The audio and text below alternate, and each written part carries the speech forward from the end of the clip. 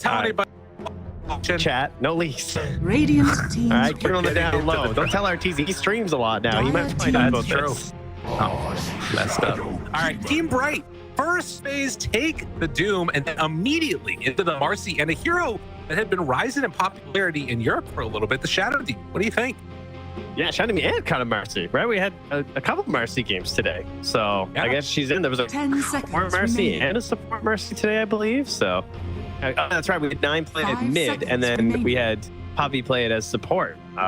Shadow Demon, I'm big on. I think Shadow Demon is amazing. I think Shadow Demon is really good versus Bloodseeker and really good versus Medusa. And those two heroes are both left in after the bans.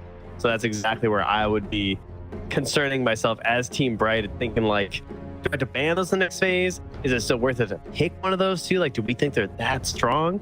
Like I was saying about, like, let's see what's strong in China.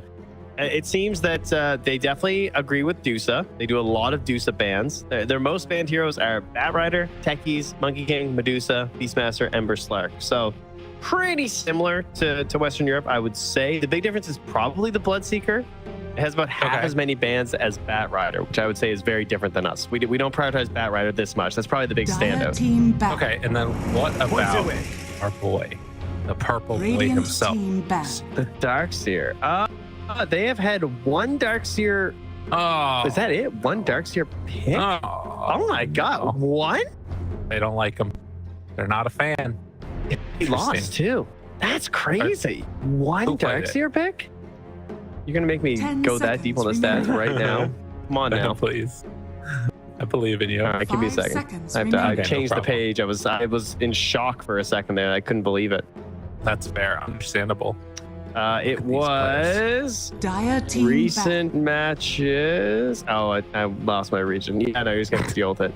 Okay, my bad. Sorry, bud. Sorry to put you on the spot like that. That's, on That's me. cool. It's cool. I had to know as well. Well, I will say this Pango Doom opening, from my point of view, I think these heroes are incredibly strong.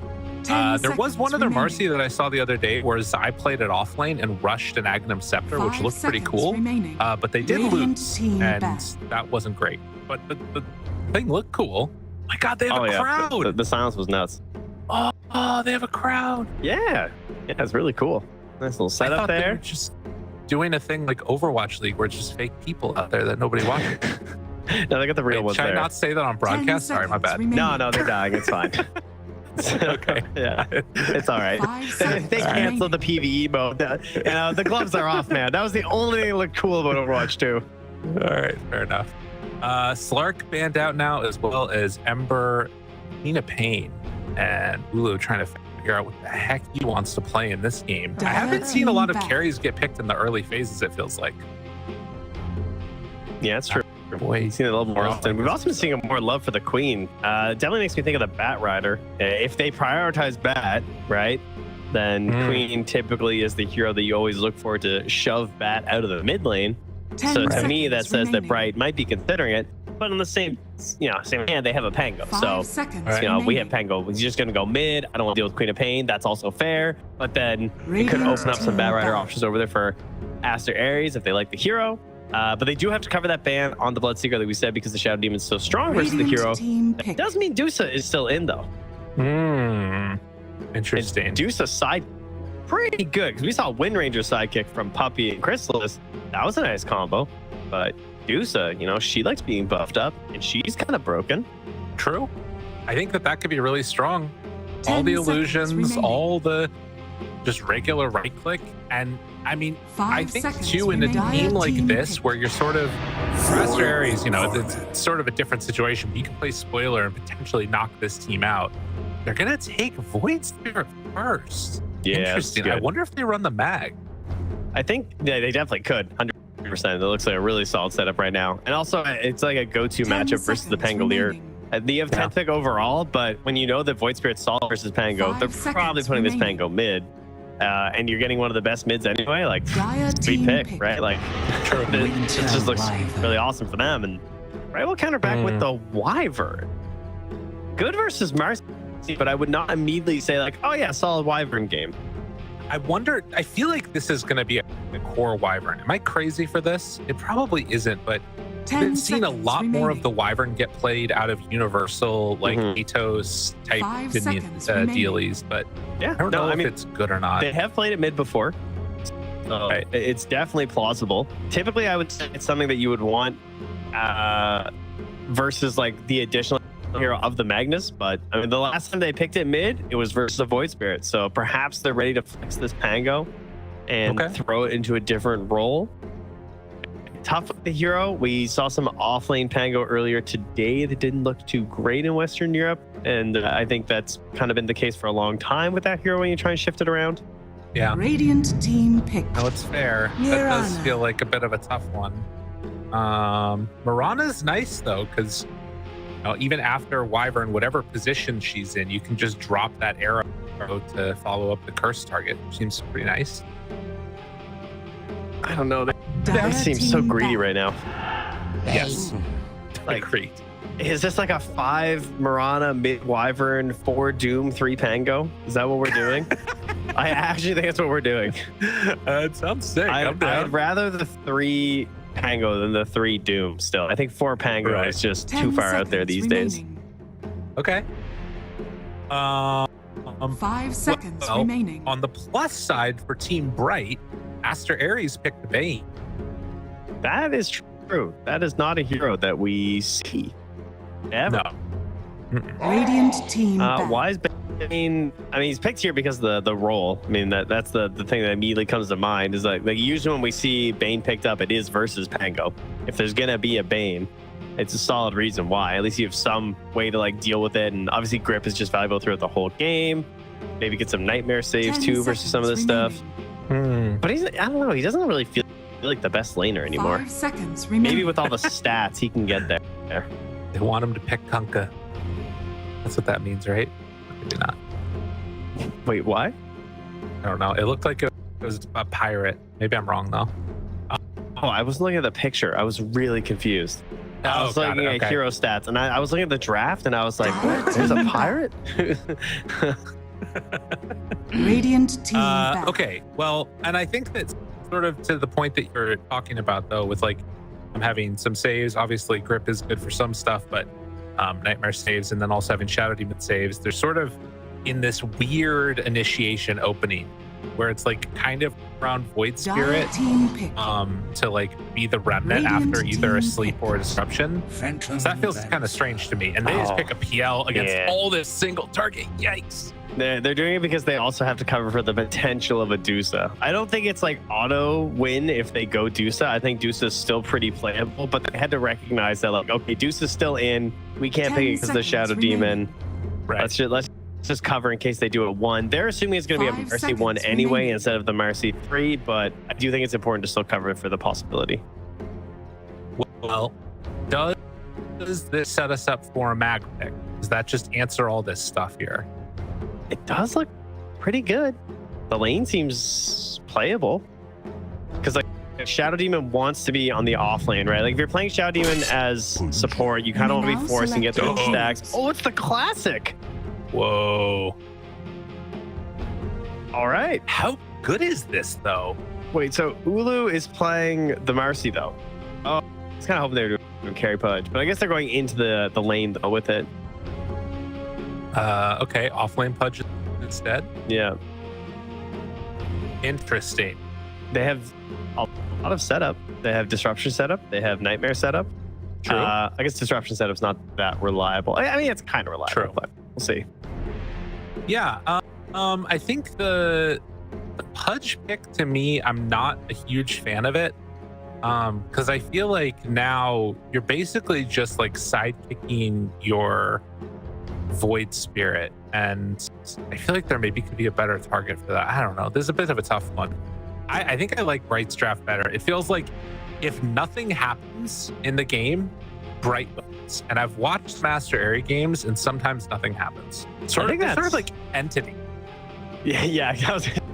That's definitely the team that comes to mind when you say that. But there's a lot of teams that fall in that trap right now because there's a lot to do on the map. It's hard to make moves and progress across the map, especially because a lot of our tower taking heroes aren't really in, or they get banned out really quick, like the Beastmaster or something. But like Xiao Shaman's not that cool. Meteor Hammer got nerfed. True. Nature's Prophet's in the biggest dumpster that's ever been dumped on the dumpy dump dump. And apparently that hero is just the worst thing in Dota now. Look at that win rate. What happened to that guy? I mean, it's pretty bad. It's like 39% or something like that, if I'm not mistaken. It's real low. Yeah, he is like the worst in the game, which is crazy. Well, you know who has a good rate though? Spirit. We'll see if you can do it as we get into this game number 1. And Trent, as has often happened to me, I've loaded into the game after I did a spectate, so I need to reload it in Dota again. Look at you. You know, I know. It's good because you were just doing your work. I know. Oh. Okay, so for the record, across all brackets, this isn't just like top tier though. Nature's Prophet has the worst win rate currently in Dota 2 this week at 41.32%. The next worst is Lena, and frankly, deserved. Because, like, honest to God, what a bad year we had of Lena last year. Get that hero out of my game. And they're both below Brood. That is insane. You know what, though? I feel like that's going to be a thing where when NP gets figured out, his win rate is going to just skyrocket. Because I have a feeling he's secretly better than that win rate. Hard not to be. But I think that, like, there's... Like, having the global presence, I feel like on this huge map has to have some value that we're just not seeing because people haven't explored it in a certain way. You know what I mean? Yeah, sometimes maybe, we're like, yeah, heroes just get switched up and then they're good eventually. I actually think the solution is we just don't skill trance and you just get stats. That's got to be it. Because it's something that no one's thinking of, but they're so bad, dude. The trance 15 damage. They are trash. Get them out of here, all right? They can't even kill a camp anymore. They're so bad. So we just ignore them until later. I want to see if skilling stats ends up having a higher win rate than trance. Dude, I bet it would. They will find a...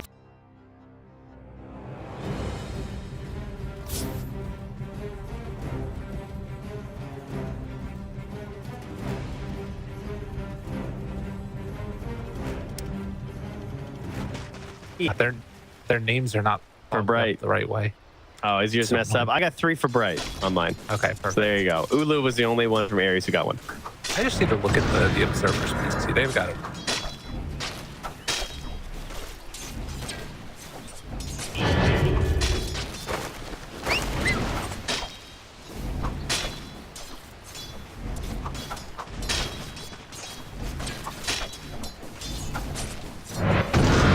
Did you think it was yours?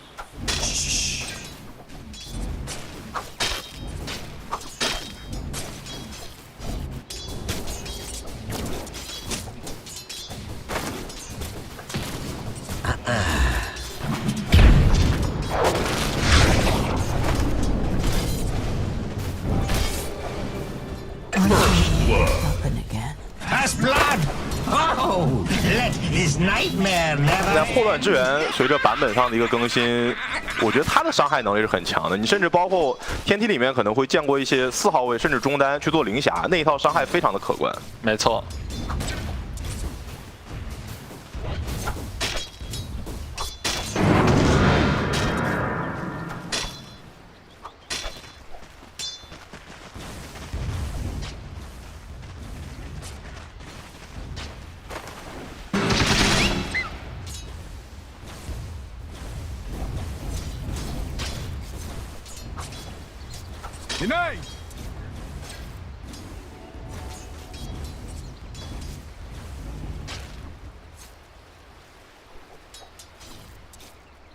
Fazer a mordigem. Eu não gosto, cara. Eu particularmente não gosto de mordigem.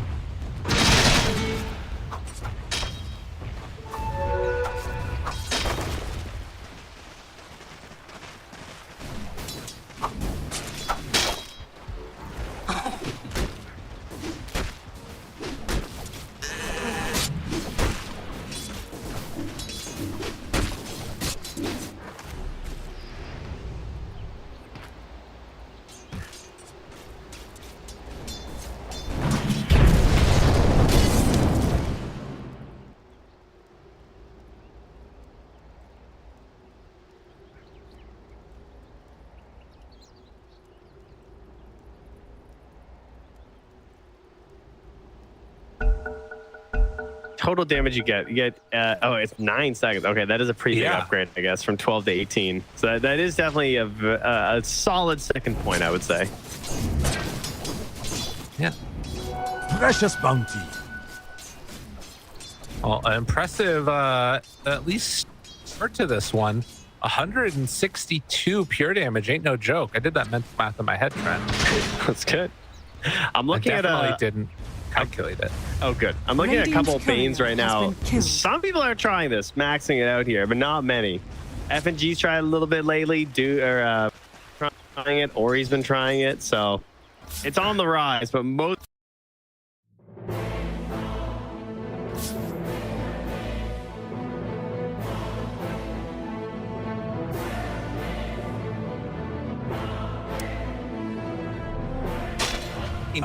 Turn onto him, try and bring him down, and it's gonna be a kill. So sidekick paired together with Enfeeble, you can't fight him. That's a lot of damage. Up top there, TK barely surviving. His heat was also jumping on to Pudge for a second there. Weird.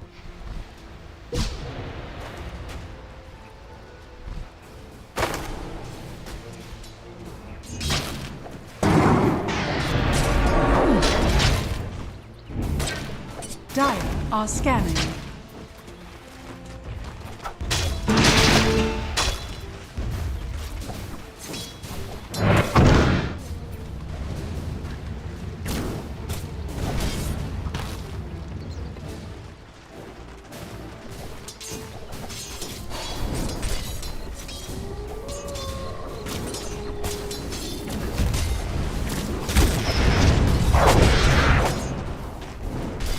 Radiant's courier has been killed.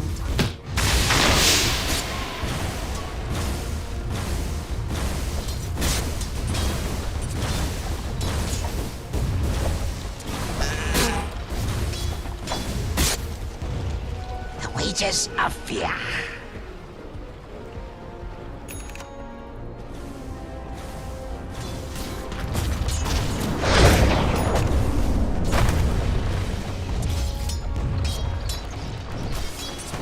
Radiant's bottom tower is under attack.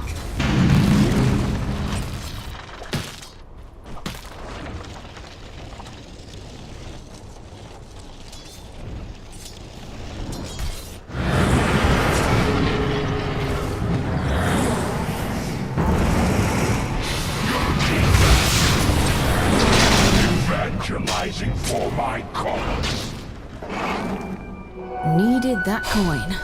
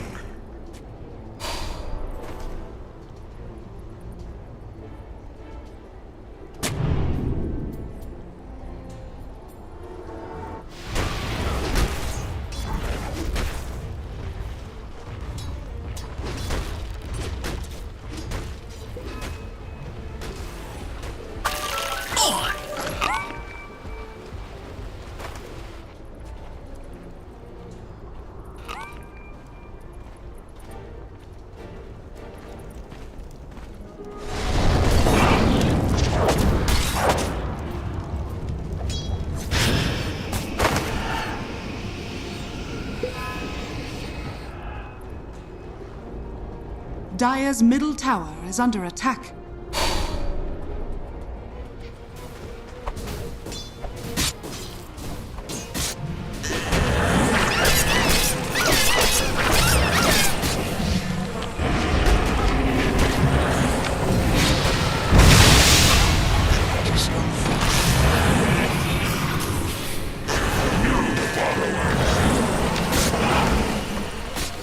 You'll never find my horde. And make this look easy.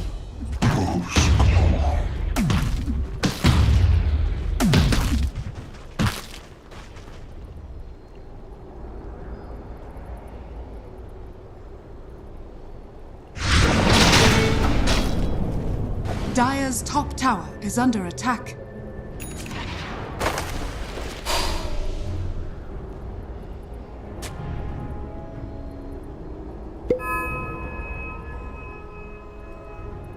Dire's top tower is under attack.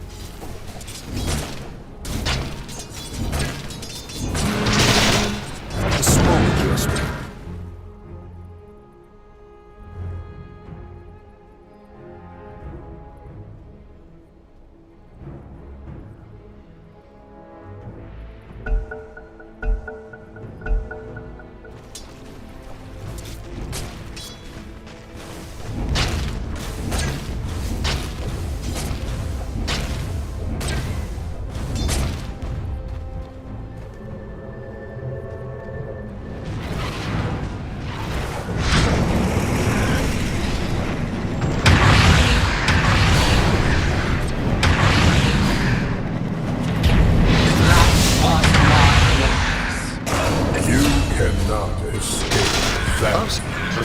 От, але що, Doom мало що дає, тут є грім, Doom під Венгардом помре, -3. Ну от, і зараз уже NetForce 2000 команди, і вже 400 перевалило 3 кори, Пуч на топі качається, фейзи виходить на грінім БКБ, такий білд просто випалювати ілюзії ПЛ.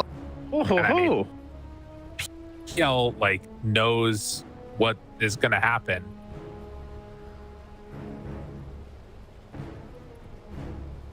My prime. And this is not go crazy, but it's not looking great. If Aster Aries continue to play at this level, they're going to be able to snowball this game. It feels like. certainly does. And they're getting the insurance as well. Ulu is currently eyeing up the Battle Fury. Doesn't want to risk anything this game. Solid item on Mercy either way, but especially versus the PL, of course, you can feel the value. Bounty. All right, Trent. Yeah. Does Bane take the enfeeble talent? Radiant's bottom tower is under attack. I'm obsessed. Dire's middle tower is under attack. The cast range... No, I don't think so. Because the cast range reduction is only good on heroes that are like close to you. Because like, you know, Dire's top you're not going to get a good one on some heroes. Jeez. I mean, a lot of that was... Well, actually, I want to see how much damage the Bane did in that. Bane only did 270 damage. The majority of that was on margin. Okay, it's fine. It's good that you're factoring yourself there. I like this. Yeah. Oh, mid lane. I think Irving's just dead. He's level 5. He really walked us off with it. That was a spell. The arcane's delivered, and now it is a lot of Yo, the stomp, damage though. coming out. Keeps them alive? No, won't happen. 4K. And Aries also have a piggy bank Radiant built up in their structures are ancients. fortified. That is a big collection of stacks that they've got. 3 on the ancients, 3 on the hard camp. Dire's Saving middle that for a tower rainy is day under here. attack. Bright currently in the rainy day. As their mid tower is being hit by a Dire's catapult. The pushing structures are isn't fortified. great on Aries, but a catapult will always help. He's halfway down through that tower.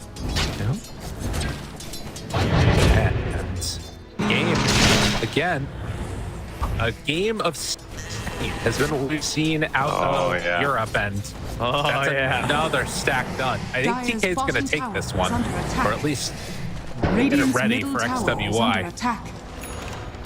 Oops. Oh, All my Shadow God. Demon. Yeah. Jeez. Get the arcanes finished up there, and this is why, like, I mean, I was even saying today, like, I really don't like Shadow Demon. Are scanning. I don't like Shadow Demon 4 when Shadow Demon 4 replaces what the 4 does. Like, but you know, we're in an area now where the 4s are often double ranged. I mean, it feels like every game today we've been casting has been double ranged. Right. So we've moved in that direction where we're putting more initiation and more of that like frontlining stuff into the 2 core roles, usually the mid and the off lane. But even more of these like Faceless Void's been looking better, Sven's been looking better, getting into the mix of things here. My Dire's God, top Ulu is tower just is like under attack. smacking him down. No detection will save him.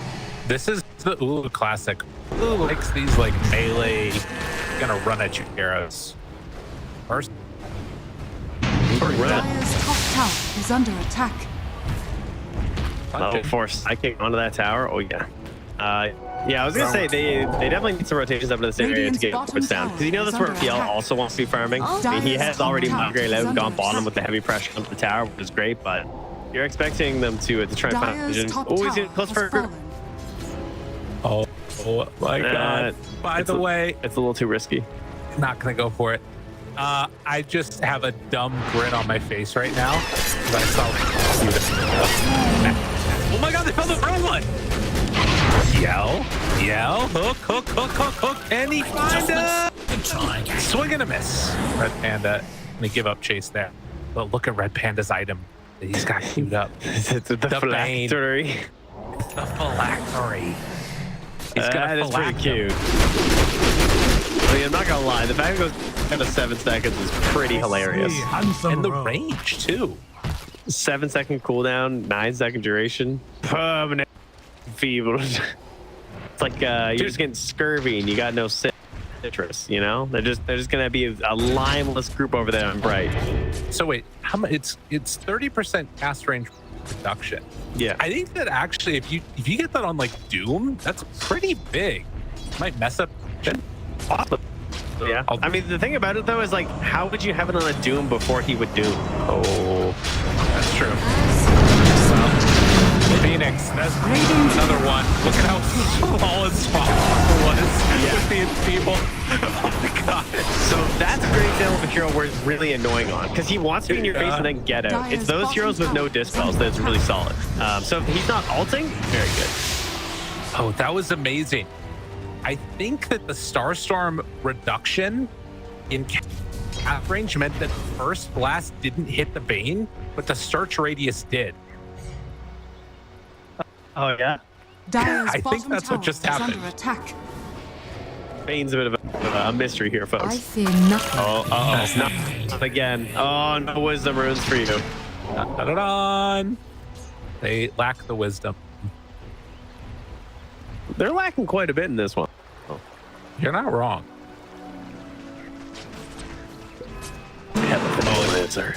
And Ulu. He's getting towards that item that will make that PL sad. The more you just say Ulu, it just makes me happier. Yeah. It is a great name. You were right. I don't know why. I told you. Just Ulu. Ulu. You know, I was at a musical tonight, and while we were walking there, there was a sign in front of a tea house. And it said, how much time does it take to make a good cup of tea? Ooh, long time. No! Radiant's bottom tower is under attack. It's what Ulu keeps making me think of. Thanks, Ulu. So good. Long time. Long Oh, time. he's doomed! He's doomed! Can he get through the gate? No. He's not through the gate. XWY showing up though with the TD remisses on the Remnant, tries to find the stun, and now the turn. Red Panda is there. Nightmare's the doom. Ooh, that was a bold choice. XWY died. I think Red Panda was going to get reported. What were you expecting? Has Swash, but it's low range. Low range Swash. Can they get him? Attack. Jeez, they're looking. Find the vision. Slow him down. Get him again. Yeah. He's so slow. Radiant's middle tower he gets is away under though. attack. Disarms there, mid lane. Radiant structures are Lancers, fortified. hidden, catapult, they're gonna have to glyph. Not great for Aries, they're not able to like push anything forward there in terms of their advantage, but ends up being, I mean, it is good for Bright because it's a trade, but it's not like, you know, it's not like they had an Dire's overwhelming victory there or bottom anything. tower is under attack. Are Bright gonna win Dire's this? structures are fortified. No, You don't think so? no. I'm wondering now because I'm not seeing too many of these towers fall, and I'm seeing a PL with now a minus done. So I don't know. I'm getting a little worried. Maybe. My main concern is their vision, which they're fixing now for Red Panda. I definitely think that Aries should have had a slightly better lead. Well, now they're losing Red Panda. Does he manage to escape from here? No more mana, but does have the beta. Okay, he's gone. Dire's bottom tower has fallen. Skill up, win ability. Raise no findings. After that effort's down, and he can see part of the reason why XP is on something to explode. Yeah, it's knocked out of that one.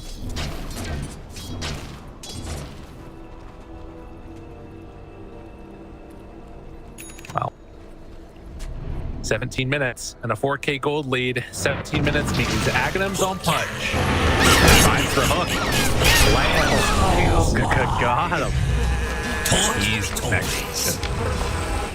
How can we never get that persona on why from the Dire's enemy? bottom tower is under attack. The ice. The ice. Oh here. my god, you're right. It is coming. All right, solved. Well done. You've really figured this one out. I gotta. So it just goes all the way down here. But yeah, the Pudge Ags, I think, big one for them, and keeping vision, getting more vision into this area of the map. Like, you know, they want to farm the mighty mines. Unfortunately, Doom is on it. He knows. Irving, a great job getting here. He's gonna remove that top ward up Dire's there. middle tower has fallen. There we go. Get the gold from himself. Oh yeah, there it is. Dire's There middle is tower is an under ambulance attack. though on TK, which is huge.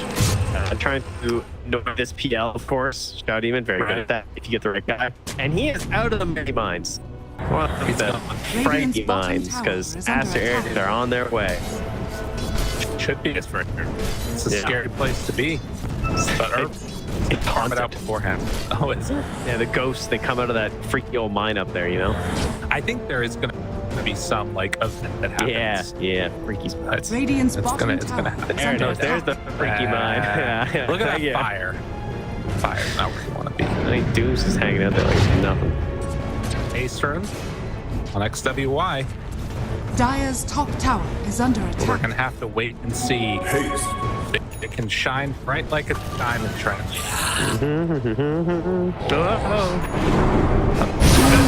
Almost got the hook.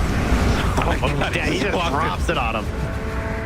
I think you're fine with that if you're Aries now. Wait, Am I wait. gonna get out? Dude, I shaved his beard. Yeah. All right. Now the call. Go mid. Did use SD a lot, but no. So left. Panda's the hero.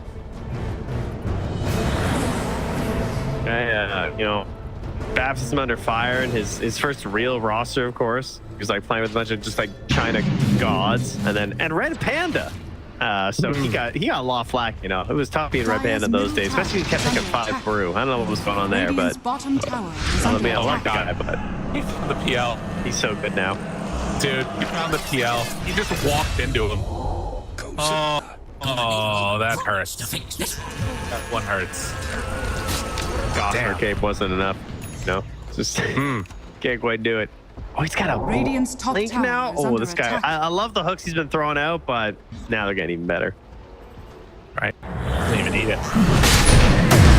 This. The Enfeeble works on Roche. It works on Roche, Trent. Can you go ahead? Cast.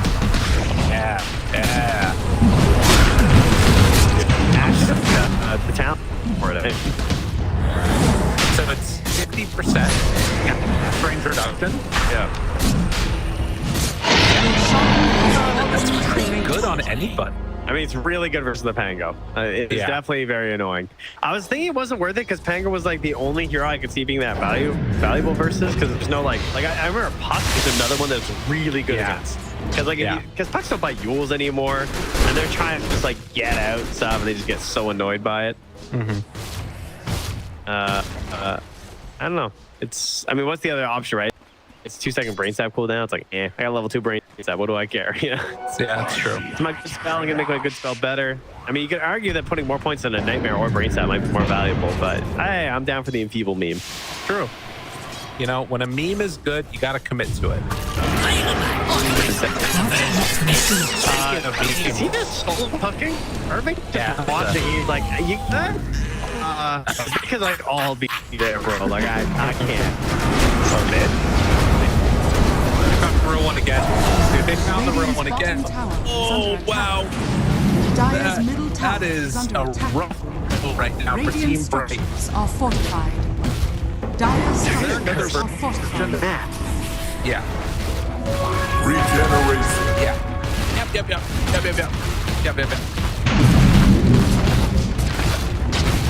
Dire's top tower is under attack. And when I has click the fallen. Mercy Illusions, her face is blue, Radiant's and it looks bottom really tower funny. is under attack. Oh, gone now. That's unfortunate. Oh, we'll have Yeah. to check that again. It was beautiful though.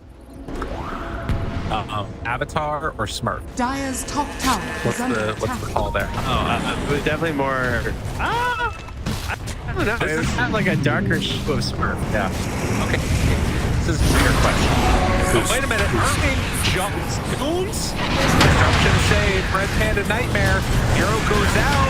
The pullback not going to happen. The Smurf is the one that get caught instead. Did you see it? It was blue. I didn't see it. We'll have to watch good. it again. Oh. So it's more of a personal question for you. Avatar Smurf. I'll let you think about that. Wait for this fight. Okay, all right. There. Oh, Irving links in. Golden play. And now the Winter's Curse comes out. He immediately gets cripped. So he's not doing any damage. XWI backs away. And, well, another couple spells used. Right. You go down. The anti-synergy. Touches the Pango. now. Pango disarmed him, and he couldn't do anything. Couldn't hit his pudge. Is this a new feature that when you create illusions, they're blue in the portrait too? I didn't think it was. I feel like I would have seen it by now, but it looks really funny. Pudge term too. Oh, good. Interesting. Maybe we could Demon Cosmetic. We could put the gems in, and then we could change the color of their faces there. I like that. So we're trying to help Valve, you know? I'm trying to finance them with some microtransactions. I got my cut. Speaking of microtransactions, Marana is dead. She isn't worth much, you're right. Red Panda has got a microtransaction of a phylactery ready to go. Seems good. Jump. Oh no. Ulu. Oh my god, Trent, it's happening. This is the Ulu. This is the Ulu. Oh no. It's just alone and dies in the exact same spot in the same way. Curious. Phoenix tries to jump away. XWI has the DD. He feels emboldened now to not get doomed with both the Lincolns and Doom being on cooldown, but it's the Pango Aghanims. Honestly, the craziest thing about the whole sequence is I actually saw it disseminate on someone for a second. He hit disseminated XWY. That's pretty cool. Yeah. I feel like I never see that spell. Like, ever. Well, Irving, is he dead? He looks pretty dead. This is... I mean, Space created. Does he have a TP out? They're saving Nightmare and... Yeah, he's done. Okay. I'm gonna cut your throat, man. Well, Trent, I don't mean to alarm you, but it's a 5K gold lead, and they still have 2 Midases. It is less than I expected. I will be very honest. Things are going surprisingly well here. I do think the next Aegis is, like, we can just close it out time, but that's a ways away. We're just losing the one on Pudge right now. Right? They probably get this tier 2 for free, though. Up top. Looking for it. Right. Arrow out. Remnant 2. Tower. Dire's top tower has fallen. But we're gonna have to keep our eyes on Ulu and what happens with him, because still does not have anything resembling a Lincoln Sphere yet on this Marcy. Dire's top Now, I tower noticed that is they under did attack. finally get a Wisdom Rune on Pango at the 21-minute mark. Currently, the one for Aries is aging. Like a fine line over there. So they might get a double here in a couple minutes. That's really cool when you can do the double. I like that one a lot, because you get the bonus. Yeah, it's like a fun surprise. But what if Imitator, because like you've seen them jumping out, grabbing these waves, cutting, maybe Imitator goes for it, finds the dub. That would be big. That would be a winning game-winning play. It would make up for all the other Wisdom Runes that they lost. It would be the PGL turning point, our new segment. PGL turning point.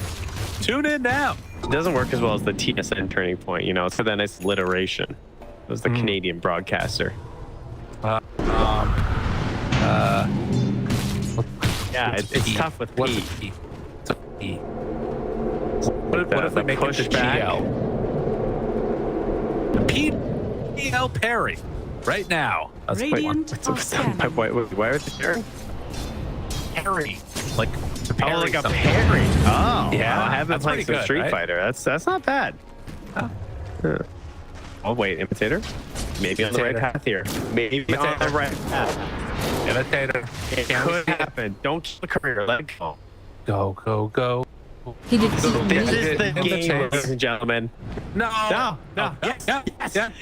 Yes. He's going. Radiant's going. middle tower is under attack. No. Parry. Don't go for the dark side. For the parry. Don't go for the rune. Don't go for the rune. Go for the wisdom rune. Only the wary the wisdom. can find us. He's rejoining team. And like playing the game. Oh, well, that's a good way to start it. Disrupted after the Doom Arrow combo. It's on to him. They kill one. Can they kill more? Cheap. Parry, waiting, who's there? Has not cast a spell in any of these fights, and now he's killing his punch. Is it gonna matter though? With the arrows for a very long time, starting to die. Disruption is there to try and turn it. He's very low with the charge, trying to kill onto the PL. The parry was repelled, and Pudge, he's too strong. Dude, that Ags is just so disgusting from Marty. Because he doesn't have the build, right? There's no dispel on PL. The way that he had dynamo hits. I mean, maybe going with the Ags was a bit greedy in a sense, but when the Marcy Ags comes out, it actually just ends the fights. Because they can't do Pango things. He also has no dispel. It's like the greatest Marcy Ags team of all time. They have no dispels. They just all get silenced if they're nearby. I'll do this turn play here. And one thing works out, they just didn't have damage. Back in the real world, you can see as well, people just dying underneath the tower. Oh, they were so close to the wisdom rune, but here, like you said, not catching TK in the fight hurts. This Mercy though. Silence. You know what was great? Voice Spirit Magnums. You guys ever remember that thing existing? Very good. Roll back. Hook on to the roll. Now the group is covering the beat down. It commences the Winner's Curse. Disruption save. Still gonna die. Trying to jump away. Can they chase this? Already bought back. They're looking. They're hunting. Immediately away. There he is. You're gonna look for there, but it's gonna be gone. Imitator got it's okay. It was a miss. I think they're just going for the Tormentor. Oh, okay. Yeah, sorry. I had the same thought too, and I saw them go. Like, oh no, they got pinged it. Yeah. Now, will they go into their own? Surely they will. They'll get their own Tormentor and be pleasantly surprised here. On the side of Aries. Yeah, I feel Radiant's top tower is under attack. this would be really nice for whoever goes there, because there's 2 wisdom runes just chilling. Each one worth 1100 XP. I actually hope Bright find it. Yeah, Epic. that would really let them shine bright like a diamond. Radiant's top tower is under I agree. attack. Oh, it's time. My panda's about to grow. We slip into Gets shadow. away, but Red Panda. Double wisdom rune. As they kill the Radiant's peak, top tower is and under Doppelganger walk away. He gets the max range out of there. Wait, 2. No, he's dead. Yeah. Oh, The stacks are too much. too strong. Radiant's and he's a top tower courage, is under which is attack. 300. Yeah, that's pretty good. Double wisdom rune worth the upgraded value for both of them. Very strong. Radiant's middle tower is under attack. Oh, he didn't go for the damage. Dire's bottom tower is under attack. The max mana Radiant's drain is middle set. tower has fallen. Roshan has fallen to the radiant. I feel like that's mainly for Pango. Oh, everybody likes having mana though. But yeah, Pango's definitely one who's going to suffer. Poor Pango. Yeah, this Bane really messes with Pango, I gotta say, especially with Max and Fuse build. There's way more annoying than I anticipated. Yeah. Do they? No dispel, by the way, because oh no, Duke Radiant's just top gave me that tower big. is under attack. Oh, Red Panda, he wants to get away. Is under attack. Poor Red Panda is going to have a contribution placed on him. They use Winner's Curse, and he beast grips the Pango. Get your mana out of here, sir! And then Irving shows up, and well, oh no, the golden touch. That was almost there. Oh, That would have been saved. he hit that. He popped his BKB. That is true. Dude, if he hit that, it would have been so cool. Oh, how I might- wish. Yeah. No such luck transfer. One of the furthest punch stays thing I've ever seen. Like those running, TPing, blinking hook on a bait, just desperately trying to survive. Right. Okay, but we're Team Bright because we believe in the dog here. Although they didn't get the wisdom runes, so I'm less disappointed. I was not interested in them winning the game, just getting the wisdom runes. Yeah. That's all. That's sort of where I was at. Ooh, unleash movement speed for the Marcy. Interesting. As PL, is he going to get big enough? He's got that reaver time. Working towards the heart. Does he become be-all end-all carry? Only 6K gold lead. Can they hold? Yeah, that Marcy talent's really nice when you have the eggs. Radiant's bottom tower. You're in it for almost half of your game if you protect family. So it's very Dire's middle barracks is falling. Some racks gonna get some man Radiant's bottom burn. tower is under Of attack. course, the shadow demon throwing at the model. that did it. This. Yeah. It's not a whole lot there. Oh, Marcy, it's click on him. To the right. They're blue. Oh, they're blue. Look at her. Radiant's That, bottom she actually tower looks is under dark seer. attack. Almost purple. It's lore. Oh. Wait, so who's Darkseer an illusion of? You know why? She's the universal hero. That's why. Oh. Yeah. He looks like Alchemist, to be honest. Scanning. Don't take that back. What? Like the guy on top, the What Alchemist. is wrong with you? Unbelievable. If you had to pick someone Darkseer looks like, I mean, he's got a spiky head with a default. He looks like, yeah, it's just like a bigger version of Alchemist. He looks like the Zeus Arcana, thank you very much. He looks very brawny and brawly. Does he work out? And Vera. Is Darkseer more into squats or bench? I feel like he's definitely more top heavy. Yeah, definitely. He has like sort of little goat legs. So. Yeah. They're kind of like bent the wrong way, you know? He's got those backward ass legs. Yeah. He can't use the equipment at the gym, so there's no leg day. No. Oh, God. But his punches. Ooh, look out. I mean, you've seen it. It's not a normal punch, despite the name. That's normal for him. Not normal for everybody else. All right, Ulu. Minute and a half left on the Sages. What can you do, Lou? Blow up imitator. It's not on time. Pango gets away, actually Dire's survives. top tower is under Somehow, attack. some way.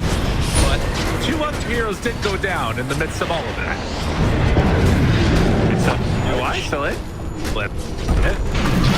WOCD doing work. Look at the level connect. But this Illusions start to do their work, start to do their magic. Can they bring him down through the Crimson Guard through all of this? Is yes. Phoenix gets the kill. Now, XWY tries to back away, the jump in. Oh, Marcy wants to find the kill, but the turn to hit. They have the damage to try to go toe-to-toe against Marcy. It is not going to happen. Dead for 80 seconds. Just like that, after 2 buyback, Aries Dire's top tower is blow this game wide open. The silence is just too much. He's got nothing. They need a Lotus or something. Someone's gonna help him. He can't escape. Where are the broken neutral items to remove this cursed spell? Even a Manta at this point, any just needs something. But look at that. In the end, a 4K gold swing off the back of that kill, and of course the buyback's hurting as well. There goes another Aegis. And another Wisdom rune.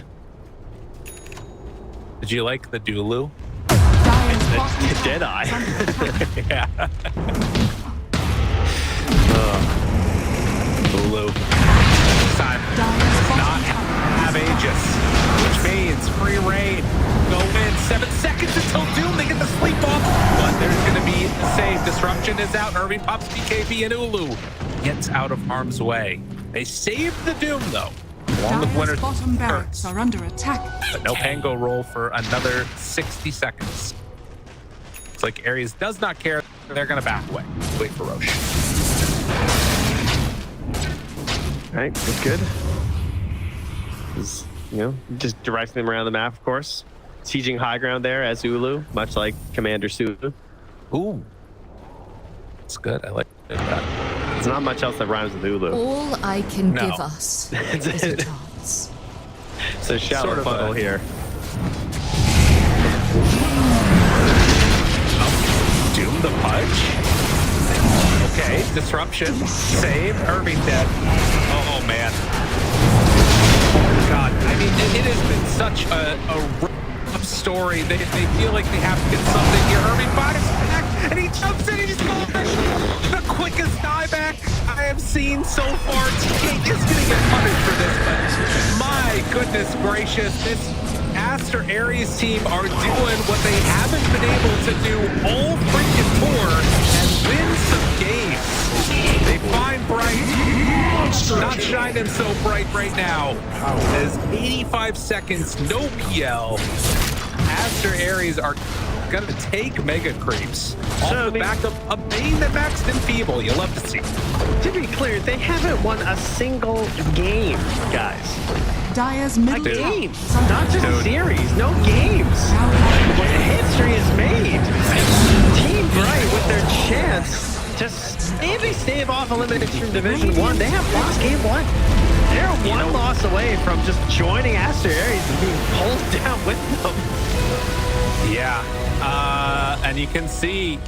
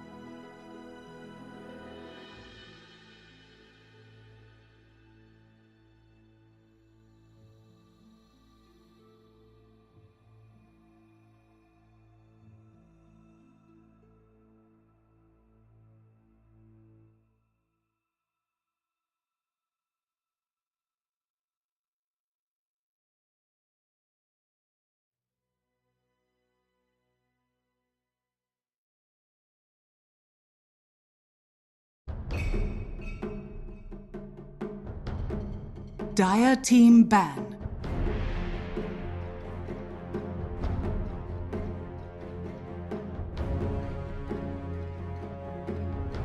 Radiant team ban. Dire team ban.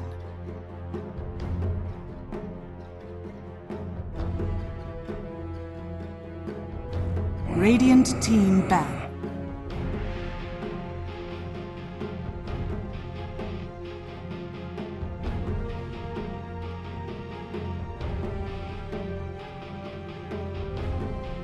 Dire team pick.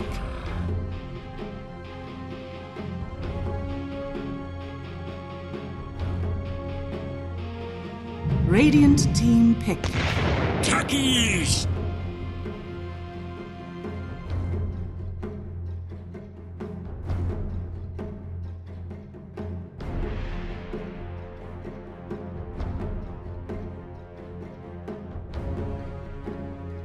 Ten seconds remaining.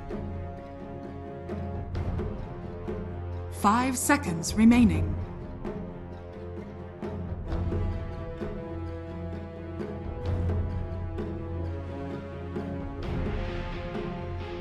Radiant team pick.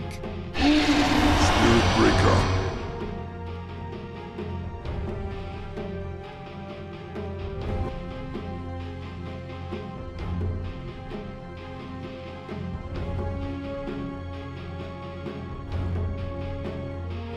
Ten seconds remaining. 5 seconds remaining.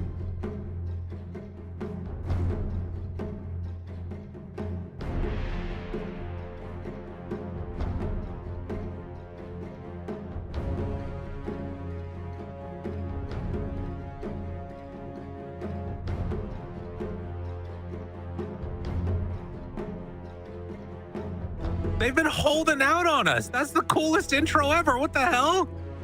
Why don't we get that in Europe? That's messed I don't up. know. Not cool enough. Harold, you know what is pretty cool though? What's that? A game number 2, and they respect banned the Bane. First 2. That can't be right.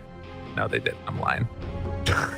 Just I lie to didn't the do people like that. Yeah, I did. Look at their faces. Look how disappointed they are. I know. I'm sorry. Please forgive. Whoa, they got a penalty on Team Bright.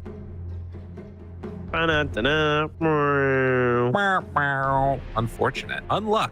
as they Unluck, say. I guess. Yeah, as it would appear. We do have Dude, how Aster do you Aries. get a penalty on land? What the hell? Honestly, it could be easier. Like my smoke break, someone's stuck in the bathroom. Okay, You're not that's getting the away point. with these shenanigans on land. So, True. first overall pick of the draft, they took the Techies, who statistically is looking like the best hero in the DPC. Definitely looks the best in Western Europe. Stats-wise, is the best in China. Stats-wise, alongside Bat, but let's go. Bat kind of sucks. It's all the Techies. And the rising star is back here again. 3 breakers, some Dire 5 team spear pick. breakers. Over spear breakers with who? Oh, We need God, to that's leave. not. We need to leave. We need to leave the lobby. Thank God. We need to leave the Okay, lobby. I'm so confused. Everybody DC it. I'm pretty sure there is a new lobby. 10 seconds remaining. Thank goodness. Yeah. There is. I haven't seen anything announced yet, though, 5 so I'm gonna seconds chill remaining. on that. I just so yeah, it's already a new lobby. We're Okay. going into it. Thank God. Maybe they accidentally gave them the wrong reserve time because of that, and that's why we're in this now. Like they gave them the wrong time. All right, now here's the real question: in 2 minutes, what's going to happen for Aster Aries? You're going to pick in this one. That's a big question. If we make it that far, that is a good question. I don't think we're Oh, going to make it no, that we're far, not. though. No, we're gone. We have to make sure everyone gets back in the slot back. to see You know what the real problem was? the Sand King. They saw, hey, you guys didn't ban the techies, you're going to lose. We got to, fill some more hours here. So clearly, we're just going to redo the draft, and you have to ban Bane first. Yeah?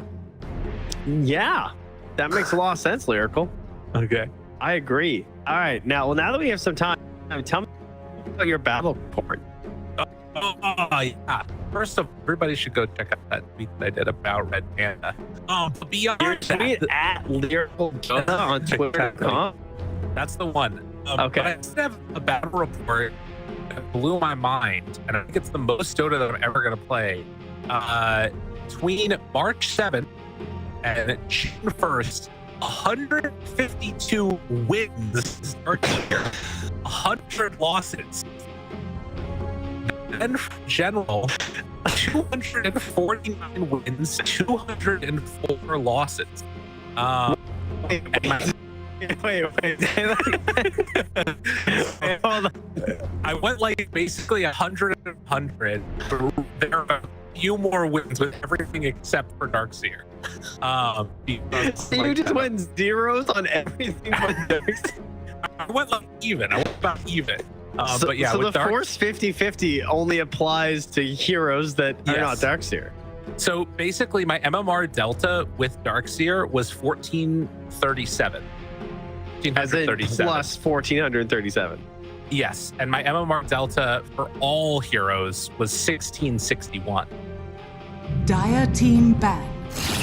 Bloodseeker.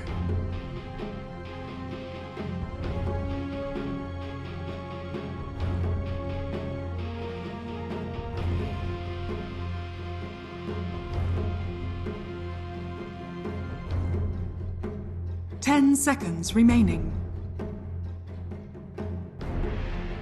5 seconds remaining.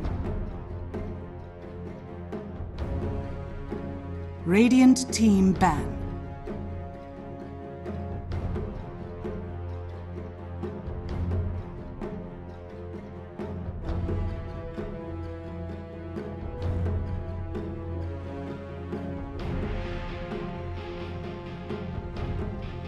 Ten seconds remaining.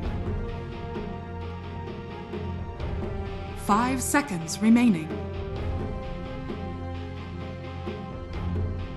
Dire team ban.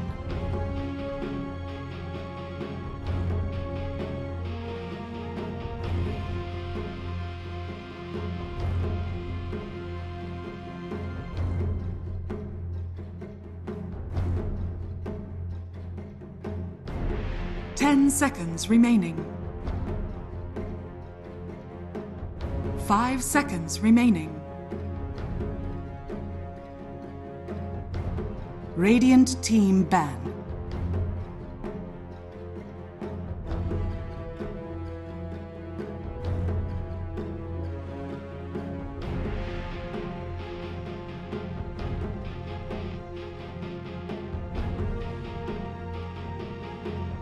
Ten seconds remaining. 5 seconds remaining. Dire team ban.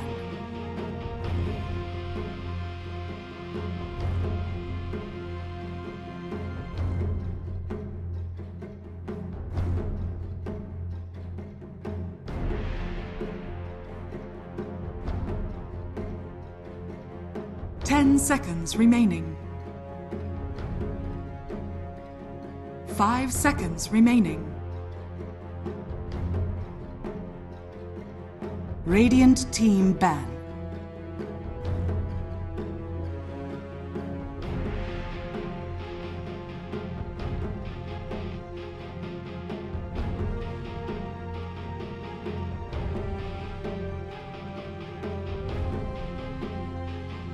Ten seconds remaining. 5 seconds remaining. Radiant team pick.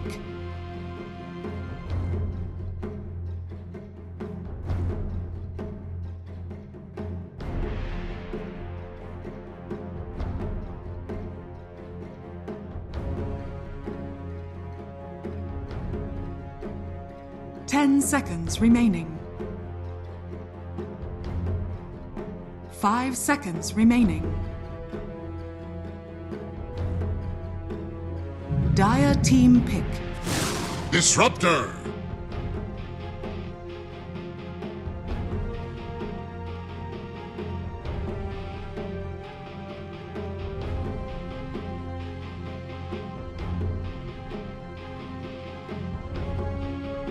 Ten seconds remaining. 5 seconds remaining. Dire team pick. Elder Titan.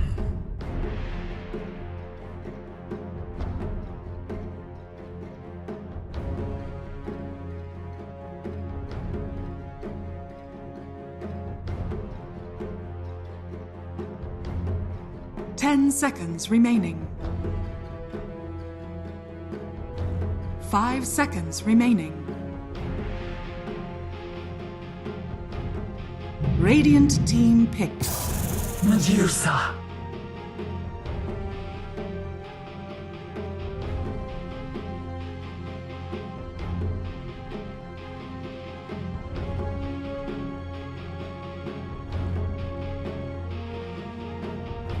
Ten seconds remaining. 5 seconds remaining.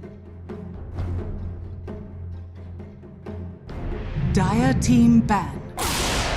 Enigma.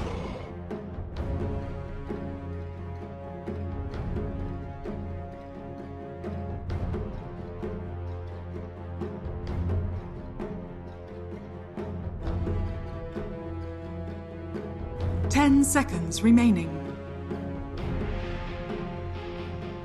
5 seconds remaining. Radiant team ban.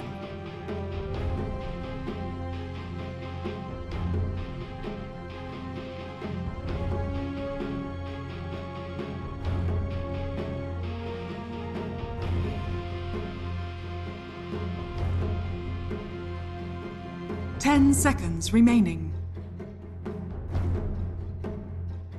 5 seconds remaining. Dire team ban.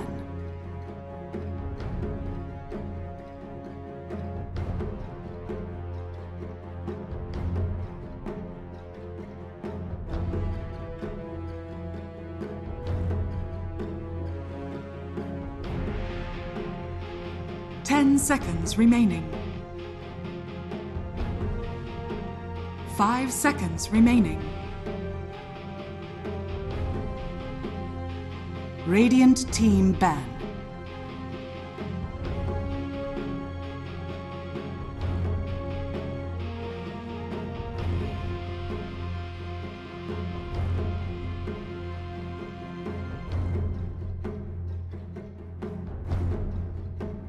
Ten seconds remaining.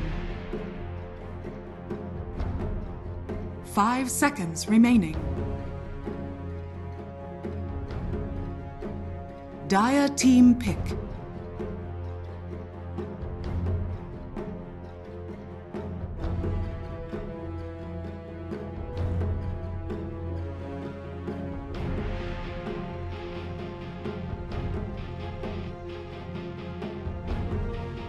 Ten seconds remaining. 5 seconds remaining. Radiant team pick. Anti-mage.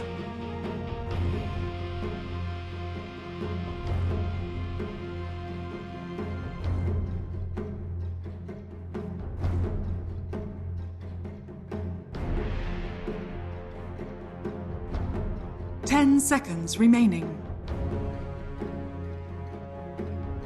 5 seconds remaining.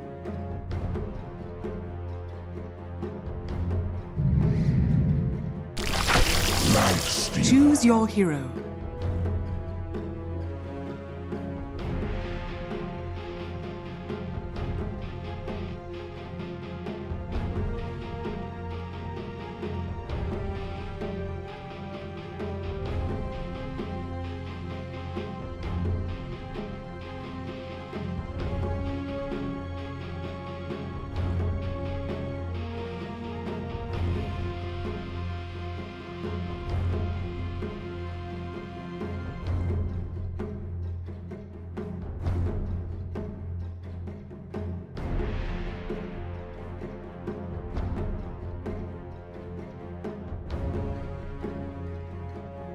Ten seconds remaining.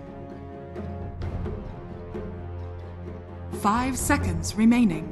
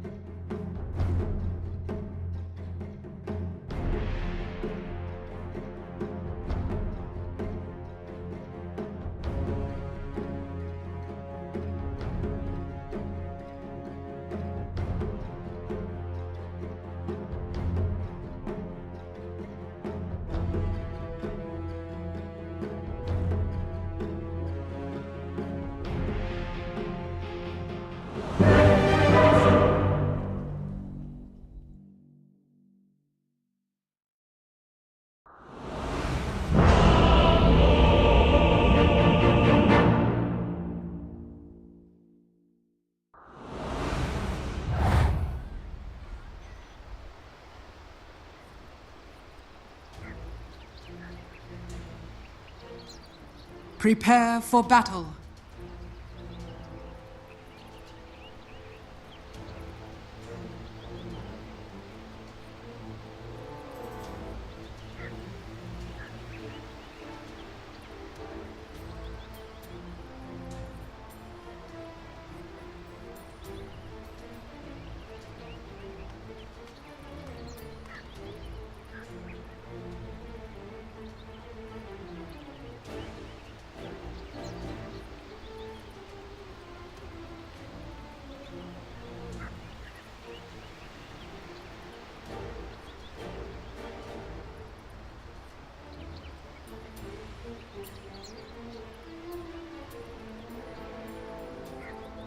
"30 seconds to battle.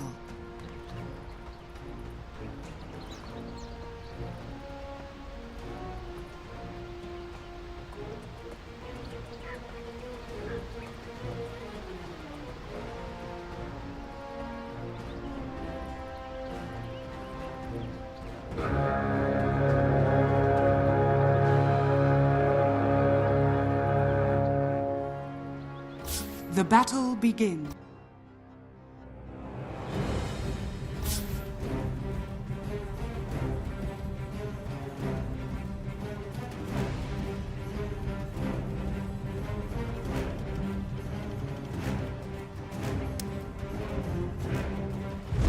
Як вони зіграють, да? Мені драфт подобається Aster Aries більше. От. Тебе виглядає прикольно, лінія душна.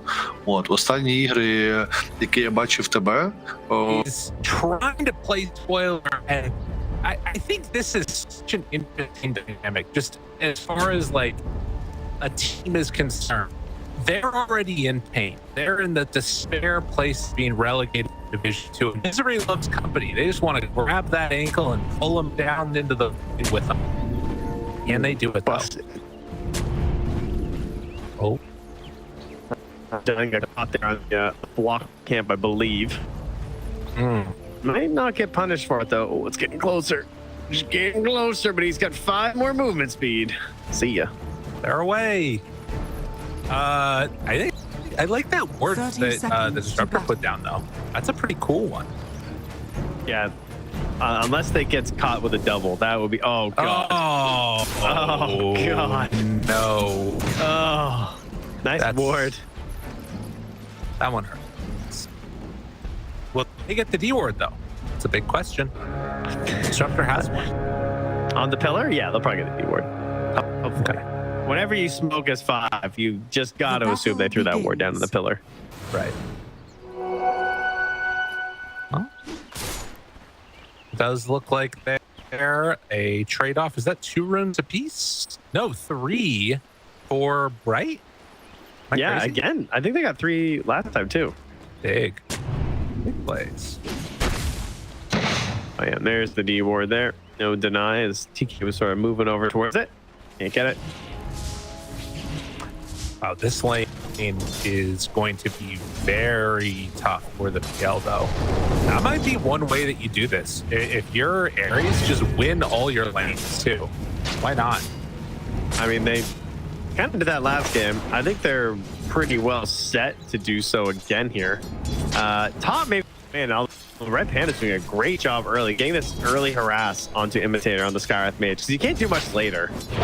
You know, the only way this relationship changes is that Skywrath does more damage to you. Like, I don't think you're going to be hitting many stacks of Shadow Poison on Skywrath Mage. It's a pretty fast hero. That's hard to lock down. I'm also kind of keeping my eyes on what these various builds are, and there are no sticks in this bottom lane with the exception of the Legion Commanders. So all the sticky bomb spam, they're not getting anything for that, and they're just taking the damage straight up. Meanwhile, up top, everyone's got a stick, because why wouldn't you? Right? And yeah, I mean, you say it's coming on the courier, so it's making its long journey here with the Wraithman recipe. I mean, that's see if they can take advantage of that a little bit on the side of Aries and to get this spam out onto him. Something to watch for.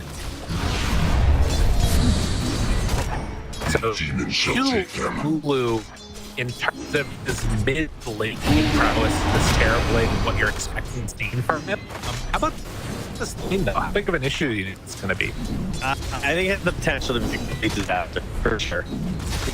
You can certainly see how this would be a crumbling lane. I also think that the Disruptor could be something interesting, too. I like the 5 Disruptor when you just through the gate and you behind, right? Based on the wave position and getting glimpses, that can be pretty neat. Yeah, that sounds pretty good. But obviously leaving PL alone is also just going to be a disaster. So that's but right. The constant spam, I mean, it's a Skywrath Mage there. So, like, what the HP on TV, right? 582, like half of Spirit Figure. Level 3 on Sky is a lot of damage. Well, that's something to sort of keep our eyes on if his HP does drop down too low. Ulu gonna pass around here. Now onto Irving with the blood grenade. A couple more hits. Nice. No charge for 7 seconds. Does have a 10-stick charge though, and has his boots in hand, but it's gonna be Red Panda that goes down. Imitator makes the move, and now looking for another. Is Ulu out too far? Oh, he needs the stash. They have the Alien Lotus concussive shot coming back to cool down, but they won't go for it. And that is a, I mean, you understand why they went on that, because he had just used the charge. They were trying to set up for some sort of a meta play, but that failing really hurts them. And they had lots of regen left there too, so they're just already back up. These Lotus is set. Blue. That's a big change. You do grab that kill on Undyne. Oh my god. Oh. Just murder happening with their couriers, their heroes. It's kind of for Team Brady. It's been a total wash here. I will come in for the bottle. Game. No, but thought we were doing a 1v1 here. Of course, did not that bottom rune. Very well played. TK doesn't have blast off again for a bit. Continue to spam it against Hulu. Or gift from the power. But Irving is going to back off now. So after that initial burst, Terrorblitz a little bit more comfortable in the slump. I mean, he's got to find some comfort. Oh my god, another one. He is really missing some CS. And like ones that he, you know, I mean, I get it. He's pressured. It sucks. Like, Irving's been doing a great job getting these double charges where he flies through both of them and harasses them. It is level 3 on the sky, which I was concerned about in terms of the overall damage. You're seeing why. He also is out of raindrops. All 6 of them are gone. That's crazy. That was fast. That's, he bought some more. Yeah, he has no choice. This guy's getting no lastness, and he's spending it all on raindrops. So the jungle cannot come soon enough. Get me out. Please, this laning stage end by misery. Dire's courier has been killed. Also not a company Dire's bottom tower is under attack. Down that disruptor. Undying didn't want. I mean, it's the power of the techies, right? Hero's ridiculous right now. Legion also very strong at the moment, so Techies just played well at all stages. Comes to mid there to throw out a glimpse and a thunder. Nicely done. I actually like watching Ember versus Disruptor. It's not that much of a counter. Like, I love playing Disruptor, but Ember can be so frustrating. You can never guarantee you're going to hit glimpse on this guy. He's either going to be Remnant or he's going to be doing Sleight of Fist just like that. So you can never like, clutch out the ulti. It's just way too risky. I like this super good long matchup that I think a lot of people consider to be. But XWY is dead. Oh my god. He's insane. He's a god. He's a god. He's actually just living. He just dodged the damage from the Astral Step with that Slight. I thought he was dead for sure. And now are they going to secure this rune too? Moves on in, denies out the rune, but pays for it with their life. He's now chased after the Remnant right on top of him. XWY, another Slight. Does he have enough damage? Sticky bomb on him, backs away. XWY caught. Low, but does have the Remnants trying back away. If Irving gets a bash, it could be good, but never lucky. Gets away. Oh my goodness. Well, with all this chaos, 7 minutes is about to hit. But it looks like everyone will just retreat to their own wisdom rune. Yeah. It'd be a little bit too scary to try and sneak one away at the moment. Well, in terms of CS, it's looking kind of close. The big winner out of all of this time has been the Legion Commander. Just top of the net worth right now, and ready to go immediately into that late mid to try and set up some of these dual wins. Yeah, the rest of the board, even if not struggling for Aster Aries, but the shining star here will be a Legion, so they can make that work for them. Oh, XWY stops mid. Rose tries to connect for the kill, but the route away. XWY still sitting pretty no boots at the moment. Down bottom, enough. Dual victory. Immediately there, Phoenix makes the rotation to try and Radiant's down bottom tower Techies, and we'll get a under return attack. kill, but is that right now for Aster Aries? Yeah, pulls him away from the rune. It will be spawning soon, and there's a Remnant stat on it right after XWY. But he gets silenced, so he can't jump down, but he gets it anyway. Top spawn. He has level 6 now as well in the Spirit Breaker, so we are ready for a charge.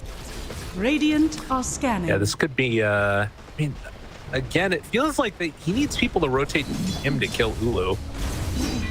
I mean, he could just, if like one of these supports shows mid, he could try just charging there too, because even if he gets disrupted, it opens up an avenue for Phoenix with double Astral Step to set up too. But yeah, I think Ulu would also be solid. Well, they're gonna move bottom, it looks like. And, ooh, Spirit Breaker, go through portal, show up bottom. Maybe. They already go on Techies. Connect, silence, glimpse, pulls him back in. Spirit Breaker is coming through the portal, so they'll have him if this continues the fight. But you can see that Aries already respecting that potential are going to back away. Radiant's middle tower is under attack. Well, Irving goes for it, but he's a little bit late.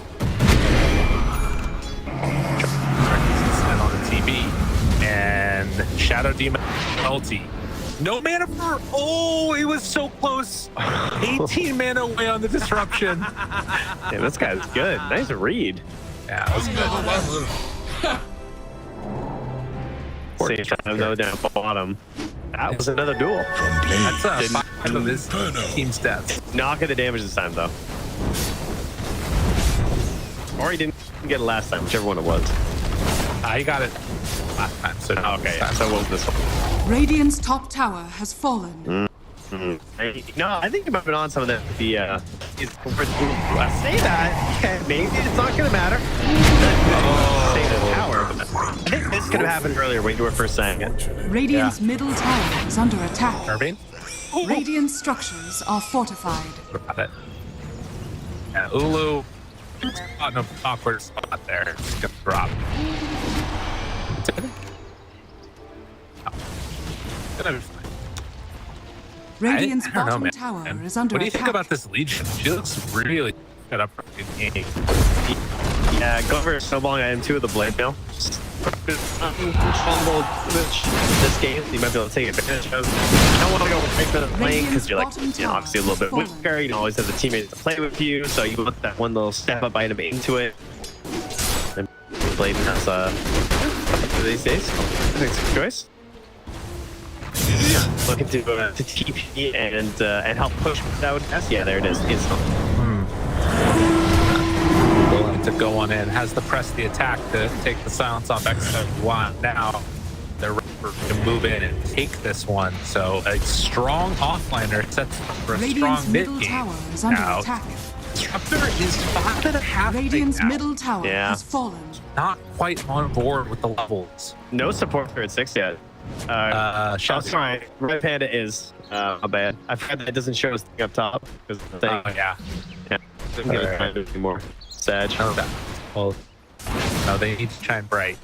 Yes. Yeah. There can't be too many because you have to create artificial shortage so De Beers makes lots of money. Nice. Well, only 9 diamonds up there now. I've heard pandas too. That's another thing. Get it? Good.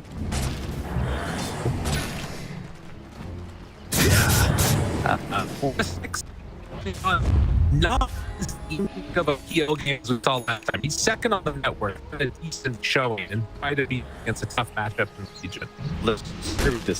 He's feeling a lot better. Scurvy? Yeah, the Feeble, that was scurvy. Oh, that's what I was going for. You see, I feel like you know, if Dota scurvy, that was just the attributes you'd be missing. I see. Yeah, that's fair. But speaking of missing attributes, Aries scanned right now, and terrible minus. Oh my god! You never expected reverse. Blade mail on him. Oh, they don't give the goal. He has to trade it. Almost. But that points ends up going down. Nonetheless, TK very low, building up his stacks. TK getting chased, but not going to be enough for the kill. Yell. Seminate does some good damage with the Terror Blade Midas showing up. It's enough to keep him at bay as XWY dies to Irving. Oh, I can't get a death story. What happened there? Oh, he gets stack stormed. Okay, I see. Yeah. He bought a Midas. Man's got a farm. You like it? Okay. Alright, here's the thing. The Master versus PL is really bad because you can't buy any items that are good versus PL. Right? Okay. So, what if you just had more items?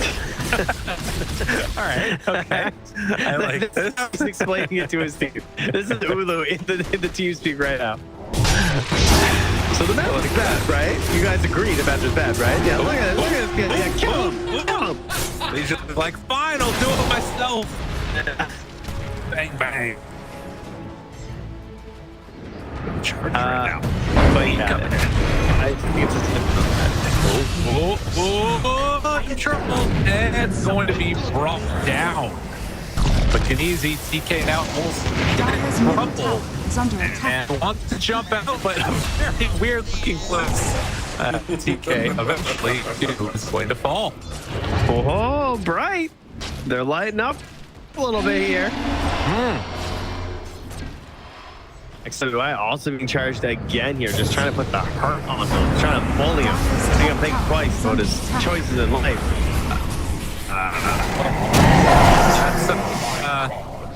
It's a little unfortunate there for Irving, but I believe it is going charge.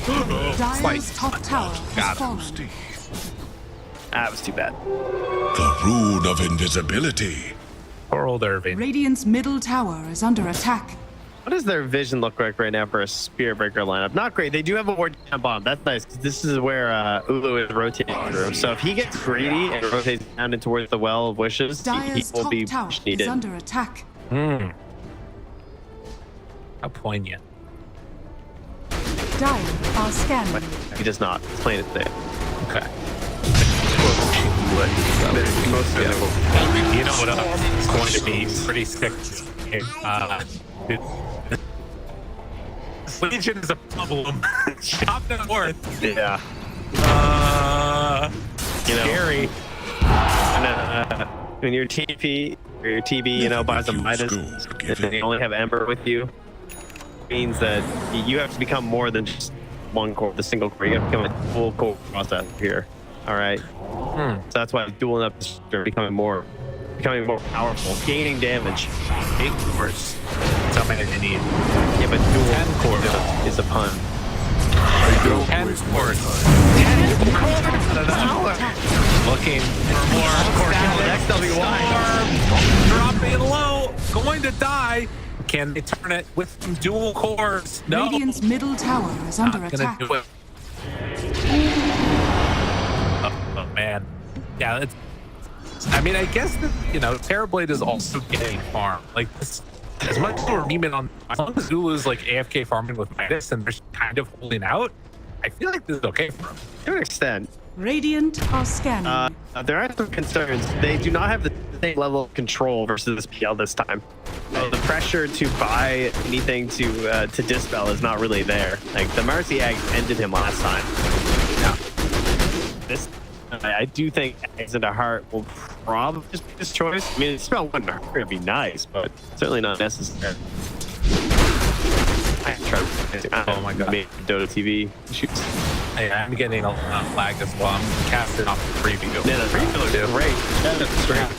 Pretty much Very fantastic. good. It's hard. Yeah. They find some. Oh, said it. Okay, now that was not a very good bait. Now they jump. Horrible. Find anybody? Oh, Man, you really. That wasn't a very good bait. Immediately they dueled it. hated me, man. I thought that was a fake one. Flames will spread thrice. So wouldn't know which one was real. You're really next level on this one here. They're gonna might have been used. Oh, Sun Loop. That's fine. Very fast picnic.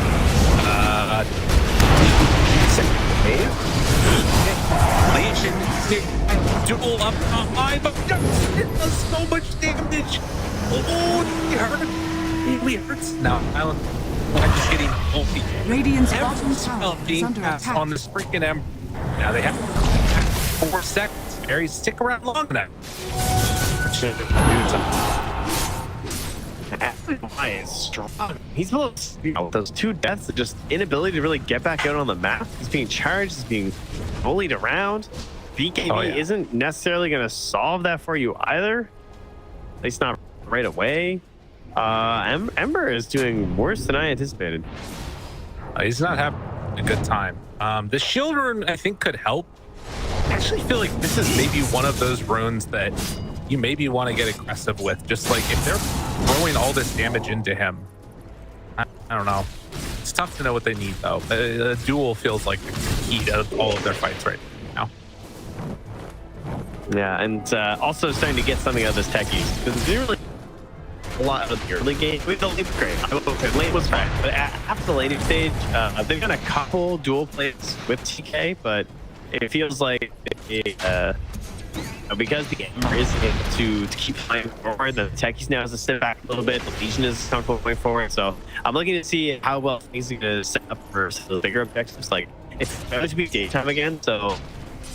Hopefully they don't get Roche away from Aster Aries. They don't have to do it, and they're not in a position to do it right now, unless they like hard commit with a PL with the Manta, but they're not going to have time.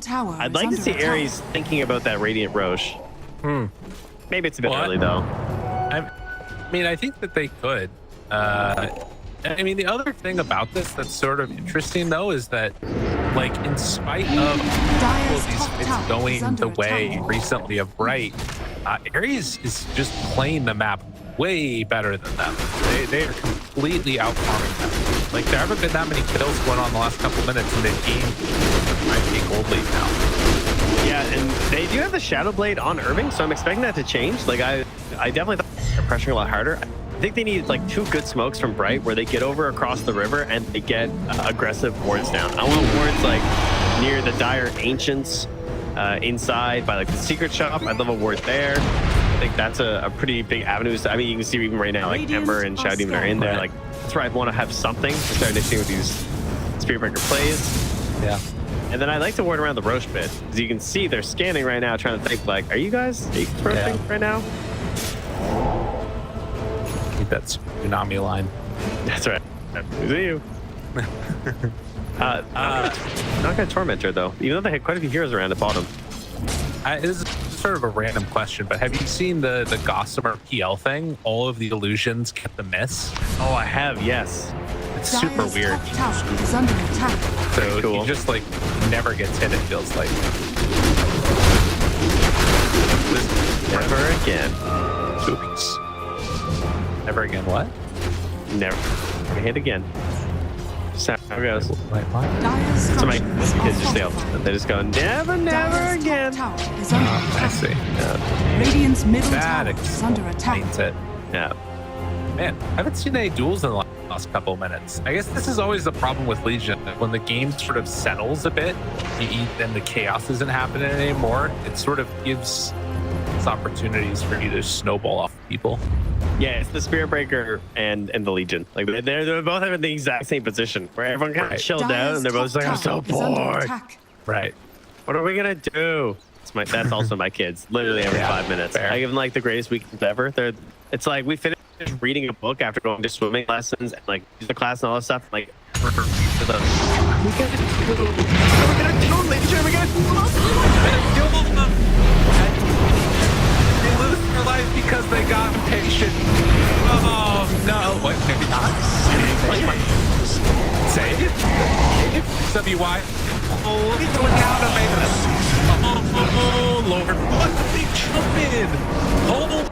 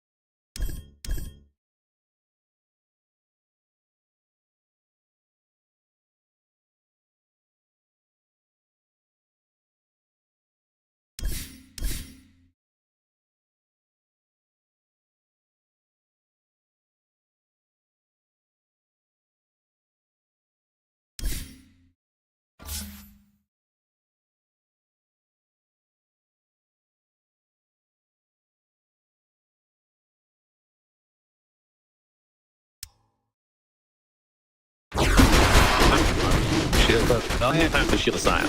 Is it bad? Isn't it bad? I thought it was bad. Yeah, it's kind of bad. Okay. I don't know. It's cute. It's a good name though. It gives you a bonus int when you hit stuff. Ignore the armor, just the bonus int. Wow. Yeah, because remember what int does. What else does int do? It gets more damage on your arcane bolt that's level 1. And it gives you more magic resistance. So you're getting got it. armor and magic resistance. Okay, all it right. is the shield of Scion. It's not just a shield. It was just a shield with armor, which is called a shield. It's the shield of Scion. It'd be called the Pavis. It's a Pavis. Dire's Look at middle this. tower is under attack. I'm a French wannabe. Radiant are scared. And more. Rush on. Yeah. Any more. Good. Dire's Very top good. tower is under BKB on the as they run on into the. Who's taking it? Ooh, the man. And not butterfly for Hulu. We. Dire's top tower is under attack. So they spawn item. Okay, good. Yeah. You're welcome, everyone. Dire's Casters for middle Dota 2 tower is under too. attack. No, I don't have to do this. Radiant's Yeah, that's bottom Frog TV. tower is under There attack. it is. Did you Yeah. watch them ever? Radiant structures are Oh yeah, fortified. back in the day. Dire's I mean, middle my tower French is so under bad. attack. It's, you know. When you only spoke French. I don't know if you That's can when tell. watched them? It's not my best. You just recently learned English, right? Yeah. No, it's. You can only tell a little bit. They can't make what. Ulu turn. Ulu thunder. Ulu find him. Ulu silenced. Ulu in trouble. Ulu disrupted. And they catch on the imitator. Ulu trying to run away. Ulu clipped. Ulu in trouble. Ulu! Ulu! The greatest player to ever play the goddamn game! You killed him. He's Ulu. His name is basically an utterance. Radiant's bottom tower has fallen. A sound that comes from deep inside of you. Do you know what's at the end of the phonetic alphabet? Do you know what closes it? It's Zulu. Zulu is the Zulu of this game. Radiant's close structures are it out. 8K Goldly, what a man to dodge in the Sunder. Oh, please don't die for no reason. Oh my god, oh my god, Ulu, no! Ulu! Why? You had it up! That was your metamorphosis! Techies is gone, Ulu. Are you gonna get glimpsed again? Oh my god, he's fine, he's good, he's out. No, they have disruption, so it's okay. Oh. But he does have to use his Midas. God. Will he die from getting greedy and using his Midas and being chased down? That's the question. Oh, that was so close to being up for them. And they just stuck too long. It was Aegis. It's fine, it's fine. It was Aegis and they lost Techies. It's fine. Look at that replay. Yes, this is the winner. And back in the world, they find another duel, trying to bring them down, and they get it. Aegis up to 100 damage now. And Sans Ulu, they run in and kill a couple more. Dude, those are his first kills in so long for XWY. He just got that double kill. Oh, he's been getting a couple of assists, like finally getting some gold injected back into this Ember. Relevance again here. Plays. Next round of neutrals are up now. And Terrorblade, a very strong hero at the moment. Except dude, rocking that bull whip. I mean, he needs the regen, you know? He doesn't have that. What would happen? Radiant's middle tower is maybe under Hover attack. much like Dire's bottom and tower PL is guy. under attack. Look, if he runs out of mana in 10 seconds, he'll have a Sunder.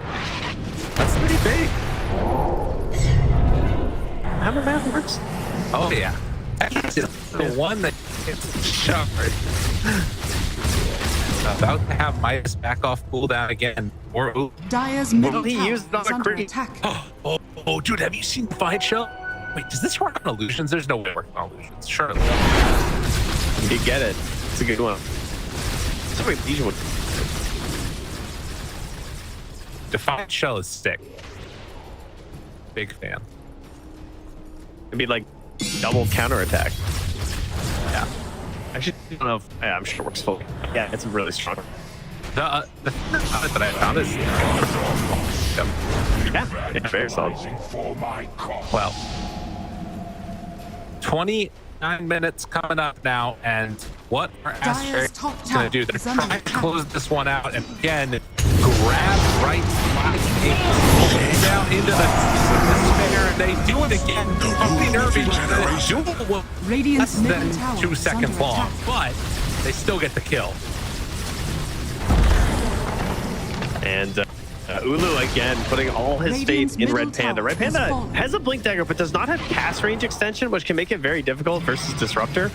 I feel like he was barely able to get the save off last time between the Kinetic Field and the Static Storm, so his Blink has very precise. If his Blink gets canceled and the silence is there, and I mean, yeah, he is Satanic, but might not be enough. Right. Now, backing away, playing it safe. They also have a techie. I mean, this is crazy, right? They have pipe on techies, solar crest. They have the reactive that they throw to them. They've got press the attack disruption. Like, how do you kill this terribly? I feel like he has every save in the book right now. It won't be easy. Phoenix's Nullifier, though, to help with some of those annoying things, could be there. Okay. Right. Doesn't help with much of this game, does it? I was thinking, like, the Glimmer. The Glimmer. Like, I don't know about this. Like, they're either. Tough stuff. What is good about this Nullifier? Usually Nullifier, you know, you're pretty happy about it. Honestly, overall, yeah, it's basically Taser. That's kind of it. I mean, it is annoying. It is true. Right. So with the shard, it can be very very frustrating. That's pretty much the best thing he's got going for him. Wow. We'll see if it's going to be enough as the Remnant comes in. XWY finds one. Duel is there, and the Nullifier not going to help him through that one. Find a second kill. These kills off map. Oh, it hurts. Radiant's middle tower is under attack. And they are certainly global. They are globalizing this place. Getting all up in business. I will say, for a very similar amount of gold, the Lincoln Sphere feels pretty good for Void Spirit. Yeah. Radiant's top tower is under something attack. like that, maybe. But I mean, he already went defensive with the house, so I can understand like wanting to get at least like some damage in there too, and it does of course have some value there. So yeah, it's a toughie. How much damage is Nullifier versus Lincoln's for Universal Hero? It is still, because everybody with raw damage, it is still crazy. Like obviously, like Lincoln's and Scotty and Scythe, you give a lot of damage to Universal Heroes, but you can't really compete with like Sacred Relic items. They have got damage. Got it. But it is still like, you know, 50. It is a lot of damage, like 40, 45 or something. Well, complete control over the map as the gold lead continues to build. 15K. 12 to 21. And, right, they want to put their hopes and dreams on this moment in time. They've got the Greater Healing Lotus on the Heart, Aghanim's PL. You know what they say, man. You know, it's the darkest right before the dawn. 16K, that's pretty dark. It's a dark hole. And they do it. It's also not true. The night is not darkest right before the dawn. It's just not accurate. I mean, you can just like stay at one time outside and see it's not true. So I'm not really sure what Batman was on. Well, you know, the Batman crew. I think it was Commissioner Gordon, wasn't it? Yeah. Well, he is Batman. Did you not watch? Spoiler. BY. Disruption. Save. Charge onto reddest of pandas. And that glimpse did not do what they hoped it would. Who's the Batman in this game? There's only one correct answer, and you know what it is. I mean, it looks terribly. He looks like Batman. It's Just to be Ulu. clear.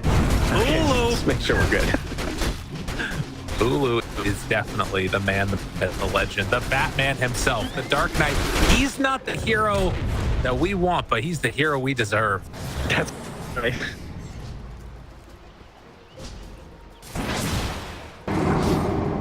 And Batman right here and right now.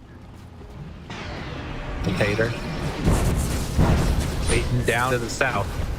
So, I love these games. I love this. Everybody knows what's going on now. Maybe if the illusions hit the other illusions hard enough, it would kill one of them, but got it. A.K.A kind of in no land looking for a dual opportunity. Who do they find? Good. Great percent. Trying to look for vision, trying to find themselves a target. Blink dagger broken. Burns tries to get him, and they find the real PL. Gone just like that. That's are the hopes and dreams.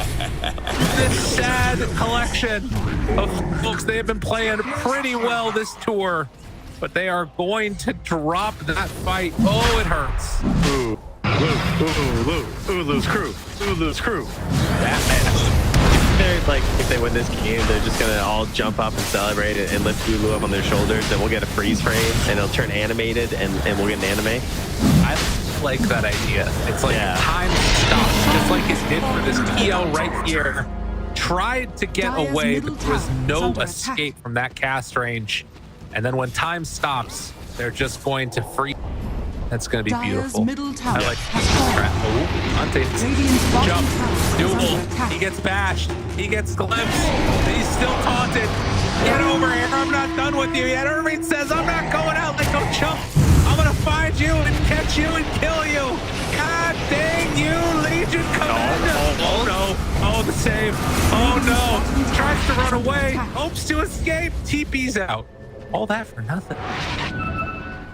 Undyne's still hanging around here. Doesn't have TP for a little while. Wisdom Rune to scoop up there. What's the hair on your chest? Will it? Well, you know. You know, I gotta say, the Spirit Breaker really fell off hard. Never got back into the game. Legion got back into the game when we stalled out. Spirit Breaker Shadow Blade, I feel like, was not able to get in the same time. Right. The Aghanim's too, you know, I haven't felt the impact of it. No, the fight aren't lasting long enough because they're just bursting someone so quickly with duel. Right. That the fight has broken down before he even gets a second charge, despite it being 7-second cooldown. Well, and I mean, the other hero that I think we should talk about a bit, besides just Ulu, is Techie, who caught a bunch of. Oh, nice save to Halberd though. Is it going to be enough? Dire's bottom Turn. tower is under attack. Dead. Got a little bit too big for the britches. Really just greedy with not BKBing, right? Dire's bottom tower is under attack. That's true. What second is the BKB at right now? It's a 6-second BKB. Okay. I mean, it is not. It's a very long. I can understand why you don't want to do it. That looks like a free pick. Oh. Shoulder me. Slow charge is so funny. It always feels bad. Very sad. Well, Aegis still 2.5 minutes. Radiant's middle tower is under attack. Still? Oh yeah. At all. I'm the world. Chill. Imitator. Now. Disruption. Onto 1. And I think that Sky is accepted. Sometimes how it goes. Got a Gigabyte near here too for some extra control. What's that? If they because they've been sort of collecting those. I guess that they used the lotuses earlier. I was gonna say they can maybe get the block of keys on right. We still haven't cast one. No block of keys. Dire's top tower is under attack. With Shadow Demon Hang Illusions. out behind. Yeah. I mean, realistically, he doesn't even need his room hero here. He can do this with just the illusions now. That ward scouts all of this. Off to the side, Static Storm is at the ready. Can they find XWI sees the wards now, takes them away. Back to the high ground. Blue, let's move it down bottom. He's had enough of these shenanigans. Okay, he's gonna take racks and choose some bubblegum. He's all out of bubblegum. Lulu is bubblegum-less. Manta back away. Ready with the thunder, runs in. Again, a bit crazy. They don't quite find a kill. It's gonna be right out of nowhere, but the thunder in the turnaround. Is it gonna be enough for the save? It looks like it will after the cheese, but disarmed. Still chase, haunted, turned upon. Ulu, satanic, pops him. Red Panda does go down though. Now, further trouble. Pops the Mjolnir, needs to bring that BKB into his real inventory, but it's not quite going to be there quick enough. Silence, Manta, Axel tries to survive. Get the chains now onto that Spirit Breaker. Ulu still in trouble, glimpse back in, pops the BKB, wants to get away, but it's not going under thunder, and then the TP out tries to escape and will. But we are seeing some of the problems, Trent. This PL is a problem. It is a bad matchup for a reason. And yeah, a butterfly on butterfly here. Nobody hitting anybody right now, and that is the big deeps. All the damage from the Sand Lancer. That's almost, it's more damage than the Bane did with Enfeeble in game 1, Trent. Now one. Let it forget. God, that was a long fight. I feel like he could have just hit Rax with Shadow Demon Illusions. I don't know. They have a lot of reach. Like the Spirit Breaker is going to get in there. He's going to force fight. Yeah, maybe they took it a little bit too close, but they were also super close to blowing up that Skyearth Mage. Him living there is really important on this guy because he didn't even need a buyback. So, like, right. he depending on where this next Roche fight is, that means that he could potentially TP back in because it will probably be bottom, most likely. So that's a big deal. That's going to give them the edge in that Roche fight. If they get the Aegis on the PL, there's a chance. There's a way. The hope, the dream. Radiant Will Batman be defeated? I don't know. Is he buying the eggs recipe, or what are we doing here? Problem. That would be my guess, but obviously need to save for buyback too. Yeah, I'm not sure. It's a ways away. It feels weird to just have it. Is he just gonna like, pop it in instead of his shreds for the fight? Maybe he hopes to get the third Roche. You know, get money back for that one. Does that still work? Remember that was the thing when it came out? I thought it only worked with Alchemist. Am I crazy? Is that only an Alchemist thing? Cool. I thought that if you switch it in, you get it. Maybe I'm wrong. I very, very rarely end up in those types of games. Well, 41 minutes, 15 to 27 with the 24K gold lead. Maybe this time they're going to opt to go for some illusion spam, at least to get right back into their base. Oh. Ka. But is there any lay with it? Or some Kame. they're charging up. They're getting ready. It took me a second. I will say, I wanted to say that they're charging up their spirit bomb, but Right. that is not a Kamehameha blast, obviously. So Oh, it's not? no, Oh, there's the it's not. difference? This is serious. Yes, yes, sorry. there is. Okay, I can tell. I don't really know It's a how to look at. Okay, all right. That's all I know. I There's a don't big know the Dragon Ball Z difference ones. between the Kamehameha wave and a spirit bomb. Did not get that show as a kid. I didn't really understand what was happening. I just couldn't get in the Dragon Ball. It came on the TV and I just turned it off. Remember, Plus- there was the other one that was before it. I don't even know. There's Dragon Ball. Zoids or something. It was like a mech show. Are you talking about the one that had like the? Are you talking about Reboot with the wild graphics? Because that was crazy. No, it was one It was with like the first computer graphics on TV. think That it's show called- was crazy. I think it's called Zoids. Look it up. Yeah, I don't remember Zoids. Shout out to Zoids, everybody out there. Y'all know who you are. Yeah. Yep. Big Yeah. Zoids fans. #1 Zoids fan in the chat right now, popping off. Speaking of which, shout out to Fraggle Rock. That was my show. Let's go. illusions spam. That's what's coming out this direction, Trent. Illusions on illusions. What? This pause killed my frames, dude. What? We got I was the all good before the pause.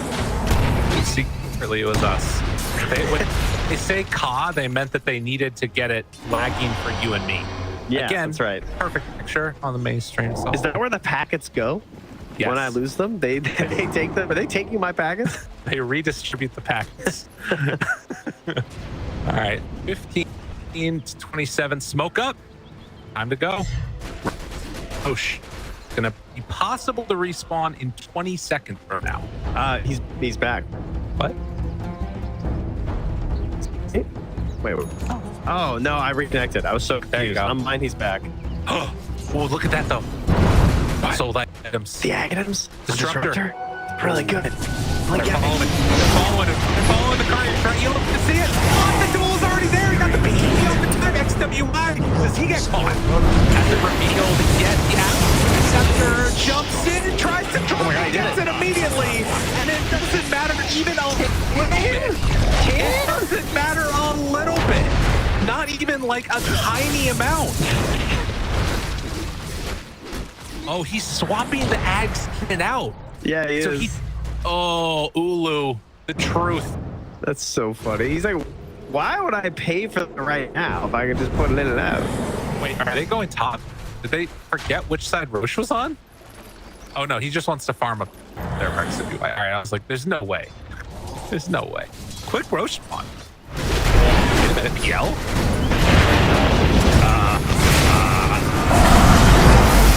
Well, that's not good, Trent.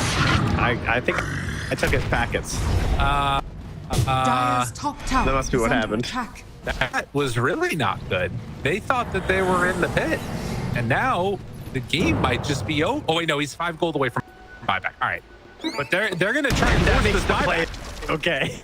Yeah, right, exactly. Yeah. Everything's fine. Don't worry. Top tower is under attack. Humongous Roche. It's It's the big cheese, Dyer's the top big tower eggs, has Roche. a static storm back up again. Radiant structures are Is it fortified. time? It might be time. This is what they've been waiting for. Jump forward.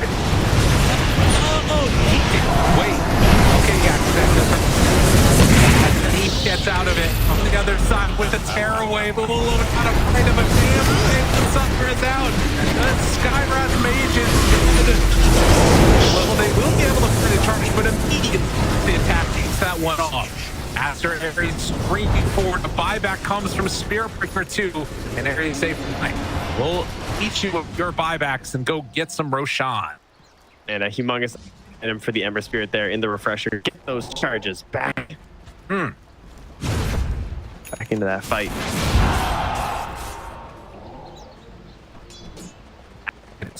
Who's gonna get this one? This is an interesting choice. Oh, Legion? Charge? There. I mean, I would definitely pick Shadow Demon, personally. Yeah, it I think sounds the pretty Shadow good. Demon one's just crazy. Radiant And are Lincoln scanning. and Blink too. Come on. Ninja gear, like, easy. The Minefield sign is like definitely gonna get triggered. Though. Well, no, we're...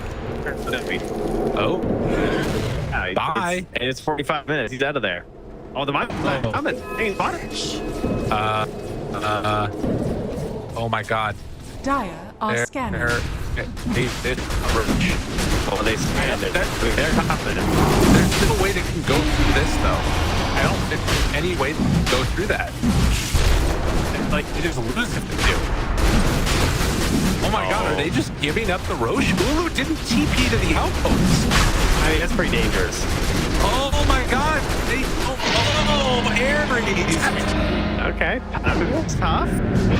Oh, Aries! I mean, at least they didn't give up the Aghanims. Like, holy crap. It is kind of wild this PL is going to have 2 lives, though, because he has been a thorn on their side, and now there are 2 thorns. And the thorns multiply very quickly, and 2 thorns multiplies much faster than just 1 thorn. One True. could say they multiplies twice as fast, even. I just said true. I didn't even know what you said right now. I wasn't Sorry. listening either myself. Okay, that's good. That's I was getting a little out there. I apologize. No, same. I apologize to everyone. Nullifier coming out here soon. For the Legion Commander is out. Radiant's top build that tower sign. is under Build it. attack. Oh, we're Fortnite now. Wait, no, they lost building. All right. I guess we are Fortnite. We took it. That's right. Build, baby. Let's build together. Radiant's Like middle we're tower is Web3 under crypto attack. enthusiasts. Oh God. Let's build, bud. Please. He is starting to stop a little bit on Ulu. Minefield sign is activated on the illusion. And now the Eclipse pulls it back in. SWY buying a little space. Disruption is there. Aghanims coming from the disruptor. Did nothing. And Butterfly on Butterfly. Like, 2 people that don't have control of their arms fighting. Nullifier, TK in trouble. And the Techies is gone. Get a little cavalier on the sign building. Yeah. We also have an Aghanims on the Skywrath mage. Dude, he's feeling invincible on the PL. Excuse me? They almost lose that Legion, but they end up getting the kill. Oh my God, it was so close. And now having fought out, they managed to bring it on the Thunder. They find the real heal yet again. Backs away, tries to get out of there, but do have enough to bring Ulu back in. They will. Ulu in trouble, no mana. Yet they take it off, turns to fight, finds a target, a couple hits, but Phoenix is all over him. Oh my God, Aster Aries. They still have such a huge goal lead, but losing these fights are big. No, the jump in. They fire him. Shadow Demon doing huge damage. Ulu, he's too strong. Shadow Storm is down again, but the heal is there. It came from the Shadow Demon. At the end, the demonic cleanse, too much. A gift from the Tempest of Dust. Oh, God. Dear Lord. Wow. Radiant's just middle like tower is that, under attack. with no buybacks left for the timing of it. Aster Aries are gonna run down lanes. They have Spyra Mage back up soon. Remnant into double Mystic Flare. It's kind of all you can hope for. Jump in the damage. This is crazy. Wow. Buyback immediately from XWY. They have Mystic Flare back up soon. Duel is there though. Connects. He didn't get it off. Just that buyback. Imitator. He doesn't have enough in the end. And Aster Aries are going to 2-0 and knock down Bright to Division 2. I mean, they gotta win. They gotta win. And in just the moment when Bright needed it, they couldn't find it.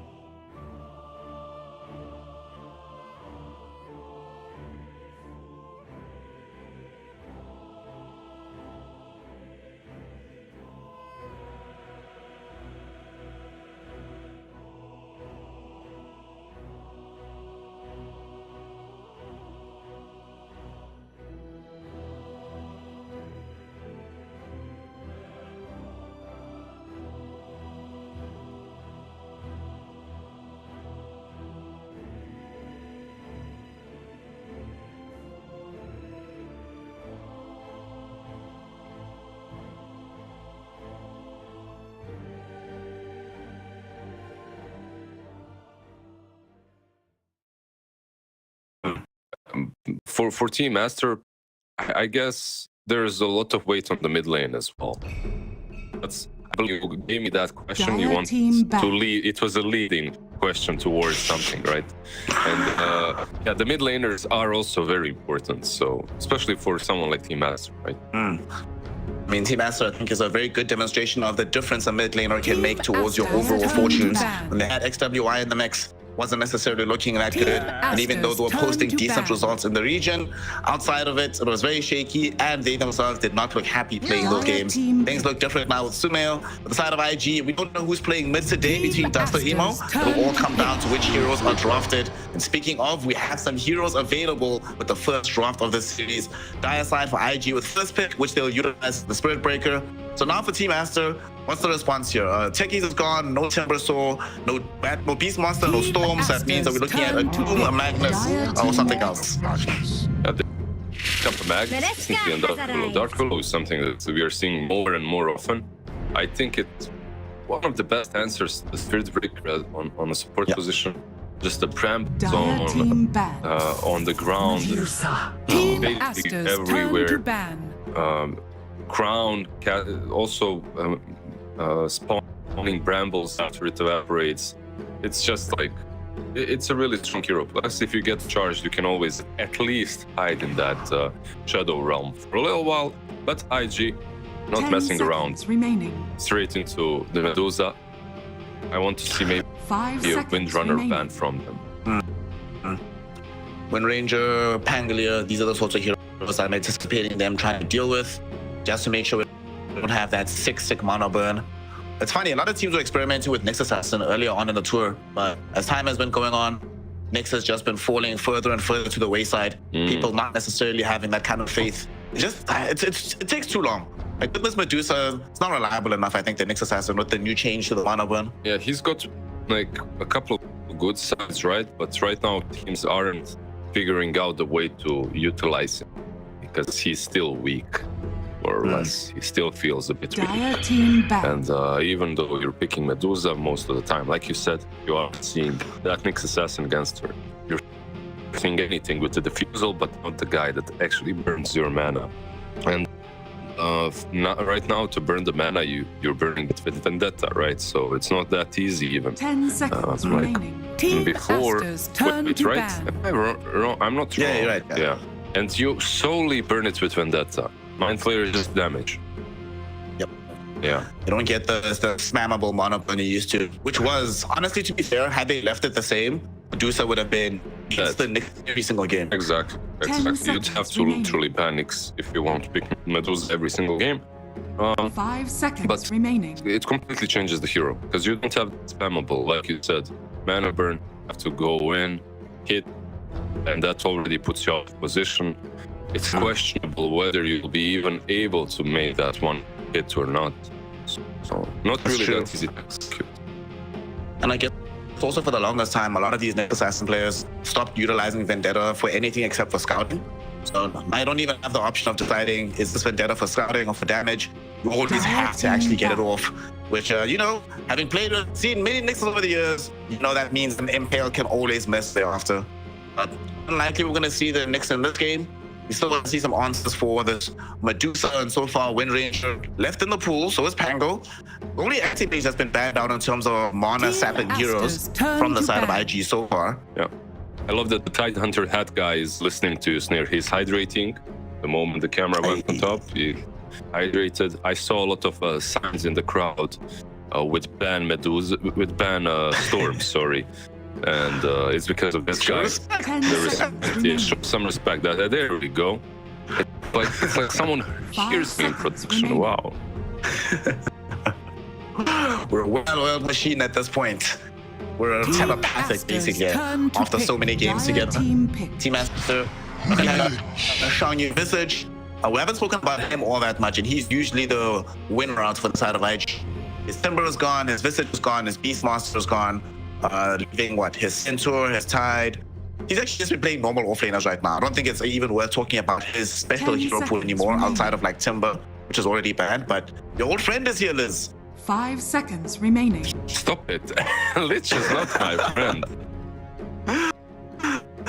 Lich is gonna steal your mana. Well, he doesn't do it anymore. He doesn't sacrifice creeps. What he does do is, I think he's a good combo breaker. His Frost Shield is also pretty decent. The Sinister Gate is one of the things that Chinese teams really utilize so well. I remember even when it was just reworked, when Lich was being picked, Chinese region would just use the hero better than anyone else. It's like some counter plays with 8 lands. Stay in the shadows, wait for someone like Magnus to jump, and then Sinister Gate. TI 12 equals TI 5 Sumail. Hey. Okay. I mean, he's looking as at them at the moment. Like his storm is unstoppable. This takes me back to one of those quotes where they say, form can be great, but cross permanent. And Sumail has demonstrated that year in, year out. One thing I also like about this Lich pick for Team Aster, you have both the Lich with Magnus, Dark Willow, so you have some team fight, but it's also a source of being able to remove mana away from the Medusa. So you don't have to pick Lion to try and make that happen. Like you say, Sinister Gaze is already a good spell. Lich is already a good hero, so you don't have to shoehorn it into a draft. I like this Lich. I want to like this Brewmaster, but I've been bitten in the ass every single time I've mentioned that I expect you to do great things on this hero. So, Brother Liz, it's your turn now. Which one of the spirits usually bites you in the ass? Which one of them is it? Me. The Earth one. The Earth with wacky teeth. So it has to be very painful. It hurts, bro. Yeah. I don't mind it that much. I feel like you're probably going to get more value from the Magnus when it comes to the sheer net worth size that he's going to bring to the table. At the same time, I feel like Brew isn't that bad for these skirmishes around Medusa once she comes online, right? Because with Medusa, you're not really looking to take too many fights. A couple of them are very important, like the Rush one, and then the first high ground push. Around that 25 minutes mark, and at that point you should have an eye for 2 on Brew and just use that split, confuse around the Medusa. And this is a hero that's been popping like for the last, let's say, 7 days maybe. Yeah, indeed. Much to my chagrin, I'm sorry to have to admit that there might be something viable about this hero. It's been played 20 times, 57.6% win rate, which is pretty decent for a hero like Juggernaut, who's been garbage for like 2 years now. Yeah, do you like him? Think, is this a... I'm trying to think if I do, right? I suppose... Okay, so the team is going to be fine against the Brewmaster. Yeah. They have some sustain. It's probably one of the best carriers of the Empower in the game, just given how fast your bat is. So you farm at a ludicrously high rates. Increases your damage output crazy high. You can also damage Medusa during Stone Gaze. There are very few heroes that can do that right now within the game of Dota. You can do that as Juggernaut. You can build Manta Diffusal.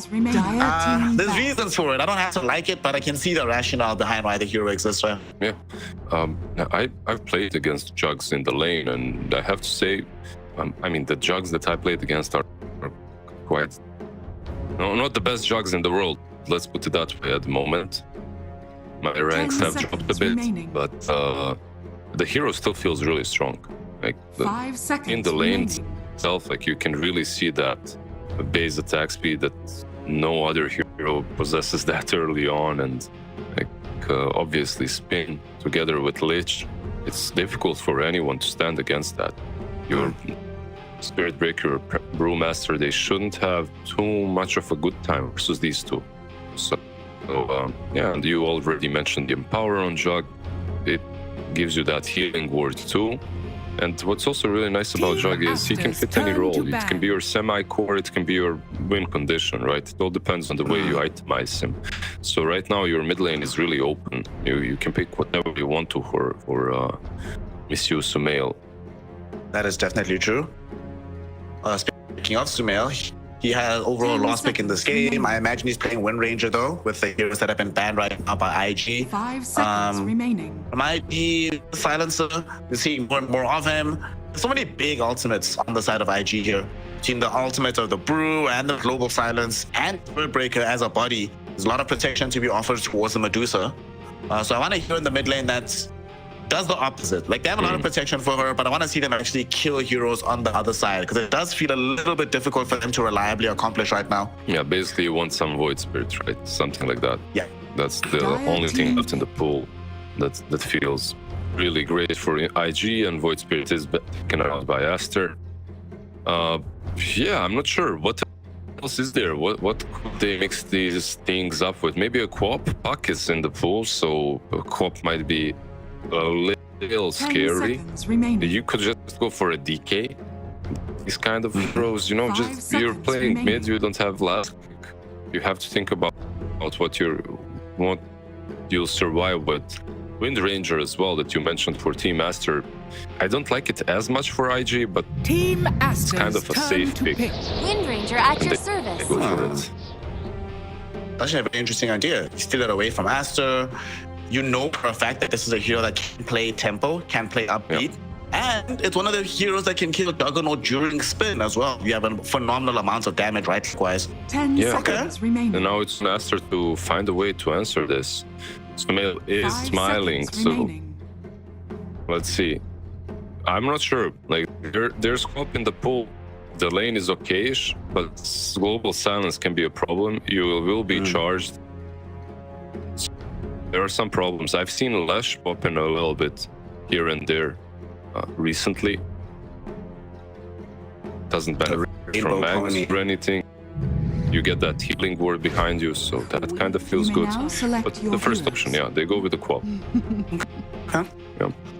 Like you mentioned, there is risk here. Not only does he have to worry about global silence, there is already a Spirit Breaker in the game. He can consistently charge you down, get vision for the squad, set up for Emo to find better shackle shots down the line. I like what IG put to the table. I do think the Queen of Pain does help a lot for Aster. What do you think here? I think my own bias is preventing me from seeing the beauty of this Juggernaut purely for this game overall. Is this the kind of game that you would want to be part of for Team Aster if you would be playing against the Medusa lineup? I don't like playing against Medusa in general, right? Like that's one thing. Team Aster's lineup can pop off real hard if they have decent laning stage, I feel like. They can be just very aggressive. This Jug can come online fast. Game goes for XXS, Magnus, Queen of Pain, an obvious snowball heroes. So all of these things can happen. And for IG, I feel like the focal point should be your Brewmaster, actually. He kind of connects all the dots, because you have these two other cores that are a little bit easier to get on top of, like your Medusa, your Wind Ranger. You want to eliminate them first, like Wind Ranger, Emo, he needs someone to play with. Brewmaster and Spirit Breaker, they need to be the ones, right? They need to be the ones making the shots, controlling the game. I fully agree. Usually it is the case for IG that when they do win spectacularly at the very least, it is often off the basis of a strong off-lane start. So we'll see if they can make that happen, or if it's going to be LGD wings to see an asset if they are able to get the dub over IG. So let's find out for the penultimate time here in the DPC, the Church of Doom getting into a game. By the way, Liz, that's very intriguing. This year, this particular calendar year, 2023, every region except China has had a 7-0 in the DPC so far. We're the only region that doesn't at the moment. We don't have it at the moment, but we can still have it, right? Yeah, we can still have it. We can, right? Like, yeah, because LGD and Aster, they're both 5-0. Who does LGD play against? Aster, right? They play Xtreme later today, and then they play Aster tomorrow. But we'll talk about that in a second, as we're about to see the first part of the game. That's brought in right now to the meat grinder, but this mana protecting him. Boko's going to be the first one to fall, and Monet might not have gone too far. XXX realizes he needs to retreat, but he can't chase after this Juggernaut to protect him. So he will get killed off by Emo and with a power shot. All right, so with 2 heroes killed, if they get 3 bounty runes, you know what that means, Lizard. Game is already over. Look at game 2. They just need 2 now, because they got 2 kills, not only the first one. Okay, I see. Yeah, it's different. It's different. Things change, and it's like who got the first blood, and who got the second kill as well. It's so, I mean, whoever gets it, it's a problem. But when you give it to a mid laner, obviously he gets a ton of value from it. The battle begins. I believe he's sending himself. No, he's just going for an easier bottle. Sumail. It's gonna take some damage. Blink actually. Level 1. Level 1, yeah. It's rough, mates. Had to blink level 1. Either that or he died, so He the option that would keep him alive. He wouldn't die. He'd just take way too much damage. That's the problem. And then you come into the lane with like 40% HP. So then you might as well be dead at that point. Yeah, exactly. That's true. That's true. Maybe even better if you die at that point, because you can at least lane. Oh, these lanes are now getting underway for this first glorious game. One of the last opportunities IG has to try and get themselves into the party major.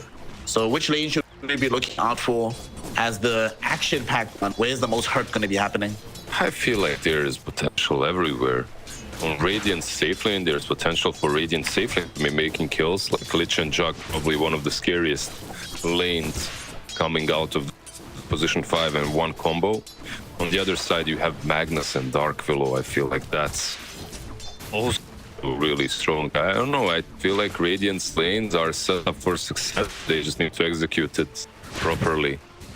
We did see this particular lane Dark do quite a bit of work the other day. I think the same thing to happen here. Through middle is what's supposed to be happening, where Sunil is having such a strong lead over Emo in the CS department. It's never supposed to be doubling. You know, you're never supposed to be doubling the CS. Like, maybe you have a little bit of a nicer, you don't even have a nicer damage or anything. You're playing the universal hero as co-op, so that is danger is universal. I feel like Emo should be doing a bit better, especially because Male took level 1. Shadow Strike does hurt you afterwards, by the way, on Wind Ranger. It's not that great. You're just being stamped down, yeah. Wind Run, what a powerful ability. But like you say, Shadow Strike can be even better under those laning conditions. On bottom, IG, we see them tangling with this Juggernaut a little bit. PY Dub has been out here.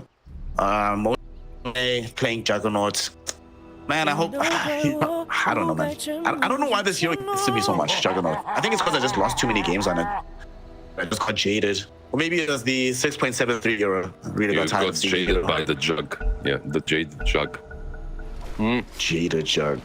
That sounds like a cosmetic or something. I think there is some Jaded cosmetics for Jug, actually.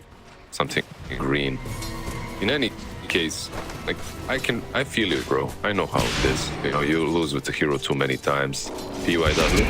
It's fine. Charges away. Yeah, this is one thing that he's got. He's got this charge to work with. As long as Liv doesn't have Sinister Gaze to stop it, he'll be fine. Actually, speaking on, it's another continuation of the trend we've been seeing lately. With fewer farm out disables. Top lane, do you see QIQX? Him and the boys end up trading lives. Baboka dies, he dies. Both of their cores do end up living. However, Baboka was around to get some experience, so you'll be a little bit happier about that. Yeah, and I mean, he basically soloed Silencer. QIQX goes mid, same goes for Baboka. I feel like these fighters, they just want to die around this 3-minute mark, you know? You know that the bottle has already been used from the minute 2 rune at around the minute 3 mark. You want to trade, want to die, to go mid and refill. If you don't, your mid lane is losing. Like, as the other doesn't, he TP's mid, refills the bottle, feels better. Oh, mid laner's yelling at us. Say, I need help, somebody die, please. Like, okay. By the way, the things have changed mid. You see it? It's like, yeah, I do. Yeah. One bracer on Emo, suddenly he hits a bit harder. Doing a very good job in terms of the actual hitting as well. Good power shots have gone down. Just in general, doing a decent job. One rune will be taken up by him. On the other side, QIQX will deny the other one. So with both these approaches, having to make constant forays towards the river, it does leave Magnus and Medusa just far away up on top. And the two of them would love nothing more than to completely ignore each other and to just hit creeps. Yeah, that's the story of Mag at the moment. Ignore everything, hit creeps, go to the jungle, hit some more creeps. find some Echo Saber, Harpoon, win Dota. Simple. Make it so easy. Because it is. It's stupid.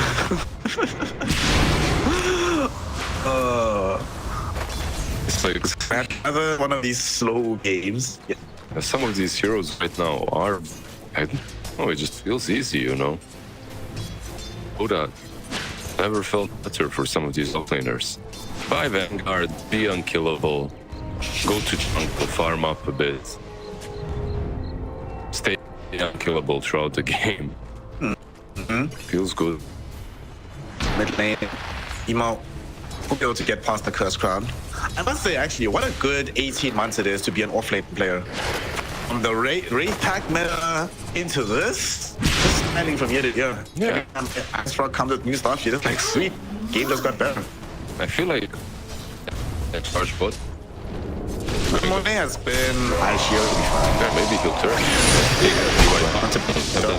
Sinister Gate, dragging him back. Is there a magic spot? Almost died though. Threw us in a blood grenade, and now because Monet overextended, could be in danger as well. Shangye doesn't want to overextend himself, not that much damage, so he will give up chase. Yeah, interesting that look how they're feeding mid, by the way. Queen of Pain getting the tangles, the side tangles for Emo. Actually, going on to this Queen of Pain right now, she's being charged into PW coming in after the power shot lands. Bramble, will it stop the breaker? Will it expire in time? It won't expire in time. So it has to stop. Can't go past the tower. Yeah. And once again, we see this beautiful dance of 6 heroes on mid. Just here, Silencer is here, the Volca is here. Everyone is here. Bounty. All just hanging out as a party. People still enjoying it as company and presence. Everyone came to the party with Emo and Samael, and Samael was like, darling, I'm not feeling too well. Gotta go. He just went base refilled. Probably for the charge was looking scary. Yep. Top lane. Let's see another thing that's usually in these games, somebody will try and go sneak a wisdom rune. Sneaky. Sadly for them though, the spur breakers on the other side of the map who could maybe make that sneak happen faster. So just one regular old trade. And mid is still literally, QX is not leaving. He's like, I live here now, bro. I hope don't too much experience either, but you're gonna have my protection whether you like it or not. Yep. With the best, you want to be spammed to those strike and just throw it down. But they are suffering quite a bit in mid lane, and actually it's Sumail who's suffering quite more. Emo is 800 ahead of him. Yeah, he might die right now because he's getting charged into. Okay, don't have enough damage. Charge came too soon, but this is a lot that they've been, a lot of work they put onto him through this mid lane. And where's all his money gone? Did he buy? He has to refresh raindrops to come back into this? I don't think so. I guess Emo did get that kill, right? He has that benefit. And he has an assist. So he's getting like 300 gold off of that, but overall, I guess he just bought more region, right? Consumables. Time impact right now is IG all across the map. That sounds with a net worth advantage. The net worth leader, of course, is our Snake Lady in the top lane. She's followed closely by Magnus. So these are the actual carries of this game that we're witnessing right now. XXX as Vanguard can start now building into this Echo Saber. And he's getting charged into, but he has 1400 HP. There's literally no worries about dying unless they bring literally the whole team. Many magic crowns as well. Hey, just fist bump. What's up? Would you? See you later. Bye-bye. We're both big beefy strength heroes. Say hi to each other. It's literally big gear for tools to right pick each other down. What's the goal? 666. He actually just was just made shots. He's shots made. Dog pop. I'm gonna be having a fight pick out though. Demon's showing up. Isaac Shadow. Not to pick you. They should be able to now. He's the first casualty of this little fray. Boca might follow him next. Shanyu triggers out the first split of the game. Utilizing it not just to kill the Dark Willow, but they have the opening take on the tier 1 tower. So IG. Success to success. They got the first blood. They got these bounties. On Willow middle. They just got the tower. Yeah. It's all I tried on the map. They did use Bruce ulti. That's like a commitment that they had to make. Overall, feels pretty good for him. By the way, I love your description of Magnus' snatch of those camps. Big move. It really was a big move. It's like he literally just acted. Come on, man. I'd be so upset if I was the performance in the game right now. If I'm PYW. Like, what the hell, dude? Like, you see me here, man. I think it even knows you can't actually kill him. It's even funnier because he couldn't kill the Spirit Breaker. He just goes and takes the creeps instead. Yeah, like, oh, okay, thank you for stacking this. Camp for Medusa. So speaking of the Snake Lady, we know, honestly, the scary thing about Medusas is that if you're not talking about Medusa, that's terrifying. Because that means she's having a game, she's gonna get the farm she needs, she's gonna get off and be able to do 25-minute Medusa things as normal. So the emphasis is gonna be on the side of Team Aster to stop that from happening. So when can they make moves happen across the map here, Liz? What are they waiting for? What items are in tow before it becomes viable to make these movements? Well, it usually comes down to, the itemization of your cores, and right now, they're not really itemizing to shut her down, they're itemizing to farm. One is looking for Battle Fury. Will be the ultimate win condition Jug, and he needs to be that. You have co-op on your side, you can't just rely on Sumail. Sumail also building Yules, so he's thinking about the fancy things first. Okay. We've been seeing that item more and more against Spirit Breakers, more and more with Magnus as well. And if he is able to find the jump onto the Spirit Breaker, would get closer to finishing the item. Unfortunately, PYW is aware of what's happening, doesn't take the risk of poking his head out, will be allowed to live as a result. Maybe not though. Sumail really wants to kill. I'm thinking with the Invis Rune, and PYW has long since made his tracks, so they'll just get the tier 1 tower and everything else. Yep, they're about to trade it for mid, it seems like. They need to go back. Yeah, Dark Willow already TPing mid, setting up the defense. Brewmaster, by the way, his ulti is back up. I don't know why, but it felt like that last fight on bottom was 30 seconds ago, not 100 seconds ago. Dire's bottom tower is under It's actually just been weird. Time in Dota right now is bizarre. Sometimes 10 minutes in, it feels like you've been 25. Some games at 35 minutes feels like you just started. How I feel is we connect the timings, the time of the game with the item timings, smoke up from IG. There's just so much disassembled on XXS. Actually, it's true. Speaking of XXX, it goes forward. And a tumblers to it can't close the gap completely onto XXX. Just coming in now from PYW, but it's a little bit late. Nether Strike, though, considered onto Baboka. They'll let him go. And honestly, Lizard, this is a big prize. Taking away this ancient stack, not only denying it away from a Battle Fury Jug, but giving it to Medusa. This is a massive win for IG. Yeah, you stole my singular stack of hard camp in the jungle. I'm gonna steal your triple stack of ancients. Karma is a bitch. You should have actually tipped him while this was happening. Yeah. Be like, nice, huh? But what allowed that to happen is Aster is having a bit of a problem with levels right now. Mid lane. They actually get, I believe they can even maybe kill Dark Willow if they hit it, but they don't. They're Emo's with the power shot, so they can't do it. Emo's like bottom. They were going to go on Sumail. Man, PW. It's Nether Strike. Oh, Emo. Oh my god, Emo went too late. Close the gap so they can't kill Sumail.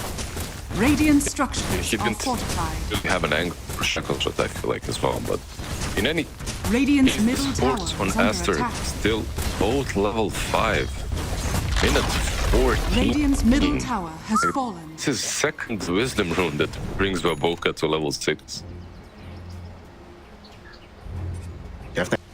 be a big problem. Experience, numbers. It is changing how these levels play with an ultimate at level 12, I feel. Especially for this Lich hero. Definitely love these levels. Maybe they'll find them with this fight though. As they're trying to take, they're going on to Medusa.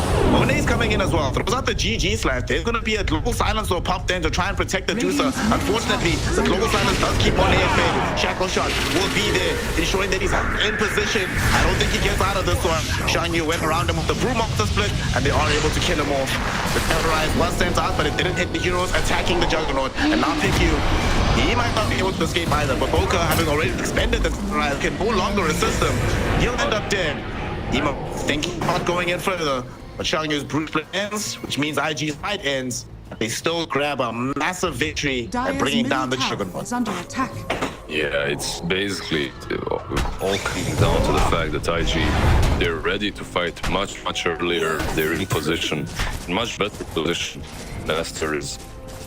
And it all felt from Aster, right? Like your Jug is for keeping your they use level 1 Omni Slash, he's level 11. If that was level 2 Omni Slash, then maybe he sticks around the target for long enough for the global even this year, and then he can spin instantly after. Maybe that would be it. But even then, I feel like they would have been forcing it. Lane, they were thinking about forcing away the life of this Dark Willow, but she does pop the Shadow Realm and she's okay. And you know, one thing I also just realized with this, you were mentioning earlier that they're all buying items to farm. There's actually so much farm they're going to need on the map between the Magnus and this Juggernaut now with the way they're playing. So it might be some time before we see them do big things. But this play now. Well, the map is 50% bigger, so you do get space. Monet, however, his space only invaded. Oh no, he's actually dead, dude. He's gonna get charged into. Look at these right clicks from Medusa. My god, Dust. Holy smokes. Getting another kill onto the Juggernaut, so his counterpart can't really affect him. Sadly, because of the way things are going here, you know, Jugger's not building Diffusal Blade, right? He's go for the Mantis style now, but I honestly think we'll pass the point where it's viable for him to buy that item. But he's gonna always be at the back end of the fight away from PQ. So PQ shouldn't really be able to get off this in the case. How do they kill this Medusa? They Gigabyte up first. They kill him. When it comes to Medusa, I feel like your best bet is to make her out of position. Like you have those heroes, have Terrorize and also have Magnets, so you should be able to get her out. And it's on Brewmaster to constantly be in front with his skill spirits and prevent Mag from doing it. And he did a good job in the last fight that they had. So maybe there's a thing. Yeah. Global silence for this. He doesn't have his bullshit yet. He doesn't have a way out of this. He might actually die. And indeed, the king is gone. Removed from his throne. QNQX will be credited with the kill and take some insult from him. IG. We're seeing as well that just marginally there on the map, preventing Aster from farming anywhere and assaulting the moment they put their heads up. I believe that should be, well, I was wrong.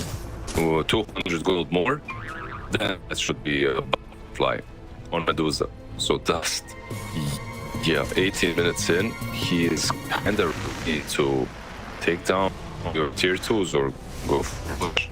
I feel like this is already the timing, just a bit faster for IG. We're very far away from having the MKD on the side of Aster, so this butterfly could really do a number on them. He mastered. He doesn't need to find space for Monet. Let's smoke up his speed. The tiny. Doing like they have a medallion. There's a double damage on Emo. Like you're literally going into the pit. This is basically Medusa Dota 101 right now. Manta, Butterfly, Mages, push high ground. When it comes, it comes. As long as it comes before minute 21, 22. You can actually be sure that you'll have enough method to push high ground. My gosh, this guy is so fast. The stages of the game given up towards Dust. Also, of course, Dust found a growth bow. Of all the neutral items in the game, it feels like Medusa is hard-coded to only get like growth bows, penta edges. that just fundamentally change their game. So annoying. I'm surprised he's looking for Data's next. I guess he's feeling way too strong. This might come back to bite him a little. I feel Skadi is a safer option. It's okay. Man, I'm with you. I've lost games under these exact same conditions. You're doing really, really well. Dataless. Oh, before you get there, 1-2 fights go south, then you don't get the dataless, and you don't have enough money to come back for Skadi in the game. It needs to be said though. Radiant's top tower is under attack. Strong. Like, having a really good game. Dota is easy for him right now. Just chilling. His team is buying him space and time. He's strong enough that his mere presence alone just wait Team Aster. All we on us, Max trying to get a pulse in tier 1. Having Monet right click to stun. But they've already lost his tier 2 tower, and he's already been saying this is Medusa. Come up on the high ground, but for now they'll just feel their tormentor take away an aggro shot. Why not 20? Look, usually they rise. Actually, top tower. I actually want to finish coming with the terrorize. I don't know about this one. He thought Bedlam might have enough damage, but unfortunately, Torment wasn't low enough. I would have been a very nice play had that worked out. that wasn't just Bedlam. They used Chain Frost. It's not a commitment. I guess one good thing is it's Magnum Shard on Silencer, right? So he's gonna steal some more of your int, but that's about it. There's no planner pocket coming this way. The next one is very scary though, because they're about to get their own one. If they get their own one, that means some Gale Force for Emo, baby. That's scary. Gale Force plus Medusa. I do not want to play into that. I don't want to play into Medusa at all. It's got a crit now. Surprised they even beat the Emo. So they're still respecting the high ground defense of Agnes. He's got Blink, he's got Harpoon. Like, he can actually bring you to tier 4s. Even as a Medusa, he can really separate you very far away from teammates. This Magnus right now is following around the Juggernaut, giving him empower, despite the existence of this Battle Fury. And Monet, they put another fire next, so the response towards this Wind Ranger is gonna be very decent. But he has something. Some damage as well will be quite nice. But Dusa still chilling. Still feels like so far, Team Aster haven't demonstrated to us that they had a plan for this first phase of Dusa. Has fallen. Dust just at the tier 2 tower mid. Finish for the Daedalus, so all that remains is the Demon Edge. And the full item is online. Emo just got a life near, so they're not far away. Even if the Daedalus expires, I don't think they're far away from just trying to force brutally high ground. They're not still everything, right? Like the on Brew, the global is there. You can force it. Do you have to? I feel like you have to. If you bought this crit, you really want to utilize it now. If you're getting tankier Medusa, I would say yeah, whatever ages or not, continue playing. I'm gonna leverage that now. Getting half HP at the tower. There's gonna be the combo. Half pushing back. She does get off the. She just stands there. Okay, this is fine. The people hitting the things. They have to. If you have True Monster Split if needed. You see this is the game, the impact of it draining away all of Medusa's mana. And that enables them to bring her down on the Sonic Wave. No protection afforded to her. And she dies, skewed back onto PYW, and PYW is gonna end up dead. The rest of our team will have to retreat. So although they do not get the big actual kill on Medusa, do the easier and prolong this game at least a little while longer. Yeah, that edge was running out anyway. So if you can use it to damage the towers a little bit, force out ultis, I think you're kind of happy with that if you're IG. However, I feel Aster still have a couple of things left. And yeah, because of that they smoke. You still have the RP, you still have the Bedlam. There's Omni Slash as well that you can work with, so they smoke up. It's skewer back the Medusa towards the Juggernaut. Global side will be there, but not fast enough. Does get off the stone though. Everybody else has to repeat it. Now look at Monet. Forced to try and spin away. In the meantime, Emo catches and kills Baboka on the far edge of the fight. XXX almost dies, but the Mystic Snake doesn't bring him low enough. Oh, they're really lucky that Dust didn't have his Daedalus. It was flying out. It was still on the courier. It was getting really close. By the way, I love Aster's execution there. They just don't have what it takes to kill everyone off on IG, but I really like the idea. Jump Medusa, skewer her back to Radiant's the middle barracks are under attack.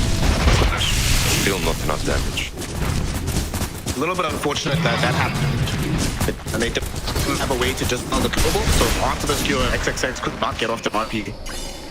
It is what it is. It lets Medusa get off the slow gaze. And we'll also get to see another demonstration of how tanky this hero can be. When they have like her by herself on the high ground, you get to all hit her with her spells, and then you Sonic Wave her, she does a killable, but in an open field of play when she's allowed to press R, I don't know if that can happen for you.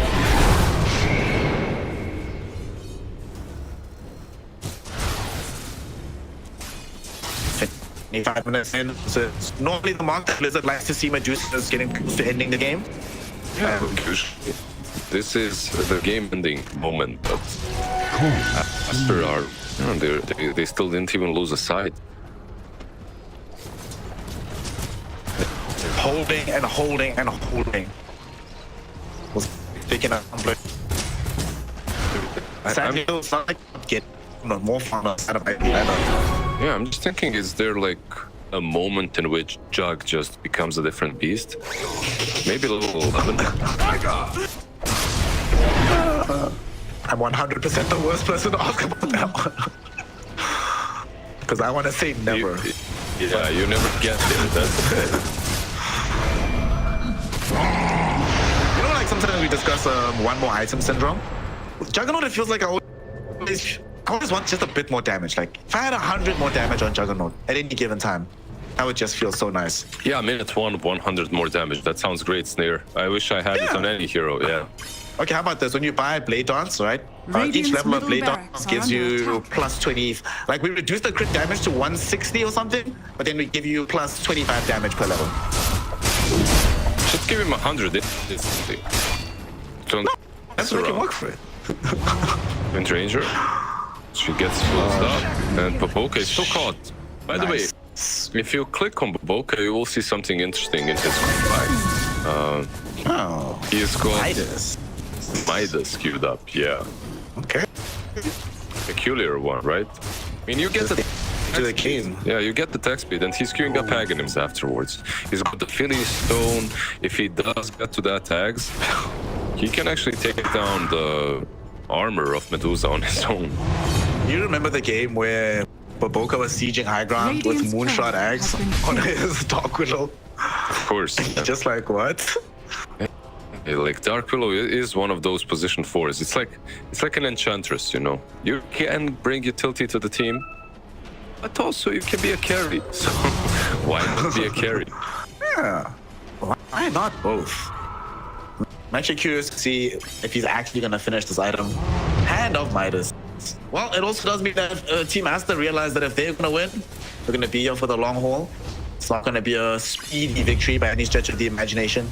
They spoke up right now. What do they have that makes them feel confident in fighting? We don't have enough gold just yet for... Well, he has another fire, but then you won't have buybacks. So I don't know if he wants to use it. He's going to buy it. At this point, I think you buy it for sure. You need this next fight. It's going to be around the Aegis timer. What we do have is they have RP, they have Nullifier, they have his level 18. I think that's the big spot fight. So with that, perhaps they can get a decent fight for themselves. The problem is the third panda needs to be dealt with. Every time it goes mid, you have to go back or your Rexes will die. One of the most annoying things in the world. Bro, I'm actually just laughing. Like, Shang, who made us come up on this Brewmaster hero, he made his name on the hero before the hero got more annoying. So kind of surprising he hasn't been able to leverage his success, but Seeing some of it here. Second Aegis from the game now gonna get taken. She's into and Team Aster. Looks like they just smoked to finish off the Juggernaut Paladin, but they won't be able to come here to stop this from happening. Yeah, I think they wanted more. It's just the Brewmaster that their plan by pushing mid together with Medusa's illusion, and now instead of like fighting around Drosh with that smoke, you're going to be fighting versus Aegis and Cheese. Oof. Aegis and Cheese available for the lineup. Cheese picked up by Emo. That's the one sitting with the Aegis. There's no Manta for this Juggernaut. Jack, he finds himself watch here. Might actually die, but Spin TP enables him to live.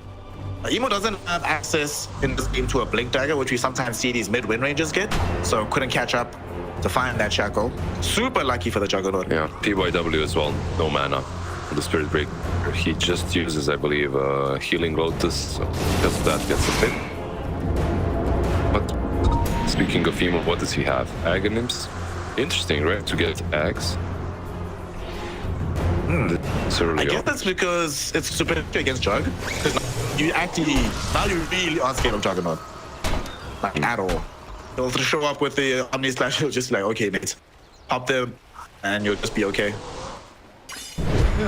Yeah, it makes sense. Buffs you up a little bit together with Gleipnir. You're sitting on like 2.5k HP. Find Ranger, it's... Universal heroes are awesome. I love them. But Kone is keeping up. Like when you look at his net worth, he's been 6k behind of the Medusa for the majority of this match. However, there is I'm just looking at them bottom. They're pushing, but there's no Wind Ranger, and she can't get there easily. So this is basically without Emo. Let's see if they can make this 4v5. It's 4v4 for now, but Boka's also on the top side of the map, not near her squad. And it's not insignificant to not have access to these brambles for these defenses. Yeah, and but he will return. That's the thing, he can always return. I guess Emo can TP as well. I think it does. Bring him into the base right now. Let's manage to stay alive for the time. You don't get the Manta. There's the RP holding him in position. You came in as well. Finds the Nether Strike to push back XXX. And now they pop the Global Silence from QIQX. This Magna is so low. They finally get up the Stone Gaze from Musa. He will be able to find and kill XXX before the TP comes out. And that's going to be a very nice kill. They still maybe want to fight here from the side of Team Aster. Get the damage. You made a second. He blinked. And he finds the Bramble Maze at his landing point. They can't escape quickly. Eventually, though, he does get out. QXX kill all 5 of Boka with the Dark Realm hits. But they're not bittersweet. So does Emo. They want this Rax and they are going to get it. The question is, can they escape with their lives? And it does seem to be the case. Team Aster can't catch up in time. So they make out like bad bits and keep their main cores alive while they do. They just won that fight 4 versus 5. They took the Raxes and they went back. They only lost the 2 sports. This is, look, under attack. Emo isn't here. Wind Ranger is literally not taking this fight. He's taking to the outpost while everything is happening. He comes in, uses one power shot that doesn't connect on Mac. He already dies. By the way, this is right here. And you're not gonna TP, bro. Yeah. I mean, that's the state of the game. You can 4 versus 5 Aster. If you have Medusa, why the hell not? And I know a lot of coaches are saying this hero has been figured out, but yeah, good luck with that. I think it's cap. I spoke to a lot of these coaches at Lima. They were all telling me their plans for Lina. This hero is a bit overrated. She's actually not that great. The same with Brood Mother. They all said the same stuff. And then that started happening at the end of the tournament. All of them are banning Brood and Lina. Of course. It's like the hero, there are answers to it, but those answers are known as well. And if those answers get banned, then you don't ban out the problem itself. You're gonna be in a problem. You won't find ways of dealing with it. Medusa now hitting level 20. Another Tormentor. Let's see who gets it. PY Dub gets it this time around, playing our pocket for us. Good times. For also, us, you mentioned it's biased caster. Yeah, bro. I won 3 games, and I think we have the highest chance of 3 games if IG win the first game. So Let's see what they've got here. Lincoln Sphere picked up by Emo. Team Aster, though, will go for a smoke. It's been frustrating for Monet. Hasn't been able to leverage all the damage he has. But he's actually not an insignificant force. Has the Nullifier and MKB, so even the Medusa can suffer up against the Juggernauts. Just received an Empower as well, but he can't make the jump. Charge goes in, it finds Lich. Q almost brought down, not gonna happen, but XXX, he jumped in, hoping for the skewer back, but the Hex came immediately on top of him. Who was expecting Medusa to have Hex? It gets revealed by Dust with some very fast fingers. And now with no Magnus, they don't have team fight. Monet forced back, can't maintain his presence against this Medusa. Now he has no split either, so he can't close the gap to throw in the Omni Slash. How on earth do they defend the third and final lane? Brewmaster goes in. A Cyclone up with this Juggernaut. Jug could actually be in danger here. You have to be very, very careful. They can't do anything. Medusa's at the ledge, hitting the golden nets of heroes. There's gonna be some eternal chains going in. They can't kill the Ninjas yet. And we have a GT Slash going in tandem with the chain and the bedlam. They're throwing everything. Sonic Wave gets thrown out as well. But she just will not die. Eventually she gets taken out. But it does require every single resource Team Aster can muster. And they still end up losing the base regardless. IGD finally losing Dusa, but gaining everything in return for her life. Yeah, they even bought back Sumail in the end. So he utilized that buyback. And Medusa with what, 8.5, 8.6k damage. It's looking like it's kinda over. I expected this to come a little bit sooner from IG, but yeah, eventually they do come online. They feel strong enough. Medusa got an... I feel like their problem with those initial pushes is basically Medusa wasn't tanky enough. She went for the Daedalus. It allows them to take these fights, but it doesn't allow them to slowly push. And in hindsight, it's probably their idea because of Magnus. Even if you're tanky, he harpoons you a couple of times with Blink Dagger, puts you out of position. It can get scary, like you can get outplayed. Like this is just... it seems a little bit easier. And that's actually a very good point, right? Knowing that they have this massive, if you make a mistake, we can still end the game in our favor or at least change it, denying them anything resembling those opportunities. XXX, from a promising start on this Magnus, has found his influence in the game waning overall. That's just been true for Team Aster in general. Only 6 kills. He's lost 6 minutes. And XXX, he might actually end up dead. He comes right up past Emo.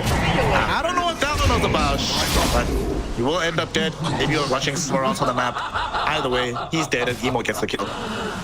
Yeah, he's just not having the game as well, right? Like this mag, he has his halberd now, but it changes pretty much nothing. They are pushing this and they should be ending the game right here. 30 seconds without mag. Oof. No Magnus, no buyback either for said Magnus. Boca will try to finish off his Aghanim Tempter. As we do see the fight happening, Xiangyu comes in at the split. IG want to end the game. Not going in. Is it going to land onto this Juggernaut just as he comes down? Does manage to trigger off the spin, however. And he'll remain livid. May not be the same for Sumail as he gets hexed up during the global silence and easily killed off. And that should be the game. IG secure the victory here. They went in with this Medusa drop. They believed in his promise. My God, were they rewarded throughout this game. But the most important thing, Lizard, not the most important thing is Juggernaut lost.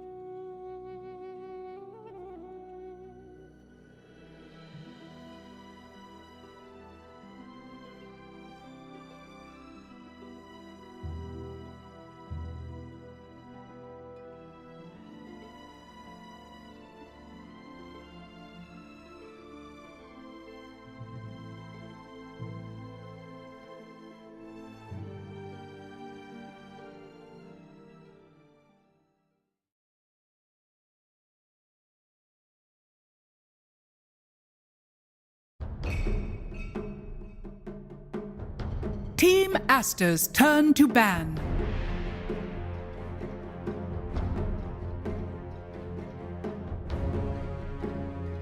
Welcome back, one and all, to some Dota 2 action here in the Chinese region. We're on to game 2 of Team IG versus Team Aster.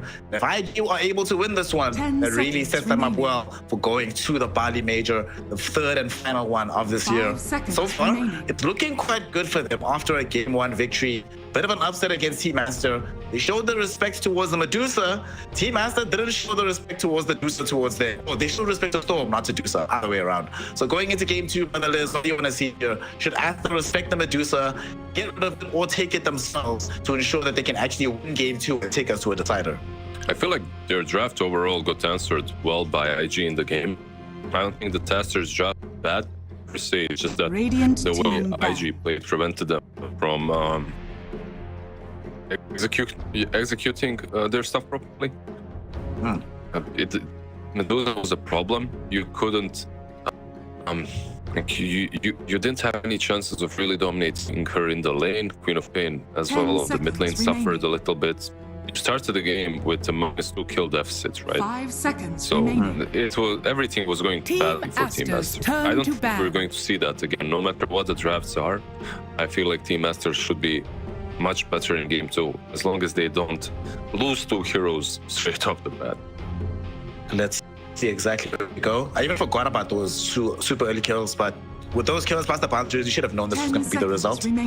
For Team Aster, here we decide, are we banning Doom, are we banning Magnus, are we banning Timbersaw?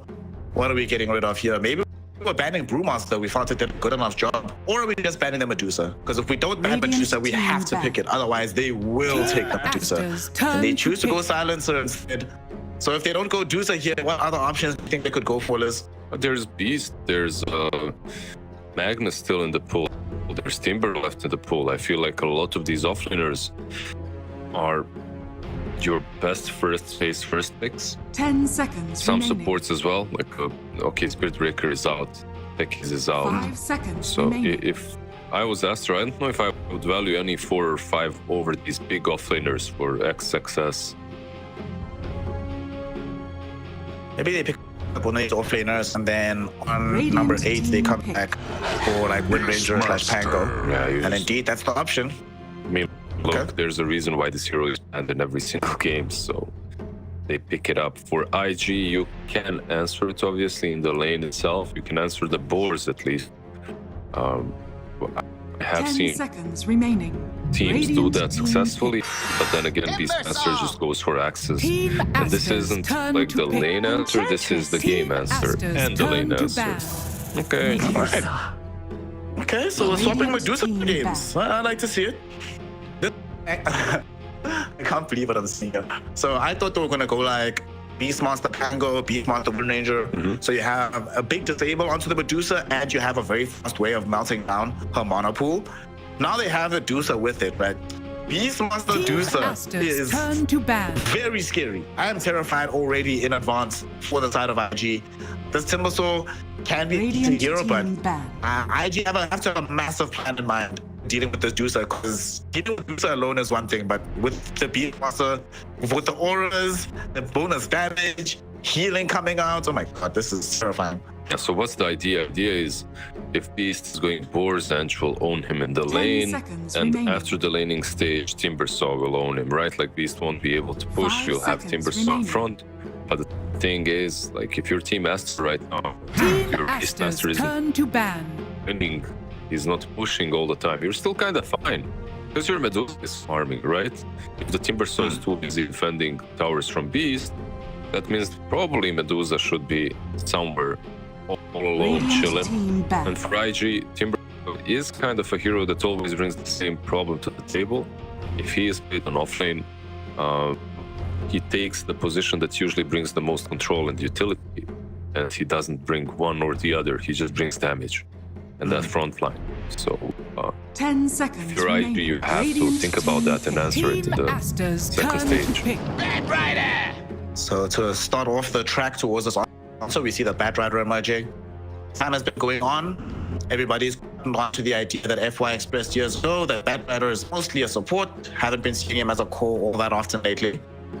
So, I mean, that's nice, I guess. Lots of instances of damage, which I think is always very good for a laning phase team. And I think IG, you're playing into Dusa, you're playing from the lanes. And I like this a lot. Yeah, I wouldn't even be surprised if they dominate that lane.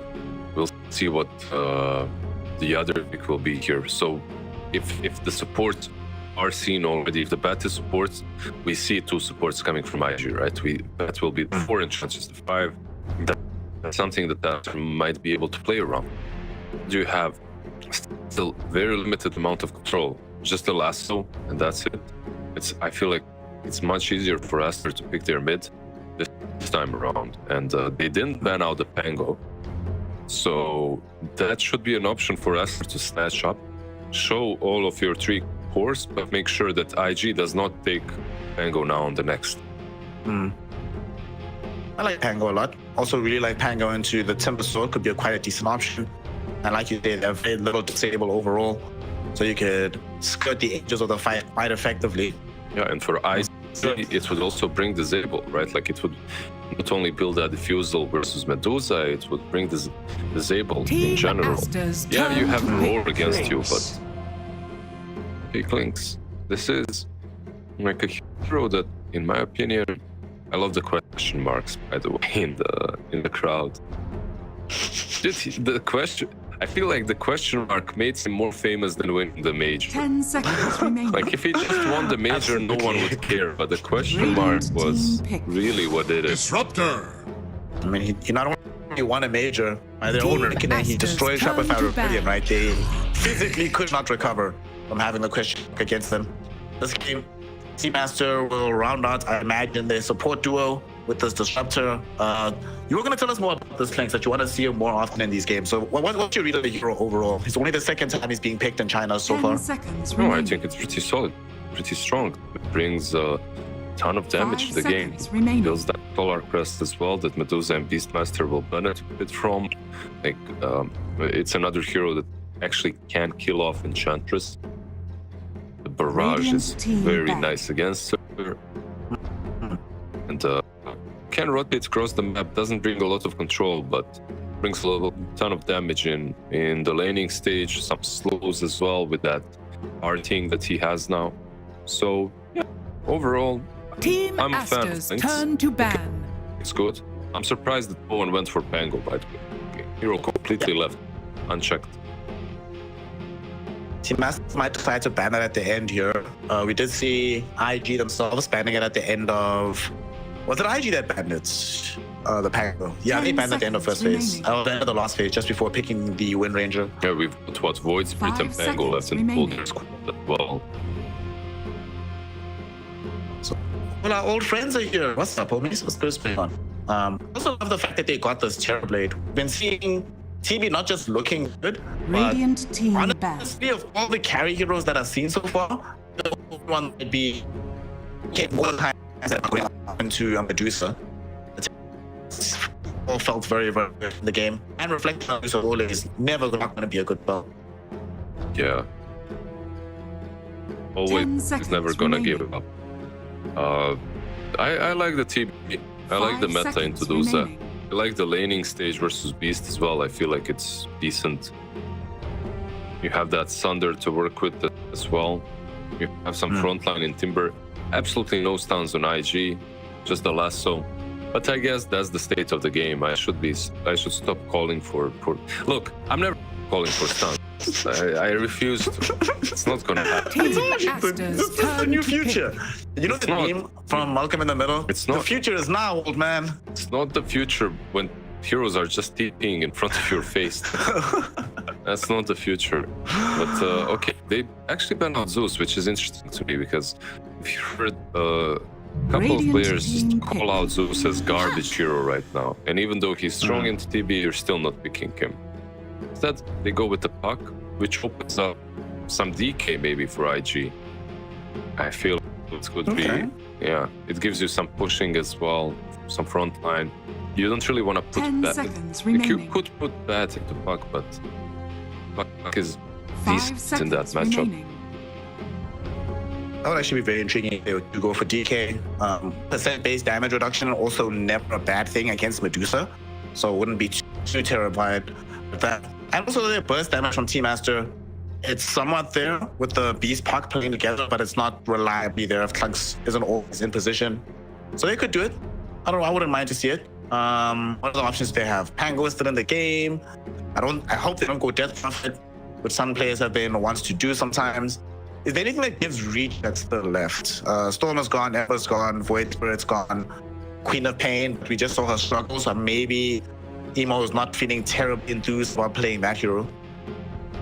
Yeah, into Puck, I feel like that's asking for problems. I've seen some players win that lane and get like norked early on, but still, I feel like Choose your they just go with the simplest answer, really. You could see it a mile away. Just get the DK, have a decent lane, push, and feel like it's okay. Then again, I feel like the Masters draft is much better. You're betting on Dust to carry you the way he carried in game 1. And I think they can reach that point if the lanes go very poorly for Team Aster again. But I just don't see it happening this time around. I feel like their lanes are set up for success. I think it's looking way better this time around. Well, Team Aster certainly need this to look better if they want to keep hopes alive of going without a blemish in the record so far in the DPC. They're 5-0. LGD is also 5-0. Both of them already confirmed for the major. And IG, if they can win this game, they're not. It's so frustrating. You can beat Aster and LGD in the same season and still be confirmed towards going into a major. They of course didn't beat LGD this time around, but it's their destiny. It feels like to at least beat one of these top teams. So if they win, almost there, all contingent on their game tomorrow up against Xtreme Gaming. So let's see what happens here. The Team Asters not like there aren't any stakes here, because if they lose, it's not just the #1 spot that's in jeopardy, it's DPC points. And for a team that's on the edges of that 12th position, going to TI, the confirmed points could make a huge difference. So let's see what happens in game 2. Also, I'm hoping and praying that this time around, we're not going to be having Aster sort of stuck with themselves, more active on the map. But it does feel like this draft demands them to do so, outside of the Medusa, maybe. Of course. Like you have the Beast Clinks, you will be pushing, you will be playing the tempo, and honestly, if you Aster is playing the Medusa game again, right? Like you don't really want to take this game super late, so you will be pushing, you will be trying to play it as fast as possible, and we'll see just how well Clinks does. Like you said, only 2 picks in the Chinese region. It has been picked up in other regions and in pubs quite a lot, though. Globally, he's had 38 games, 50% win rate. Oh wow, perfect. 19-19. Okay. IG, yet again, maintaining a high ground hold. I hope Team Aster just content themselves with 2 rounds here in this game. Like you said, giving a massive lead to IG did not help their cause at all. So just make sure you just get the bounties, play this game normally, y'all. Yeah, you don't. This time around, at least you won't be skilling Blink or something like that when you're a mid laner, right? Like just putting yourself in a bad position. Male Puck. On the side of IG, they don't really have that much salvation. The battle begins. Puck should have a pretty decent mid game at the very least for himself. So there we go. 2-2 trade. The game gets started. Where should we be looking towards here, Lizard? Who is killing whom, and how are they going to accomplish it early in the game? Let me just unpack my crystal ball once again. I put covers on it because of DI. DI was watching me through it, I don't know. But yeah, like I feel there's potential everywhere more or less, but it's not as volatile as in that last game. At least it doesn't look that way. You can dive on top. Batrider is an insane laner. We've seen recently what position 4 bats can do. Saxa demonstrated it really damn well in European region, and then everyone started copying. Bot lane, I feel like it's also volatile. Like you have Bench, this hero is a lane dominator. damage can always make a difference. And you're playing versus Beast Klings, so a lot of damage dished out into the TB. Is this newfangled beast build, right? With just spamming wild X's, not a solitary point into a quarter of the wild. Probably the only kind of boring. I don't see anyone dying here unless there's a huge mistake done. It's DK versus fuck, right? DK spams you and farms up. Not really the best lane for them. Sumail definitely not going to anticipate having the best time in the world. So far, already struggling someone in the CS department. However, he has shown predilection for recovering under very difficult conditions. He's so not if you're a fan of struggling. Team Aster, He's not struggling. He's just not existing. The mid lane. Emo is handling him super hard. Timo has Emo creep pushed him like this 10 CS versus 2 CS. while this was happening though, Dark XXX, he winds up in the first blood of this game as Dust is able to go in with this metamorphosis. Shout out to QIQA for providing the slow.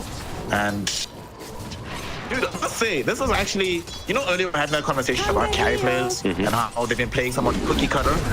I do think they've been playing cookie cutter, but overall, like the average Chinese carry players have been really good this season. Like the only players who haven't been incredible is maybe like Ulu has been a bit underwhelming. Heat, even on Team Bright, Team Bright lost pretty much every game, but Heat was amazing every game. But Dust is the only other one that was sort of just okay, right, throughout this tour. Hey, I don't know what they gave him. I don't know why he has this grudge. He's playing like a demon today against Team Aster. Yeah, the reflection together with Enchant, a ton of slows. I believe they lost grenade as well, and they get that kill. Really, really nice. I agree. Like usually, I remember a couple of seasons in which you're watching the Chinese region and like, why is there this item, you know, or why did you go for this item? What's happening? Well, why are you doing this or that? There are some maybe slightly questionable item builds overall, but nothing that like you think, okay, this is gonna lose them the game. I haven't seen anything like that. And also what I like about carries, like you mentioned, they stepped it up. I think they stepped it up with aggression as well. They're all playing much, much more actively. Yeah, that is absolutely the case. People showing up who haven't had a classic Chinese farm fest with carries 0-0-0 at 30 minutes in quite a while. Feels bad to miss it. Was good times. So far, G yet again doing quite decently in the lanes. Bottom they're farming very well. Middle, like you mentioned, an obliteration fest in favor of our DK of Nemo. Then going very well for Shangyu. Just success all across the board for them. Yeah, what's happening is, well, Storm the solution, ban Storm, and was that maybe the problem for Sumail? He played way too many Storm games, and now he has to adapt to other heroes. He's like, oh my god, I just played like 15 games of Storm.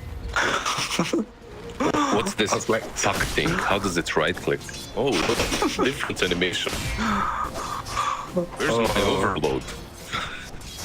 He's like, overload makes you disappear now? Huh? That doesn't make sense. Oh, so far, Sumail and the gang not finding the success they've had leading into the tour. But I think this is what you mentioned. This is just the IG way. If IG don't level up at the end of the tour to start beating out your favorite team, who are they even? So just normal stuff we're seeing out of the boys and ones. Yeah, for now. I feel like they have two modes. One mode is end of the season, level up, start winning versus everyone, or the other approach is end of the season, start playing even worse and gets relegated, you know. Oh no. Oh no. Well, the event IG qualifies for here. Let's hope that the organizers advances that no matter what, they're allowed to play. So even on the last day, new challenger comes in, IG, they're warmed up now, they can play Dota. Yeah, just give them a whole pass for a couple of days, and after they're done finding themselves, they can come and actually do the work. Yeah. Gotcha! Everyone else plays double elimination, IG plays triple elimination. It's though some teams definitely do come online with it. Once they do, they finish the game really well. But Dire's middle tower is under that's the attack. way things are in big tournaments, and I do like big tournaments for that. Like leagues are fun because it gives you an opportunity to adapt and come back. But links, there's a stuff game, so he's dead. Super dead. Dire's Very, middle very tower is under attack. On the bright side, it does waste some time from Emo as he has to come and get a kill instead of pressuring tower. Yeah, But those were a couple of critical seconds, but could still kill Sumail with help from PYW. What it takes here, the Dragon Tails are not going to be there in time. So the Puck will be able to get away. No, but Pichu though, he's kind of deep, but they're rotating Links in as well. I'm seeing they rotate. I think PQ dies, but I don't know if they can get anything out of this. 2 heroes beam coiled up. They don't have enough damage. Just have to watch these heroes stand there in front of their faces. They can't approach Emo. He's a bit too strong right now. Yeah, they get the kill, they get to walk away.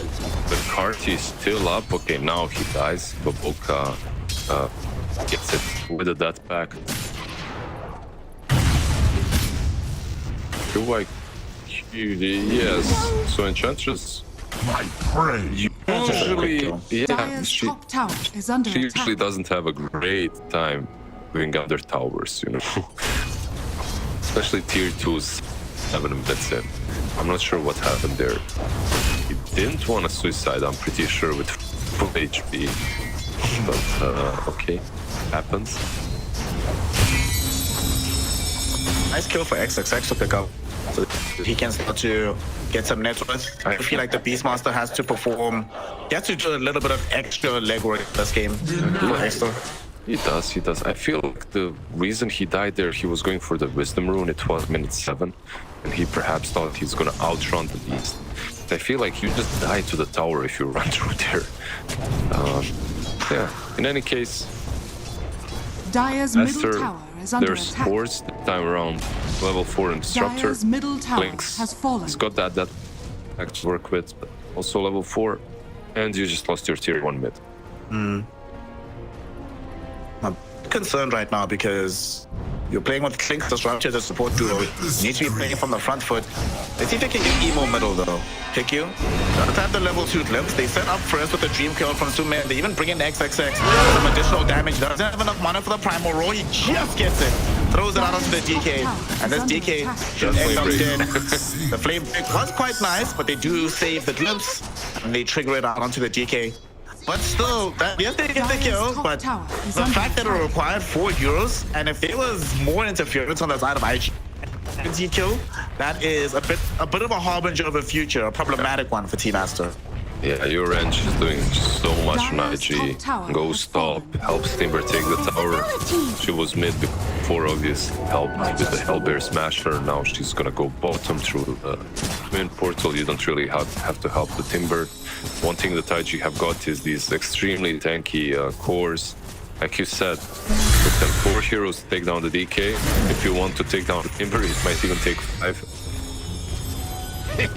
Gosh, but you know, as you were talking, I just remembered how tanky is, and I was like, Jesus, if they're struggling like this with DK, and you have to still deal with Timber, and it's not like Dust doesn't become a problem either, right? Yeah, these Terrorblades early on in the game are very, very killable, but things scale later and later. Does start to become a problem, killing him more quickly and preventing him from using his spells. With how little control they have, he's always going to get Thunder off in the fight, it feels. Yeah, of course, eventually he becomes a really big problem. They do have some silences for the Thunder. You have Static Storm, you have Bucket with Dream Coil to hold him in that roar as well. Like, TB is tanky, but he's one of those heroes that Beast can even be 100 to 0 with an axe. Dire's top tower is That's under what attack. XXS has decided to go for, by the way. Hey. Agonims. I like it. But they need presence in their team fights right now. Not to lose Baboka. We're gonna TP out in front of them. Oh no, the new technology can't address the simple TP. Oh no, Ice Frog doesn't want you to learn the one trick. Pick heroes with fun. But Baboka's already done. Yeah. From now on, they'll probably save those stuns for the TPs. But what's really nice is they're recreating the same move they did in game 1. That's go into the triangle, Bottom tower is under steal those attack. stacks. And I feel like one of the biggest issues when those stacks are stolen is your supports are suffering there. No one is there reaching any X. Dire's And bottom tower has your fallen. cores, because of the stacks being taken, can't go into the triangle, so they need to continue laning. So the support once again suffered because he's not getting solo X. IG doing a really bang up job. See if they can escape from this though. As Team Aster trying to bounce them away from this area. They glimpse back QIQX, but okay, whatever. He's gonna force the roll. No way. He's gonna force the roll though. Either that or Dream Curls. Melo's also coming over. And they do manage to find the kill. He's buying Vanguard, by the way, on edge. Going for honestly, it's pop. They're having such difficult time with damage on the side of Aster. yeah, it's nice. He will be buying the Crimson Guard. Like that's like Enchantress players, they have two modes, right? Like one ultimate carry hold them good stuff, track and spike power treads, and the other is like, okay, I just need boots and all the utility possible. Give me trackle boots and maybe it limit. Okay, not lucky. No, and always finds farm. They don't have to be lucky. Like as Radiant's bottom I feel like if tower is under Enchantress attack. is not farm, that's on every Enchantress player should find enough farm. So you should at least build like Nerf staffs, pipes, stuff like that. Every items we just saw Boca, who's walking around with a medallion, forced to leech experience from Radiant Triangle in order to get anything out of this game so far. Really been struggling to have his influence felt on the map. On the bright side for Team Aster, also finding their for their heroes. And by that I mean when they're still hitting creeps. Yasha getting closer towards having Manta. It's behind the Terrorblade though, and that could pose some problems if IG decides to collapse on him before he's ready. Yeah. Volca attempts to stack, but only stacks the ancients. Still the tier 1 tower not taken down by minute 13. If you're at towers. Yeah, no towers, of course. If you're Aster, you're probably not happy with Radiant's that. bottom tower is under attack. But then again, they are waiting for some big things, right? You don't have... This tower would have been gone if they went for Dire's like middle Helm of tower is Dominator under on attack. Beast. Instead, they're playing the long game. I think it's good, like you need it, you need the sacks. I feel still that it's better. It's not giving you map control, but I still feel it's really good into DK, into Timber. Top side of the map, Boca. He had just saved his team from a disastrous fight, whilst the rest of Aster was pushing the tower. IG did smoke up with 3 and try to connect onto it, but he positioned himself perfectly. Smoke, alert team as to what's up. They all as a result. Yeah, Look at this. He should be maybe 17 minutes. Yeah, he aids the back off as well. So we're farming it up so we get. His farm isn't that amazing, by the way, for a Beast. Like, it's at this point already topping the net worth charts, but after the ancients, let's see, he's gonna move up significantly. It's also if he survives, because there's a gang coming towards him right now. IG, no, they found. Come across Monet. He does trigger off the stone gate though. The last 2 holes in a position. He can't escape this. If that is come out, there's a shot. Medusa is still alive. All these heroes caught in. And they want him to kill off PPW though. But they will not be persuaded. Medusa will die. As she stumble, IG, they brought in this Terrorblade as well. So Team Aster realized that we don't have our big weapon. They have it. So it's for us to retreat from this fight. It's okay. Beastmaster will carry. He's the one. You know, he's the one in safest position on the map farming. I don't know if I'm being sarcastic or not, by the way, but I'm not doing it. Dire's middle You tower don't is even under know. attack. I think we must put together. Usually you want your carry to be farmed with PY up. Dangerous spot here. Sumail looking to try and take it out. Is able to accomplish it. Killing spree for Sumail. Still not a lot of damage with us back at the bottom of all the cores from the beginning of the game up until now. But that can kind of happen when you have such a matchup as he did in the mid lane. 500 gold away. Or the beast. Let's hope he's gonna get this tower. Is under attack. With the tower should be Radiant are scanning. able to complete Magnums. Zog slow. It's a lot of damage that he brings, right? And you have a lot of controls. Like, you have magnetic field, you have the dream coil. Radiant's bottom tower You can is just under run attack. around, dish out that damage. Just slum it up. Said they should be able to take down this. I don't want to mount the defense Radiant's for bottom this. tower has And they fallen. simply let it go. Okay. That will, like you mentioned, can they do anything with this just yet? Or do you want to see him still farm for a little finish or back up lane one first? Does he have it? It's flying out to him already, so he's got the blame. All right, sweet. Radiant's bottom In that case, tower is under XXX, take the attack. twin gates. Join the crew, let's go fight. Yeah, I think that he might even TP. He's got that tags. It's completed. They're super ready. They can smoke up to him. And the thing is, Sumail's on one side, he's on the other. Let's see, I'm interested. Where are they gonna fight? Like this tier 2 tower on top, Structures are with fortified. everything that you've got right now, shouldn't fall. Like you should have it in Aster. Indeed, bringing in the numbers. This is problematic for IG. They did pop the Dragon Knight form, try and make this push happen. So they would not like to leave without getting at least a kill. They're gonna smoke up to try and make it happen. Sumail, he's the one that's Radiant's bottom forcing yet tower again, is under but Bulka with a hero with them. Breaking the smoke, giving Aster the information they need. But he's going to die. That being said, Sumail, they find a very dangerous area. Sumail gets lassoed and killed. Oh my goodness. IG. They will be able to get that. They might get another as they find the disruptor. PQ gets taken out as well. Listen, they knew that was coming. Why did they go there? This Medusa and Beast, they're just not joining. This Medusa is nowhere nearly as farmed as in the last game. Monet just not having Dust's performance on Medusa. It's not even about Dust. The whole game isn't going that well for them. But they went there because they're thinking, yeah, if we can set up the fight with our control heroes, then we can TP in. Perhaps the Beast and the Medusa take a good engagement. But the problem was that Rider, way too good. PY dub, smoked, goes all the way around, dodges everything, doesn't get revealed and jumps the puck. Really, really nicely initiated by him.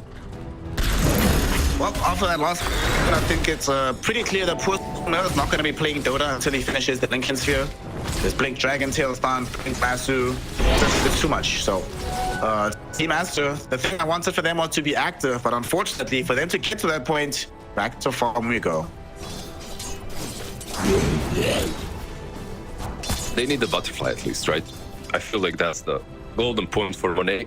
Usually you get the butterfly, you go for Roche, but I don't think that's gonna be that easy.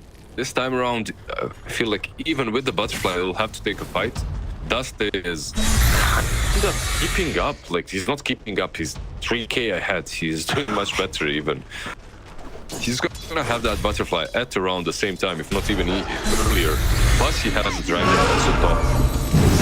Let's see if they can kill the Timber Sword at the very least on bottom, and they should be able to find him. Primal Roar, Static Storm, and right-click damage. They make it happen. That's gonna set them up for Roshan attempt potentially, as the big man is now making his way towards his holiday home down bottom. And there's no plan. They won't be back in time. I think they got this. They have Solar Crest as well from below. That's huge, actually. Okay, that's actually huge. Like this pick off on Timbersaw brought them back into life. Let's see. Yeah, IG. It feels like they won't even attempt this. They won't. Yeah, they won't even try defending. And now some big things are coming up for us. Like Northeast, you just see the Courier fly out, give him Crimson. You have the Aegis on the Medusa. You're on a hunt now. QX, you're the first one to die. There's a glimpse of him probably. Sumail. Is he gonna die? Is he gonna die? He's fine, dude. Yeah. Vanguard, Crimson God even, with level 1 untouchable, he's cool. They're just afraid. They're afraid to go on him. You know, exactly the spot Sumail died last time, right? So he has a little bit of PTSD from that jump in the top lane. Gotcha. One thing as well, one thing as well that Tanch is bringing you is enchant, and with enchant you can take down Medusa's illusions. It's always gonna be nice. Make her fight for you a little bit at least. It's like when you see these edge players playing into Darkseer, praying that they get a very good vision to take over. Yeah, it's like Darkseer and versus Anti-Mage, right? AM strong in the lane, Darkseer stronger Dyer's later. middle tower But is if there's under Ange, attack. Scanning. no, even better for AM. The edge team right now is smoked up. They did leave her behind to solo siege the tier 2 tower middle. I believe I have to say those words. I love this solo enchantress with 90 damage. You glimpse her. It could be bad for Aster. They can kill her is the question. Bring forward. Crimson God one popped. QX is still freaking alive. Emo picking up, making the jump, and then they find the Medusa. Static will be there. Oh, okay. Pops the Mantis down, holding on to Dreamcoil. 103 heroes on the back end fight. Was on a beacon from Emo, but unfortunately, even with the Dreamcoil, he didn't have the damage to bring any of these heroes down. IG will just retreat right now. Pick you. Has clips again in 5 seconds. Will he have range and vision onto the Enchantress? But Booker providing that vision, and he catches the Enchantress. They have 30 clips. They will again. Straight off anyway. And this time around, they have enough to bring the end down. But that was the fight that started one of the tier 2 tower. It ends on the other side of the river, and only Enchantress ends up being casualty. Radiant's middle No, but tower that fight is kind of so. I feel that fight tells more about IG's weaknesses than anything else. Like at the moment, they are unable to kill off anyone. Like, usually, if Enchantress gets gone on like that, and a lot of spells are used on her, the team that's playing with the edge should be punishing. He white up. Does he die? Oh, nice. That's from PQ. He white up. Thought he'd gotten the dub by getting out. But PQ is like, my friend, hold an L instead. Go home. Yeah, they just don't have the damage, I feel like, at the moment. So Medusa with the Aegis and the Crimson Guard completed on Beast. Radiant's bottom tower is under attack. Speaking of Beast Monster, he finds a primal roar onto Shangyu. The Timber though, fairly difficult to kill. Dreamcoil missed completely. He's indeed eclipsed again, but PQ not in position just yet, so Timber does escape. However, the tier 2 tower is still opened up, and they should still be able to claim it. Yeah, and the crit has been purchased by Monet as well. Minutes and 30, 25 minutes into the game. No sides have been attacked. No high ground that is, but a decent position to be in. That's mostly because of the Aegis as well. Once the Aegis is reclaimed on Medusa, I feel like, yeah, from then on, IG can think about taking a good fight.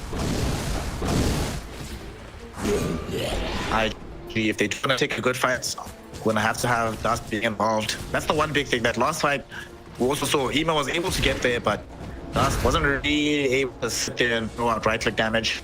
He was kind of on the out. Status storm as well prevented him, right?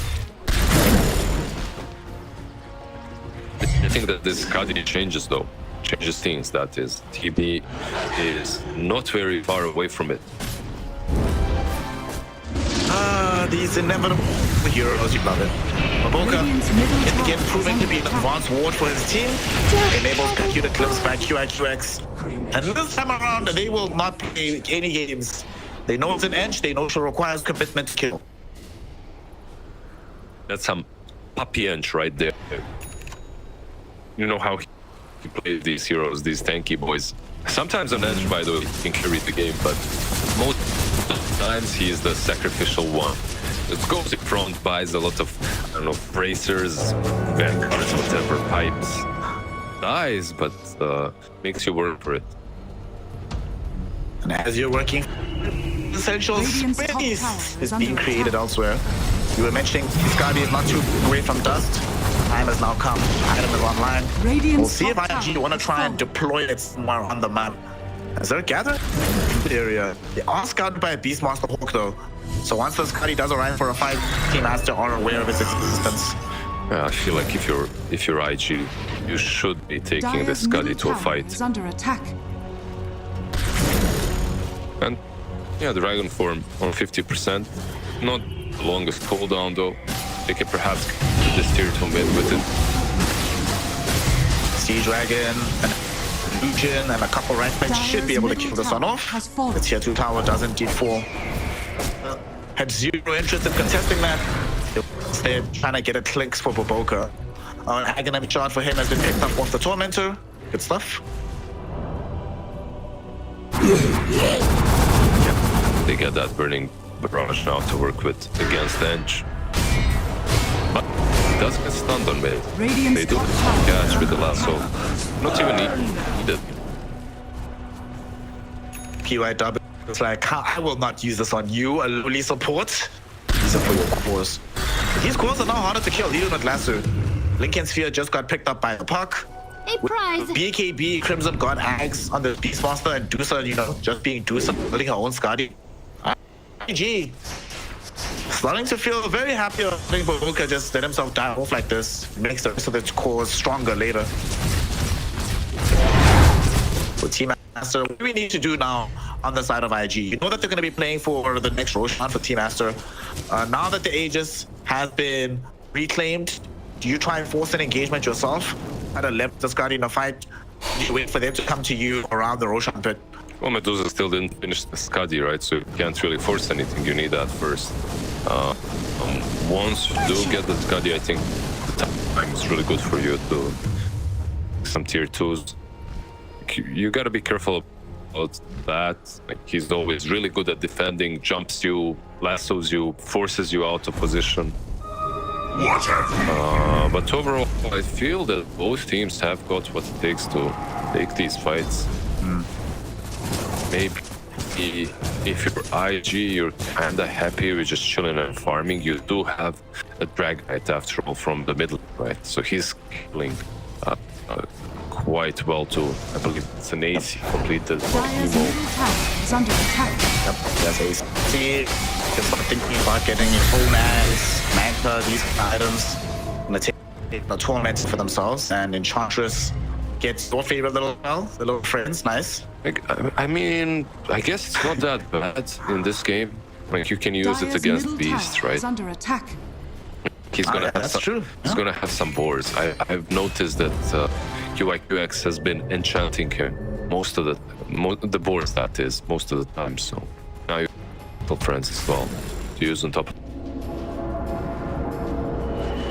Let's try to get rid of the army as quick as possible.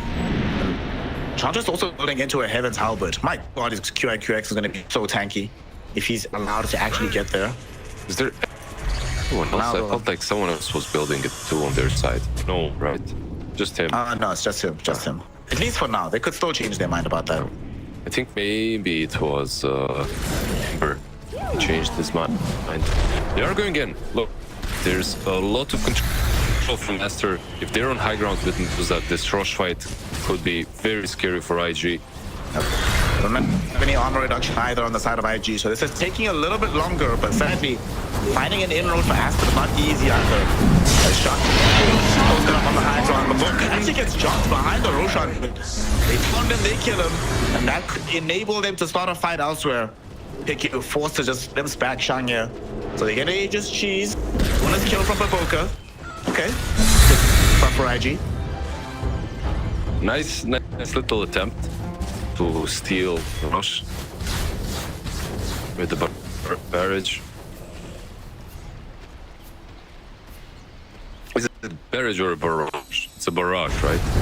I believe it's barrage, yeah. Yeah. Well, in any case, nice attempt to steal that. Sadly for him, he just dies in the end. Nothing else happens. Luckily for them, though, TV not the greatest of Aegis users, right? It's not a Storm, a Medusa, because of that metamorphosis that you lose with death, but it's pretty good. And DK gets cheese. I don't know, if you're IG, I feel like the time is as good as ever. For a team that has an 11k gold lead in favor of IG, this is shocking even. It feels like a perfectly 50-50 game at the moment. This dudes are still getting super stacked. Honestly, I think right now, the way IG is playing better, I think, overall than Team Aster. But Team Aster could still execute a good team fight. Their game state is much of the imagination a bad one. No, I completely agree. You have this blink on your disruptor. He can glimpse the target back. You're getting blink on beast. You'll have some blink static storm roar. Emo does get jumped on, but that might jump Sumail instead. He can bring that. Yeah, there we go. Breaks the link in here. Now they have ways to bring down this DK. Can he be helped out by Baboka? Baboka doesn't need to prefer help. But it turns out Sumail is now tanky enough that he can survive this all by his lonesome. Triggers out a regen rune on the way out, which explains why he's willing to make such a risky play. Right, top lane, they so while he can escape, Baboka might not be as lucky. As he runs away, he comes back on the edge. Like you mentioned, they force a primal roar as well. But it does end up killing the enchanters. And when it's XXX, it's a 1 minute cooldown, it's free gold, you might as well take it. Yeah, it's 60 seconds. You really want to get this enchantress away from your side of the map, stop her from pushing in constantly. That's why Enchant gets far, right? Like, that's one of the benefits of the hero. Baboka, he can just enchant pretty much anything. Sorry, not Baboka, QI, QX. He can enchant anything, gets that bonus damage on the creep, just starts pushing in. Especially if you enchant a ranged creep with piercing, it feels just like, perfect. Team Master can make this particular gank of theirs perfect as well.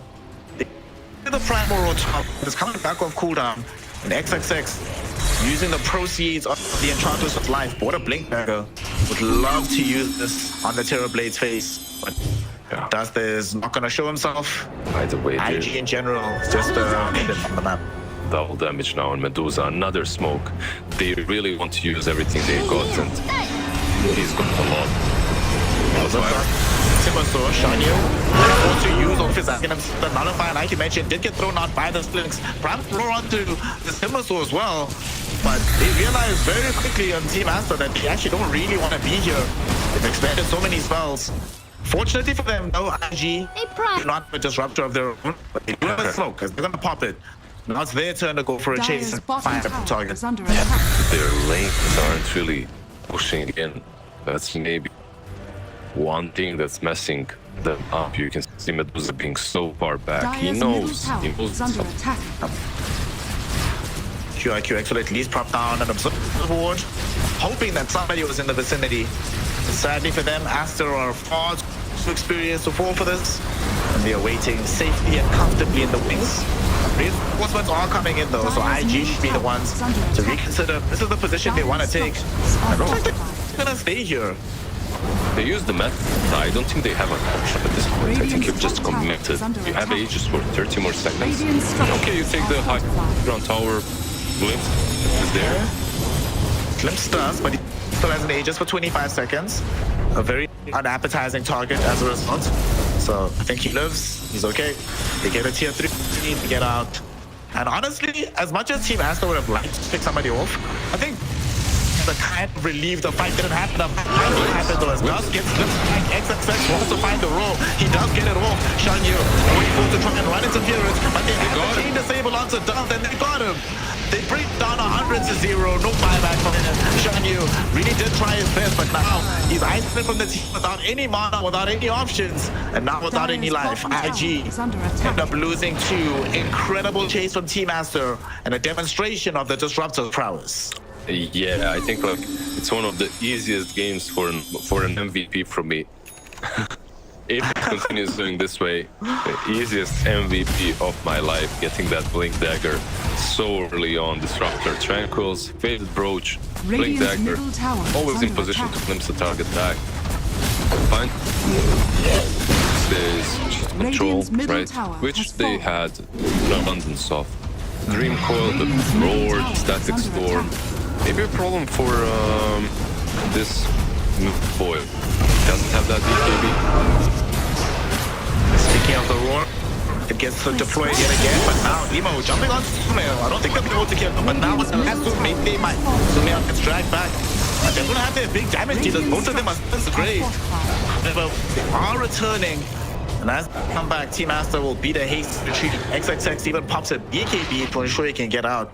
But nonetheless, they had a tier 3 tower, equalizing the damage they received on their side of the map. Yeah. If you're IG, are you happy with that? You're not that sad. Like, you didn't have your position 2 and 3. Both of them died, and you still didn't lose a side. You only lost the tier 3 tower. So it's a decent defense. Emo just demonstrating the power of Dragonite once more. What an intriguing game the second game has been. You know, earlier you were talking about how these supports, or rather the key metric for a lot of these supports is experience, especially when the game isn't going well. Have you also been feeling lately that gold leads are, I wouldn't say insignificant, but they don't feel as impactful as they used to be? I don't know. Like It really depends on the game.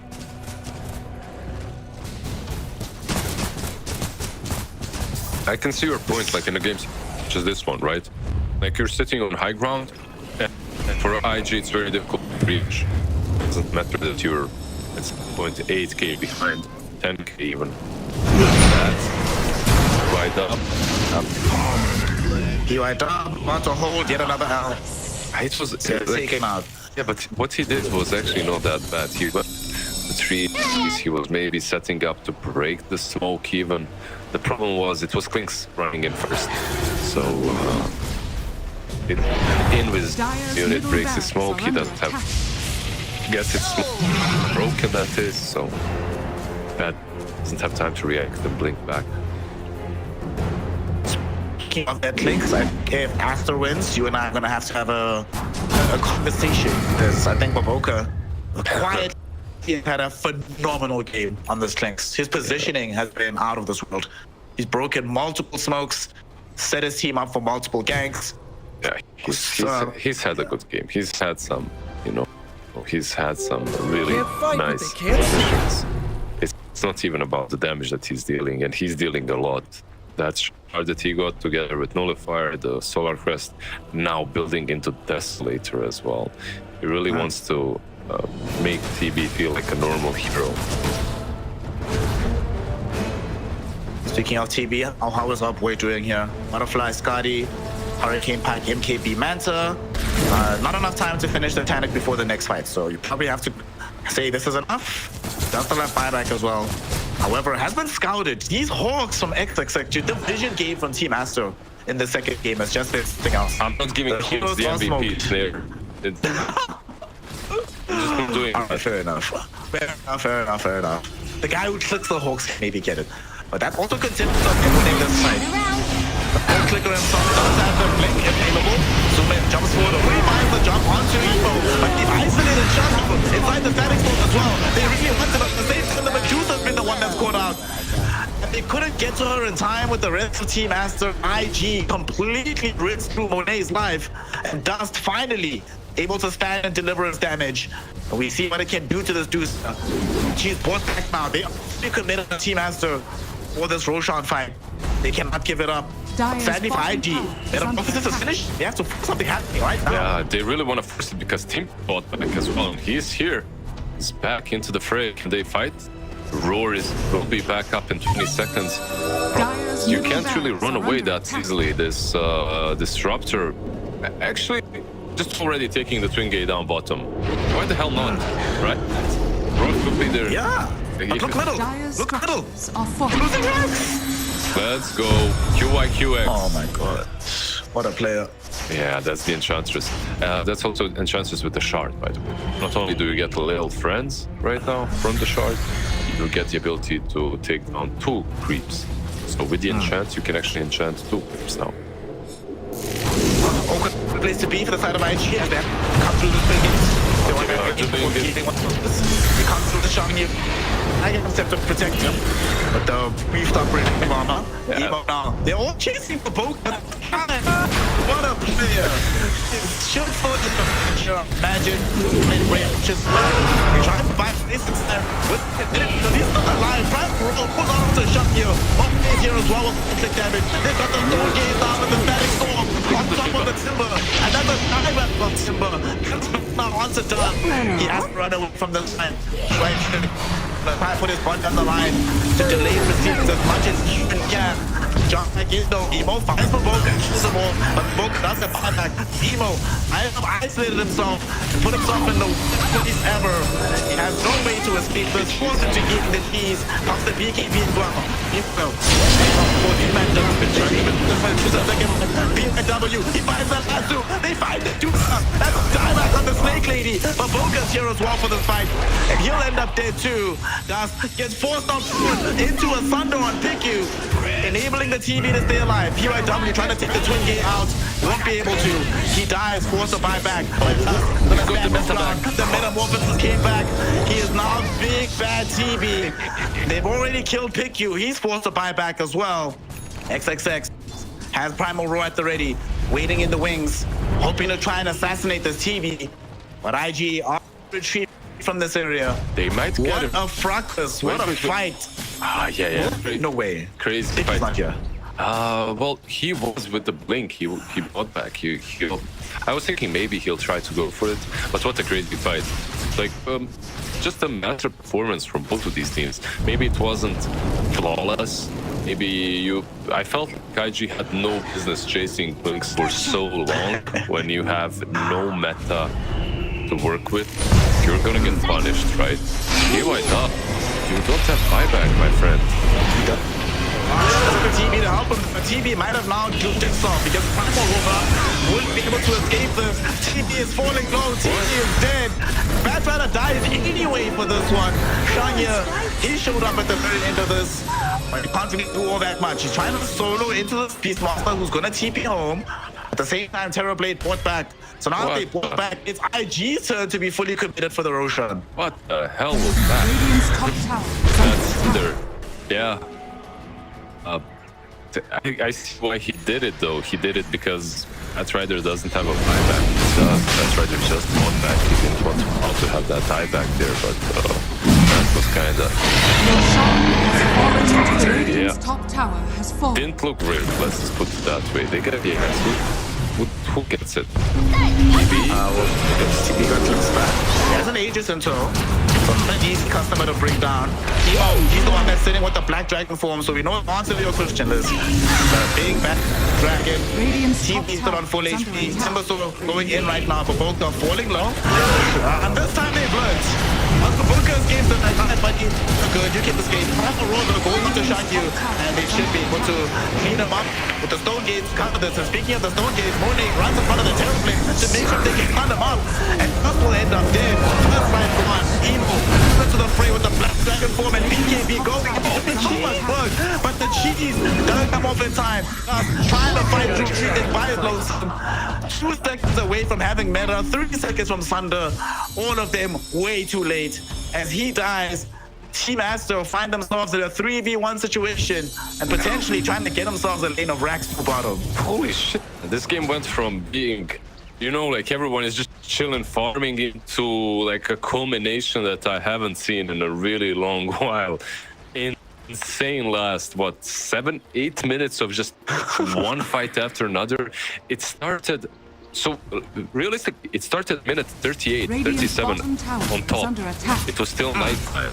And then it continued through the twin gates down bottom. This looked like one of your, obviously my very hated, but one of those anime fights like in Dragon Ball Z that last like 7 episodes. 7. Yeah, I wish 7, 57. I remember those days. Dude, yeah. What a wild ride. Not done just yet. The Batrider, He's going in. He didn't get himself right click down though. He's gonna end up dead. 75 seconds in the graveyard buyback. Dreamcoil coming in onto all three heroes. Primal Raw to Emo as well. Medusa going in with Stone Gaze. They freeze up the DK. They really want to kill him, but Emo is so strong. He finally does get off the cheeses, but he didn't get it in the last fight. And now they can potentially turn on to Juicer. He's a bit too tanky though. Him and Emo, they're doing their best, but without the help of Dot, they just can't do it. Now the Nullifier comes back, assaults onto the Timber Soul, and as it kills him off, the GG is thrown, and Team Aster will take us to a defining game 3. It turns out that KD is freaking busted. Please get rid of her if you want to wear Dota 2 right now. Yeah, you wanted to see it, you're gonna get it. Game 3, I wouldn't say it's about the Snake Lady. Really, I wouldn't say this was about the Snake Lady. I think that both of these teams had a very fair shot at winning the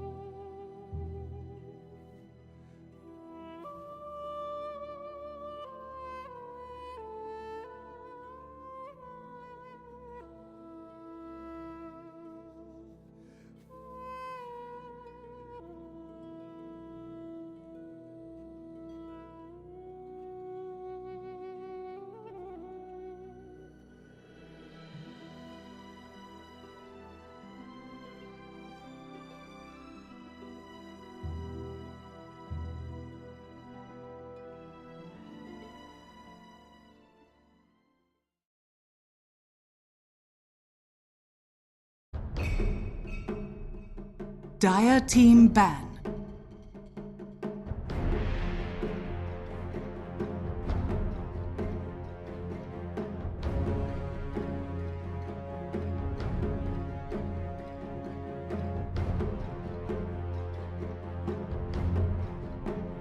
Ten seconds remaining. 5 seconds remaining. Team Aster's turn to Dire ban. team ban.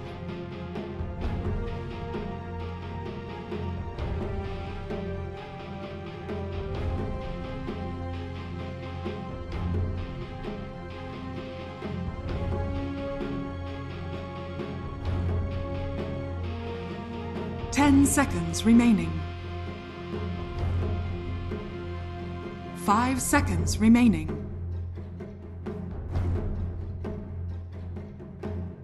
Team Aster's turn to ban. Dire team pick. Team Aster's turn to pick.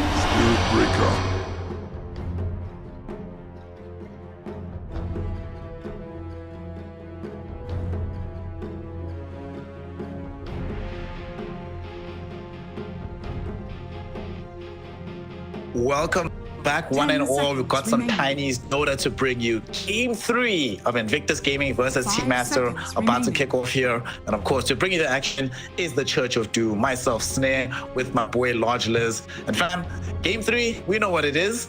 Team Aster, they know that they don't need this as much. No, they just want the W. IG already showing the proper respect, not just to Sumail, but to XXX as well. No Beastmaster. And then Team Aster, finally, no Snake Lady for Game 3. We're going to be having something different to round out the series. First and foremost, I did not agree on Church of Doom. 10 seconds remaining. It's still under construction. Dire team ban. Second, okay, we get like a Spirit Breaker Visage. That's a cool one because which teams I saw it ran by first? I think it's Tundra I saw play it, and then Aster in this region. And now IG snatch it back up. I think like Visage overall brings a different vibe than Beast versus Timber. Because as a Beast, you're bringing that big piercing control, but you're also bringing a lot of damage with the Drums of Slum. Like Visage into Timber does not bring damage. It does bring some control with the birds, but overall I feel like this feels better for Timber. However, it feels similar in a way that one hero wants to push, the other wants to just stall and defend, right? And be in your face, be that body. Yeah. 5 seconds For me, remaining. I'm much more curious to see how they're going to utilize it in the earlier portion of the game. A lot of these Spirit Breaker Visage duos, they're trying to make them as active on the map as humanly possible. Especially the Spirit Breaker. We already saw in Game 1 what PYW could accomplish on this hero.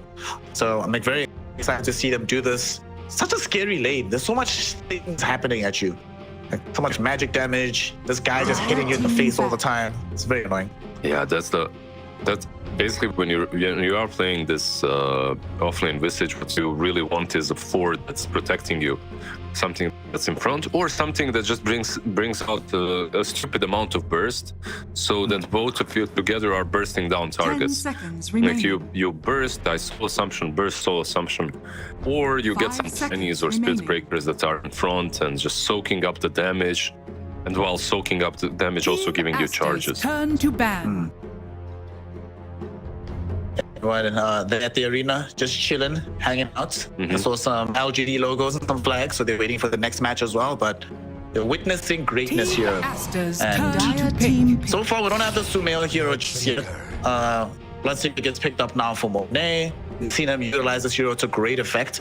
There was that one game, I think, where... When did he show up? Like 17 minutes to a fight and then just never went back to farming? Just kept fighting the entire time. It was so fun to watch. Yeah, I feel like a lot of these cores 10 should be seconds fighting remaining. very often now, and much earlier. Bloodseeker 5 in particular. seconds remaining. By the way, I think we should just be watching the crowd really at this point. Like, get these cams off of players. Just show us the crowd 24/7. I'm down for one big crowd shot. I feel like they're all cool, well dressed, cool, beautiful people. I don't know, and it's all cozy What do you as mean? well. Listen, fam, this is Dota 2, right? Dota 2 self-selects for people that are cool, well-dressed, super awesome, and good-looking. Don't you think? Have you watched any of our international tournaments? Well, yes, but listen, Lizard, a lot of these tournaments have at least you in them. So if you're on camera, the pretty level has risen by 1,000. That's fine. Actually, we did see Tiga in Alina cosplay, so that wins versus anything recently. That's right? true. That's true. Yeah, but okay, IG with Monkey and the Venomancer. Like this is a twist. Like Monkey, well, 10 seconds remaining. not really picked that much at the moment as a counter, but one of the biggest counters to Monkey was always Venom. And you just can't deal with him in the lane, post laning stage. It's very difficult to. You can't jump around the trees. The dots are on you constantly. But they're really stepping the tempo on IG. Like they want to be fighting very early on. Wonder where they're gonna run this Venomancer, but no matter where they do, yeah, I feel like it's a 5 or 4. I think it's a 5, right? Yeah. It can be laned with Visage too, to the Bloodseeker. It's an option. Make his lane as miserable as possible. Gale, Soul Assumption, hit right clicks. Like, I don't want to lane there. Team Monkey King, of course, turn to ban. before today, Dust game came when he was playing Monkey King. It's one of his better heroes. So IG already have some major comfort in that regard. Team Aster, though, also getting comfort for themselves as they get a hero that's not often seen. Jakiro will be coming in here for pick. I believe this is going to be the first game we've had picked or banned of the Jack at all in our region, and he's only been picked 3 times outside of it. Talk to me about it. What makes him good this game, and why isn't he picked at all? What makes him so overlooked? What makes him good? Why is he overlooked? So many questions, so little time because pocket. Never mind. I think it's kind of solid in a way. Like you have this Ice Bat versus Spirit Breaker charge, but you also have a lot of dots versus Visage. So I think that's like 2 reasons why it's good here. He's a solid laner. I'm not sure. This should be your 5. 99%, I feel like. He's also very tanky, so it's easily taken down by Soul Assumption charges. Yeah, I'm not the biggest fan. I don't see the hero often, but I'm always happy to be proven wrong and learn something new. Maybe I love Jakiro, by the way, as a hero. I play it a lot, but not in the new patch or the old one. Or the patches in the last 2 years. You're like, I love Jakiro, I just never play that guy. Get him out of my game. Maybe they just want to more fire, you know? Batrider has some fire, Timbersaw has a flamethrower, and they're like, what else has fire in it? Do we want to pick Lina? No. Pick Jakiro. Turn to ban. You know, everyone else was red. You know, we're matching themes right now on the side of Team Aster. That's it. It's the team play. I see. Yeah. Still the thing that I say when I don't know what to say. Thank you, Snare. Talk about color schematics, you know. So to round up these drafts, what are we going to be having here? Aster is the last overall pick. So IG, they've banned out Ember. There's no Winter Wyvern. Pango was banned earlier on. Obviously, the respect has been shown with Storm Spirit. Void Spirit presumably gets banned here by Aster, and then also remove Puck. So what mid laners are actually left? What, Wind Ranger, I guess, the pool, DK again, from what we saw in game number 2, but maybe they don't want that for the side of IG. They want something faster as well. Yeah, Queen of Pain too. It's kind of in it. I don't know, like whatever they pick, already from both sides, I'm expecting a different game than the last one. What gets banned out? Okay, not gonna see that. I am expecting a different game, by the way. Game 1, game 2, it was like calm for the storm, and the calm was really long, like 20 minutes, and it all got broken down in that one long fight. This time around, looking at these 8 heroes that are in front of us, they want to fight for 7. Yeah, Monkey can farm a bit, sure, but he can still join fights. It probably tells us a lot that the longest cooldown is that Monkey King's, right? The ultimate. Everything else. Maybe the birds on Visage. I don't really count those. But yeah. IG, we get Void Spirit, what a surprise! Oh no, we needed a hero that initiates, that emo's good on. Oh no, obviously it could be Void Spirit. And Sumail will not have the Storm Spirit, only has Wind Ranger of the heroes he's been reliably playing. No Quap either. What do you play here to try and deal with this? I think Wind Ranger is a solid option. I feel like she fits into the lineup really well too. Is there something that she's afraid of? There's a lot of slows, a lot of tanky heroes. The charge is annoying as well, but not sure. Let's see. Like, I think that would be okay. Maybe they have something completely different on the mid they haven't picked for him before. And before Tinker, oh, there you go. Well, we are having something new. He's gonna play Timber. Yeah, he is. Yeah. He's playing Timber. Okay, XXX Mars. So this is what, the second time we've gotten Mars in the Chinese region. The first time I thought it was a good Mars game. It's fortunate for them, for the team that had the Mars, it did end up going their way, but it's a Mars. It's not Mars Phoenix, it's just Mars Mad Rider. That is still a lot of damage too there. And it's so mid. I remember you once mentioned after we saw him playing this hero from the mid lane, how a lot of the weaknesses that he provides from the off lane get ameliorated and or addressed so much faster when he plays from mid.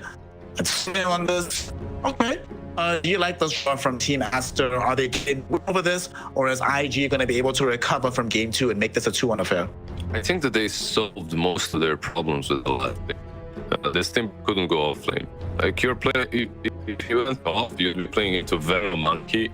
That's literally just asking to not have a game. It's gonna be 4 minutes then.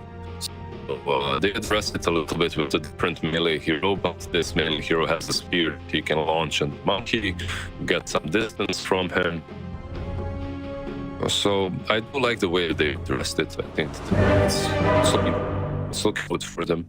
They have like 2 heroes that can defend different sides versus Vintage as well. Let's see, join these fights. We have set up for Hero Arena. No, overall, I'm leaning slightly towards IG when it comes to the draft. And slightly towards I think I like their draft a bit more. All right, IG, let's go. History suggests that whenever IG beats one of these bigger teams, always in a 2-0. Never gone clean under these conditions. So let's see if that's going to happen again. They did have beaten Aster throughout this year. Didn't happen last season, but it didn't happen at the beginning. So let's see what they've got. Also, something very interesting about games like this, and one team has absolutely incredibly high stakes, but they're clearly just preparing for an upcoming tournament, is in a way, that, like, for a team like Aster, if they were already like qualified for TI, they could maybe take it a bit more easy, but knowing that they also need to bring high-level performances to Bali, every game is practice for them, so a loss might really sting before a big event. Being like, guys, we can't even beat IG, how are we going to deal with these liquids and these guys? We're going to fight now with IG and the gang. Boundless Strike connected onto 2. Unfortunately for them, they do not have a way to get jump on the high ground, Dual Breath slow down, and it's all good. I love your enthusiasm about the major, by the way, but isn't it in like a month and a half or something? Yeah. Right around the corner. Yeah, I don't think this loss is gonna sting as a practice to the major, you know, it's like, bro, what? To this day, are traumatized by a question. To this day. Gonna have another big skirmish happening in the bottom lane. Monet got off a very nice blood rack that should lead into him getting a first blood. Because one that snags the kill, PQ trying to run himself away through the trees. He ends up dead, but now Monet is the one that's in danger here. He's losing a lot of HP. This is Bloodseeker, and he does end up dead. Launching a double towards the Visage, but gets a double of himself though. And finally, should at long last be done. I say that though, but Baboka finds a flame break, more flicks onto PW, but no way. Let it go, my friend. It's fine. Oh, you said the second game had a calm before the storm. Well, that storm is still raining outside. It's not gone anywhere going into game 3. Yeah, I don't see it's actually moving anywhere. They get PYW down bottom. There's a switch up on the lanes, by the way. I don't know if you noticed. Dust will be playing with mid on the Monkey. Yep. They want to make sure, it's what you said, right? Like, they made sure to pick Mars because they do not want Timbersaw playing into Monkey King. Yep. So IG is like, okay, cool. You will still have Timbersaw playing into Monkey King, whether you like it or not. Yeah, they don't like it, of course, but this is still much easier. It's much easier to play mid versus Monkey than it is to play it safely, you know, with Monkey, you know, on your ass constantly, like galing you, running you down. That one would be impossible. This one, play around the bottle, heal up, you know, play with the equilibrium of the creeps. And you still do get a decent amount of experience as well on Dire's the middle conditions, so tower is under so now attack. should be okay. How's top lane? That's the one side of the map where I looked at just yet. Void Spirit in the safe as a result of this. I feel like Emo should still be very A-okay here, right? I don't think they can do anything to stop him from farming. Yeah, I feel like he's okay. The only problem is he's not getting as much X, perhaps. He has to share it with the Veno. And I feel like Veno can be the one that gets gone on multiple times at top. He can actually be taken down. Even now, QA. Oh, but... What a kill. Yeah. What's nice though is like this Venom into Bat, you go for Gale and Bats, they don't have sticky napalms anymore, so all they rely on is movement speed to get on top of you, and Gale, the longest slow in the game. It's early on. Yeah. Bottom lane. Continuing was supposed to go and eat up a tango. Man, they are fighting so much, and Shangyu have a lot of happiness with the food assumptions, but PQ also very happy to get the harass going. They have too much to see with Moni as well. He just keep himself alive. It just keeps being as back and forth of small little poking. Yeah, I feel like Bloodseeker is a happy boy here. A level 2 tourist, and if it continues this way, everyone is fighting across the board. They getting those shots. Oh, what? Yeah, Baboka rotation. Okay. Let's see. You once called him Messi. Messi is out here. Doing his thing. Lucky is puts in the back of the net. And this is he configured the entire base to try and get the Simba. But now he's being most of the Rixes and down on PY Dub. Gonna get raced down by the flash Jakiro. SH needs to watch himself. Get back towards the tower. Does at least have some one charges. What is up for Aster though? Yeah, they found some. Okay, they played this, right? Like they played the Visage Spirit Breaker, and I'm sure that they brainstormed what ideas can work against it. And I feel like Bloodseeker and Jakiro is a really good idea, because for Jakiro to take him down, you need a ton of these. You need a ton of soul assumptions, and you don't want to be using it on Bloodseeker unless you're killing him, because he's just gonna turn back up, right? Oh, top lane. I think we managed to have a kill onto Q and QX. They were trying to bring down XXX. Instead, the turnaround comes in and Baboka's on a killing spree. They might be able to get more as well. Little do they know that Emo doesn't actually have any defensive tools. If they chase them, Baboka probably dies, but they might have found the kill. Hey! Be safe though. Yeah, I love this answer, by the way. The bot lane answer. I feel like this is something that most teams will try and emulate. Jakiro right now has a raindrop, so it's flying over to him, running over to him in a poor tired courier. But yeah, with that raindrop, I feel like this lane is gonna be harder. The raindrop is needed here because he might end up dead on DQ. And they were the ones thinking about playing aggressively into this Visage game, but I think what probably happened is POW is like, hey dude, I just hit level 3. Let's actually just kill this guy. It was just a mistake, really. It's just before Courier delivers. Courier delivers it to the backpack, so he doesn't get. Yeah. They end up bringing down this young Venomancer, but Emo claims the life of the Batrider in revenge. That's a pretty big deal. Killing spree ended. Bunch of gold into Emo's pockets. Solitary time in the lane. Down bottom. Visage now getting aggressed into. He should end up dead, and indeed he does. And PYW, every single time the Spirit Breaker steps away, they immediately play into the Visage's face. It's been so good to watch. They have ways of killing him. Like too many slows. Like you have the Ice Bat, you have Dual Breath, they had Blood Grenade in that last fight too. Just too much for Visage, but as Visage you usually don't get booped early on. And it's also a lot of fun, a little bit simpler. It's all about the outplays around the Gale and Flame Break. But let's see, they rotated the Venom mid. Gale with no Timber Chain can still fall if they go on him, even with the Vanguard. So sorry. El himself is doing a very, very well to this mid lane. Handily beat out Dust, has a 500 gold advantage over him. And Dust is scarily low right now. Like you say, Tamil doesn't have Timber Chain, but he does have Chakram, so not the safest place in the world to be for Dust on his Monkey King. Definitely needs to watch himself. Yeah, the first charge it. Bottom, bottom. Oh my god. Shanyu dies, but Baboka will say, well, worse, because he died first. Ice Pop interrupts the charge forward. And like you mentioned, they can't reach Monet. Through charge, Blood Right, like there's Blood Right, there's Ice Path. There's so many annoyances for the Spirit Breaker. He just can't play his game as he would really like to. Yeah, too many things on the ground. Too many, That's too many. I'm looking for the adjective, but no. That's fine, baby. That's too late. UNW should end up dead. Like, thanks to that stuff on the ground.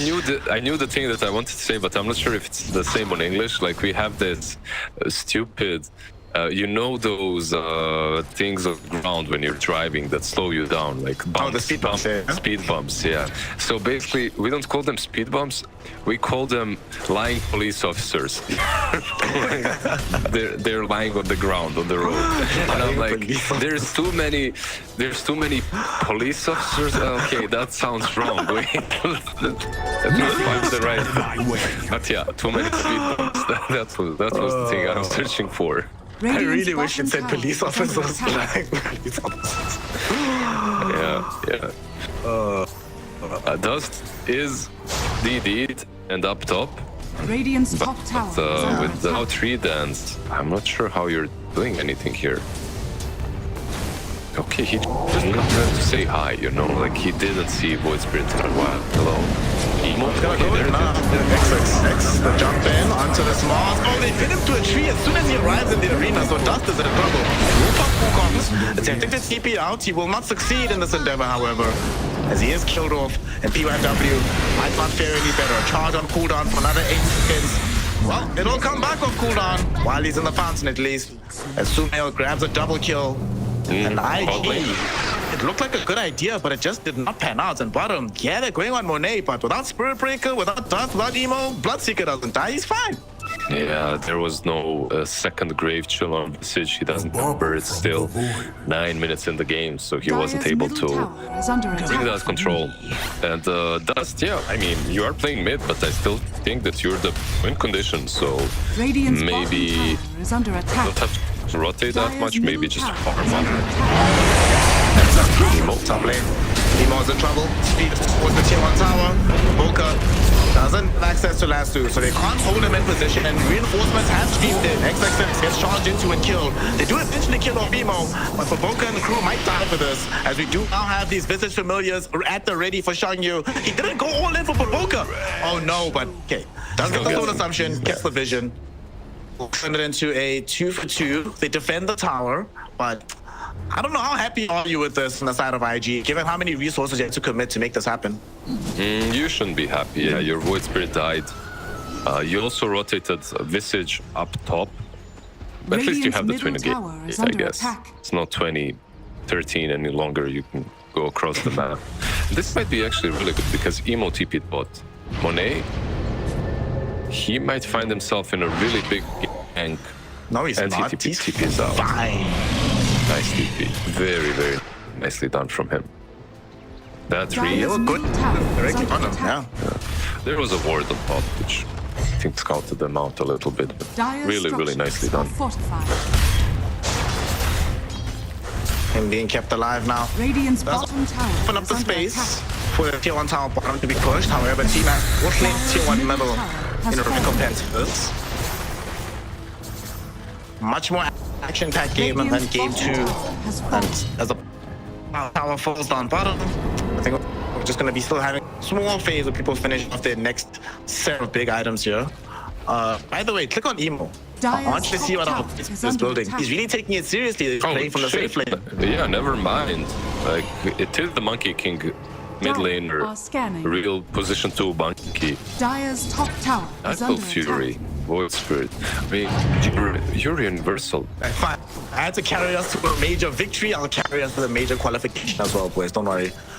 Speaking of the major, in the top lane, Dusk could potentially set up for a kill onto XXX, and he's gonna do just that. They lead onto him. Nether Strike will be there, allowed to escape this Wukong's command. And although PQ did his best to render rage, it's ineffectual. And they get a very nice kill. Even Emo showed up for this one as well. Maybe that didn't need to happen. Of course he did. He needs to snatch the kill. Or at least try to. Try to steal the kill away, get some extra gold, you know. Make sure he's farming in the safest zones possible. He's like, Monkey, please break some smokes for me. I'm gonna farm behind you. Monkey's like, I got you, bro. Here in the river, one of the members involved in that fracas was our Spirit Breaker, but he just TP'd out away from PQ, Sumer, and XX. They all came to try and stop him. And I know every time, I wish we were in the same room together because I want to see your expression every time this happens. In the top lane, might have a last suit going out onto Dust, and I think this kicking is to right here. You might be able to bring Baboka down with him. Emo allows to go jump in with the Astro Step. Just one, I think, would have been enough. 1 or 2, but neither ends up with his own life getting taken away. Yeah, those raindrops, by the way, just coming really in handy as well, like blocking a lot of damage from the Spirit Breaker. His ulti is magical, so it didn't really hurt the pad. That's the main reason why he survived, and then obviously the no bash. The true 17% happened. The advent of this, though, 14 minutes into the game, there are some interesting developments, I think, happening on the map. For IG, they recovered their Taurus time down bottom, as they do now have the Solar Crest and Phylactery for Visage.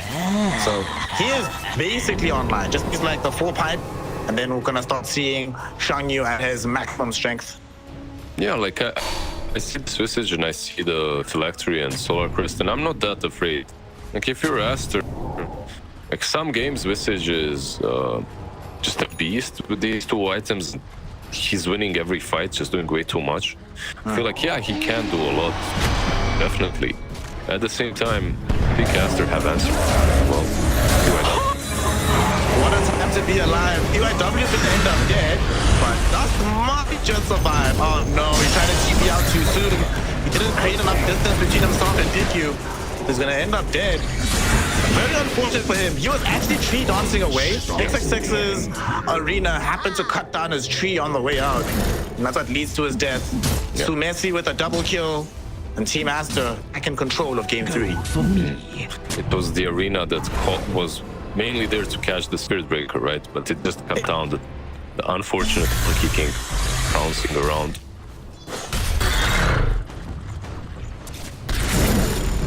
So Emo does have his Battle Fury now. Wait, hold on, I want to check. This surely is the fastest all time, right? Let me quickly check. Probably not. 15 minutes in the game, come on. Like, I'm sure someone built it. I'm checking. I find that hard to believe. Check it. Well, if this data set is correct, and I have no reason to believe it's not, this is the fastest Battle Fury on Void Spirit of all time. There've only been 3 of them before this. Okay. This would be the 4th one. Yeah. I mean, it's not a popular item, right? Like you just said it 3 times it has been purchased. So good job to Emo, being our record breaker. I can be a record breaker for building the fastest, I don't know, something on Meatball. No records will be broken here. That's gonna end up dead and feeding away some familiars at the same time. That's pretty significant kill. They get a bonus out of it as well. Good times. And they might not be done just yet. Look at the Observer with these scouts at Dust. She dancing around on the top side of the map. They know where he's at and they're chasing. Baboka though, he's the one closest, but he does not have a Blink Dagger. So he can't fully close the gap onto this Monkey King.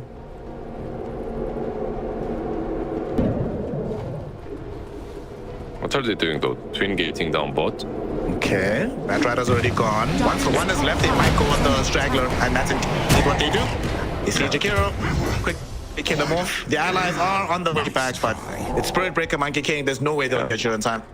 And now you kind of know that there's a ward there now, right? Like, but then again, that ward was expiring anyway, and you get the kill on top of it. So what's gonna happen is most likely they'll try to de-ward the twin gates on top, see that there are no wards, and be confused like what the hell. But I love that setup anyways, like letting two go through and then going on the third. It's allowing IG to maintain some semblance of a hold on the game still. Team Aster have been playing better. They have a gold lead. Overall, they have presence, but only a slight gold lead. They are still farming on their heroes on the side of IG. It's maybe not as scary as, say, an uber-farmed Monkey King, the fact that it's the Wolfsburg getting all this network, but still, universal heroes are quite scary these days. What do you think? Like he goes what, Matt? Mental Fury, what's afterwards? That's actually a good question, because I want to say I would like to see a Deso of some kind, but I also want to see like bigger damage. Maybe just go Silver Edge. You go Silver Edge. Then you go Silver Edge, I think. Supposed to be good, yeah. Silver Edge or Daedalus. Maybe Daedalus, I think. Interesting idea. Yeah. You certainly don't go back, I guess, for the Echo into Harpoon or something like that, but yeah, whatever you go for, it's going to have to be crucial, because right now you're just unable to take these fights. Your lineup is considered really strong early on. I'm not sure how well it will translate into the late game portions. But right now I look at the right-click Void Spirit, man. Okay, so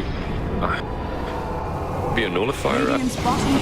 Is under attack. It could be quite nice. There's a smoke up right now from Team Aster. They don't manage to find any of their targets. IG able to very quickly retreat away from the triangle.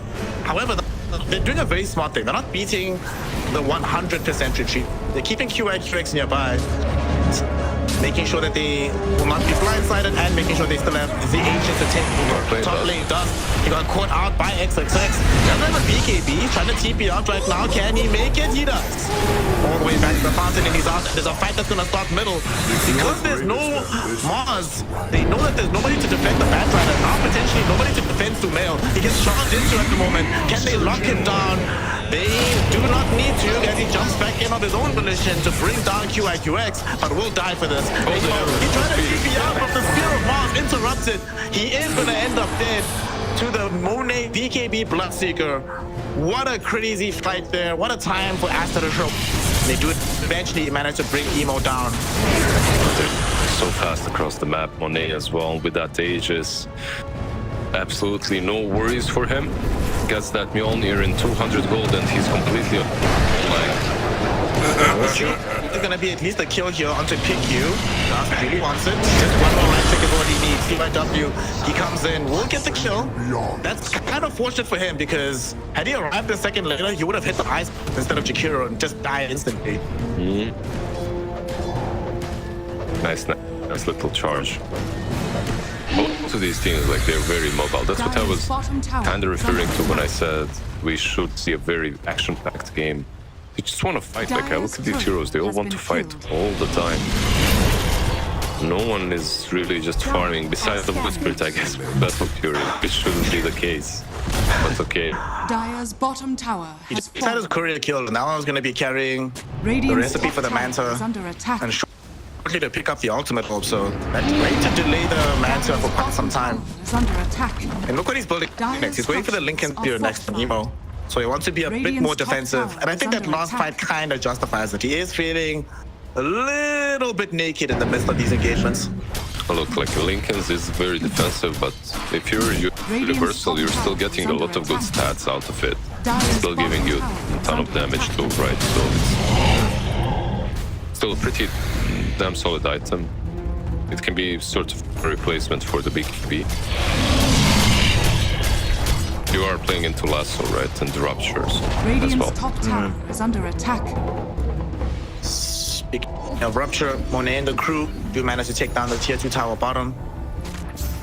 And did he steal the Wisdom Rune as well? Or no, PYW got one. Okay, so it's still chilled. Looks like actually IG is the one that got 2 of these. All right, nicely done. Team Aster. They're gonna smoke and fake back though. They haven't necessarily left the area. They still don't have a Blink Dagger on Batrider, so it needs to be XXX that makes the initiation happen for them. But they don't see anybody at present, so I don't think a fight's gonna happen from this. Yeah, even with the blinks, it's hard versus the Venom, right? Q by QX, just being very pesky, putting these little plague wards everywhere. One of the best heroes versus Blink Daggers. Dire's structures are fortified. Vessel as well, by the way. Dire's middle tower is under kind of attack. have it takes for Timber, but they need to be Radiant's careful with the top tower Lotus. They're is under TPing attack. top. Can they catch Dust? I don't think so. He has this really nice wall. And Dust has really put his life on the line to enable Emo in this game. He's been farming the most risky areas of the map. He's been the one always getting jumped on by Aster. And Aster, you want to jump somebody, but nobody is availing themselves on the side of IG. They're all playing very far back, very carefully. They even just picked up a gem for the Venom Monster to ensure that they do not lose map control whilst they're in this defensive posture. The build belong as well, right? Like this code, disassembling, they're going for a big hit. Just as active as possible. No farming items at all. No axe, no Battle Fury, no QI, QX. Holy shit. So many good things were about to happen here for Team App. Essentially, this observer what they have is doing so much work because they just bought the gem, right? But it hasn't arrived just yet on this Venom Monster to enable him to deal with this. So they knew he doesn't have reinforcements. That's what you get. In fact, almost killed him after the gem arrived, which would have been the biggest disaster. But fortunately for them, the Boka's Flame Break pushed them forward and XXX Arena missed.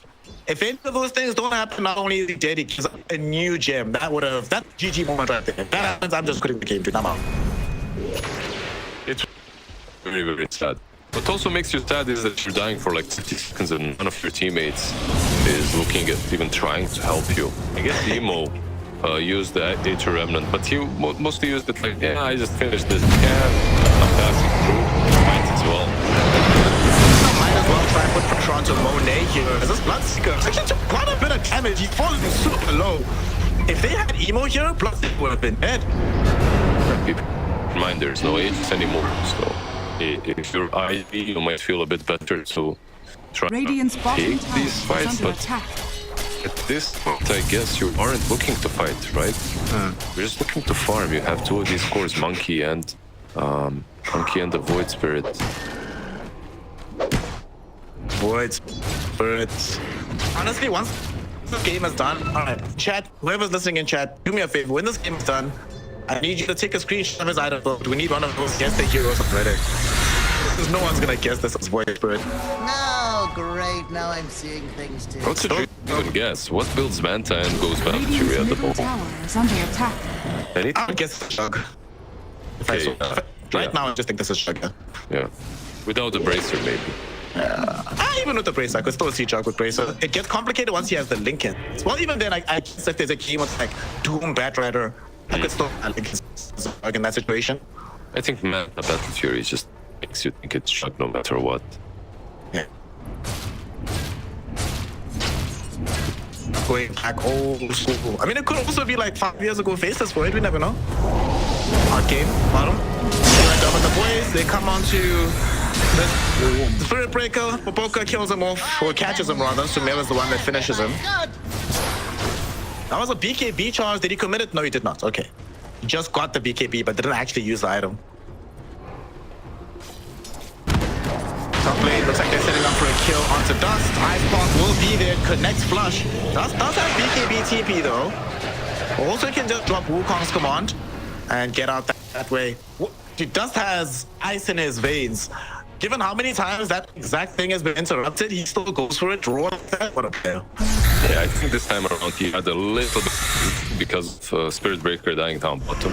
So he knows, okay, if they just killed him, there's a very little chance that they have anyone else. Plus he has this deep ward around the tier 2, which is named CU. So he saw them. By the way, Visage with a nullifier. Everyone is going right click on this team. Nullifier Visage. God, I love Dota 2. Alright, good. What you just spell here? That feels very important to have to do. There are some nice things like the Pav is coming from Jakiro as well. The Blood Rage, right? Well, he jumps into a fight here. There is no Wukongs, but there's also no XXX and they burst him down, and now Sumil is next on the chopping block. He uses his knife as well. Okay, trying to beat a hasty retreat. Static charges on top of him, but there is a Spirit Cow chasing you with the Shadow Blade. He catches vision of anybody, they're gonna get charged down. So far, Monet's been able to dodge. Support though might not be as lucky. He does scarp them, but his team is maybe saying, let's check Roshan and have bigger objectives at play. Oh, the Ice will eventually charge, but the Ice Pass is better from PQ, so he's gonna be fine. I don't know, I feel like he had a charge there. Of course he had. He doesn't have the same info that we do. He could have just went on the 2 supports. I think he'd live long enough even without the BKB. I think he lives long enough for his teammates to follow up, get some more kills. Unfortunately for IG, Roche still hasn't respawned. It respawns only in 10 seconds, and that's pretty much going to be on time for Timber to join the fight. Yeah. I mean, Timber can join, but now we just got a Basher picked up by this Monkey King. He still has Wukong's command. Just came back off cooldown. It's a scary place to be. And they're choosing to start heading down bottom for the side of IG. At least Spirit Breaker did, but the fight is coming in towards them. With these Venomonster playboards, getting some vision. They scouted the Batriders here. Right, forcing some movement. They might be able to jump onto Q and QX. They rupture him up as well. They really want to try and find this kill. He's still alive though. They're baiting him Monet for a bigger fight. He's inside the Wukong's command right now. He just can't escape, and he will be right-clicked down. Venomonster buys back as they head onto Koboka inside the Wukongs and kill him off as well. With these heroes now escaping from the side of Team Aster, now we witness the chase from IG. Sadly, they don't have the right vision. They don't have a disruptor or anything. But what they do have is an opening into the Roshan pit to claim themselves an Aegis and a cheese for a successful fight. Yeah, 30 seconds to kill that Roche before it moves down bottom. I do believe they have enough damage. And I cannot believe that Aster loses this fight. Okay, the advantage of vision was definitely on IG's side. Sure. At the same time, it's a bloody Jakiro and everyone is on a cliff. Like, everyone is in that part of the map where your Ice Path and Macro Pirates just be destroying. But nice maneuvers, nice movements by IG. Man, I really need to find out what IG ate today. Some of the execution on their plays is just surreally sick. To get a tier 2 tower, there's a tormentor for them to try and steal away if they want to. But to see how safely they play, why would you play safely? Man, he's still got Aegis cheese. He's very strong right now. Let's go for it. Like you said, absolutely no reason to play it safe. And nice call on the Silver Edge, by the way, on Voice Spirit. That's what he's building next, after the link comes, that is. Hey. Latent toxicity. So you basically get your old ulti back, right? Yeah. Oh no. No, that's the Agnum Scepter. That's the axe. This is still the stun, if it gets installed, yeah. It's strong. I like this a lot. Like, you pop it on someone, he tries to be KB, he stuns himself. It still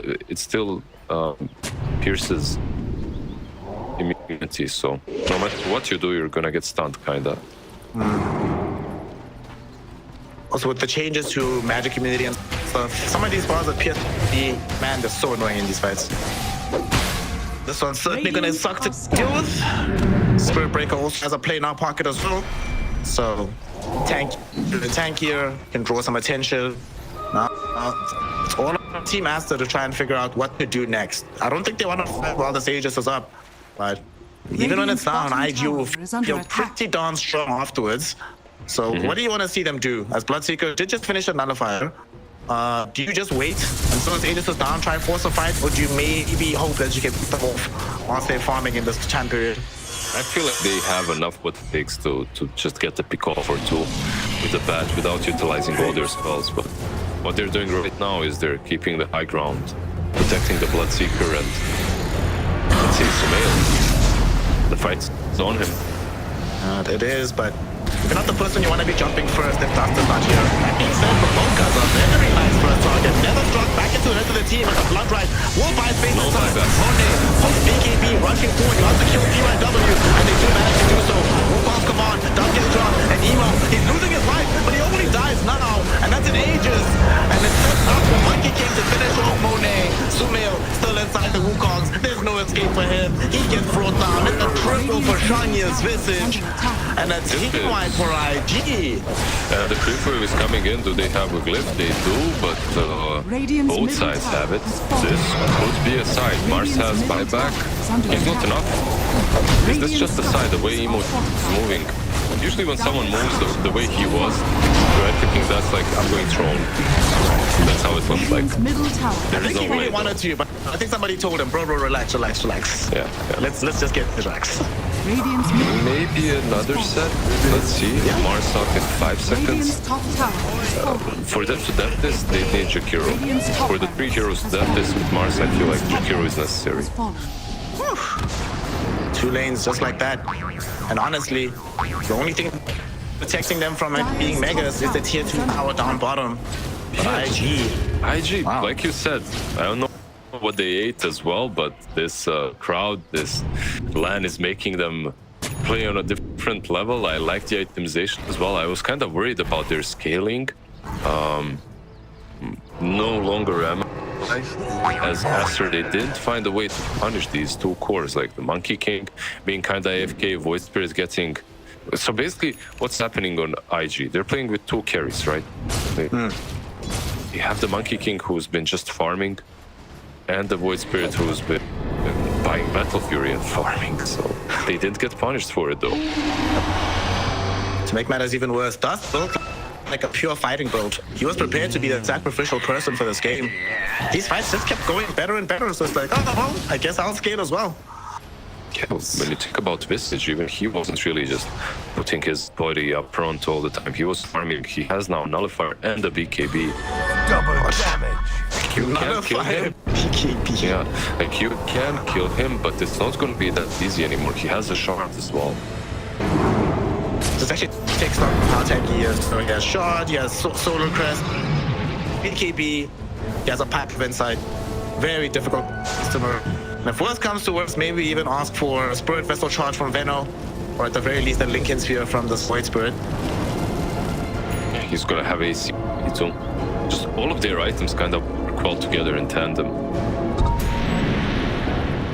Team Aster, they're very much on the back foot right now. 21k net worth favoring the side of IG, and they're bearing down their final lane of racks they need to put Aster into a mega creep situation. Aster coming down on Monet. They want to defend this. And they're thinking about a jump as well. But I think IG are also aware of what's on their side. The game could change fundamentally in these next 30 seconds or so. Yeah, for sure. You can see IG just setting up the perimeter, the position. They don't want to abandon the high ground completely, but they don't also want to fight under it and under the tower. Having a hard time getting closer and closer. Team Aster has done a very good job defending this. Normally talk about slow sieges. This is like a slow defense from them. But unfortunately, not much you can do against the perpetual spam of the Plague Wards.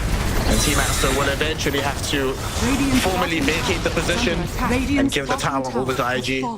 Yeah, like they have this nullifier only on Bloodseeker, but still feels like it's not enough. They might smoke. There's no Aegis. Let's see.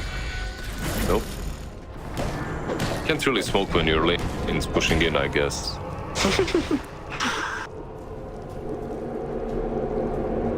So, with one lane of racks left, Monet wants Basher. I'm just trying to think about like what if there's any item that can merge in the next like 2 minutes. that'll make a big difference. This BKB could make a difference for Sumail. Like if Sumail gets the BKB, then maybe has a better chance dribbling around these fights, not being overly concerned with just being as heavily slowed and uber controlled as he was in the last engagement. I feel like he still has a lot of problems though. It's still not easy for him to just be that unkillable Timber anymore. I mean, he wasn't able to do it for a long time.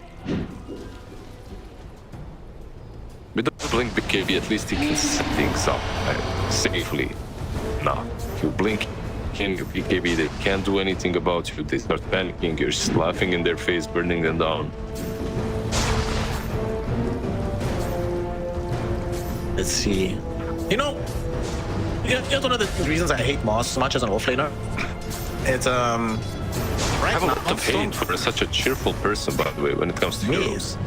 Oh yeah. There's many things I hate in Dota. But it just have you had these kind of Moss games before where you're doing okay for a while, literally 2 fights don't go well, you just bought BKB and then you just never buy another item again. You stop scaling, can't do anything. Yeah, that's the name of the hero. Blink, refresher, BKB, and you're done forever.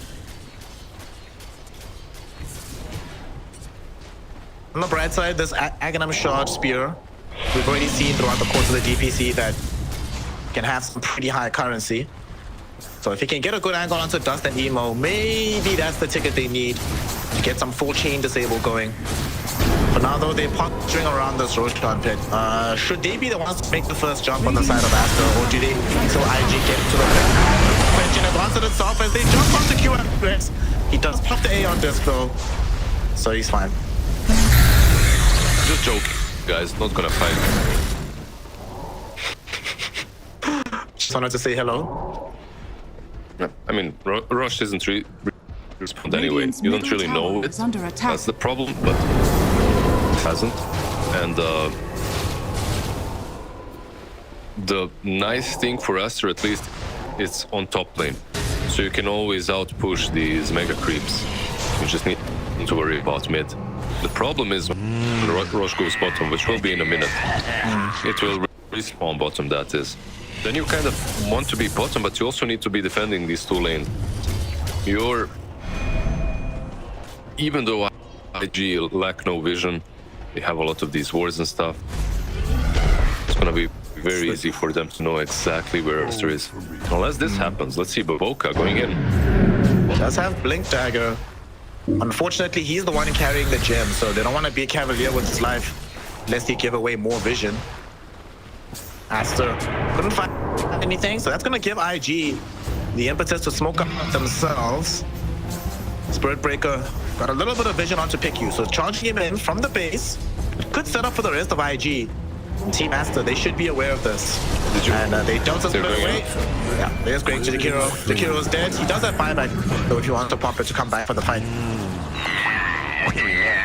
We need to sign a petition to stop loitering in the map fountains, lotus pools. They're putting these wards inside. Not cool. No loiter.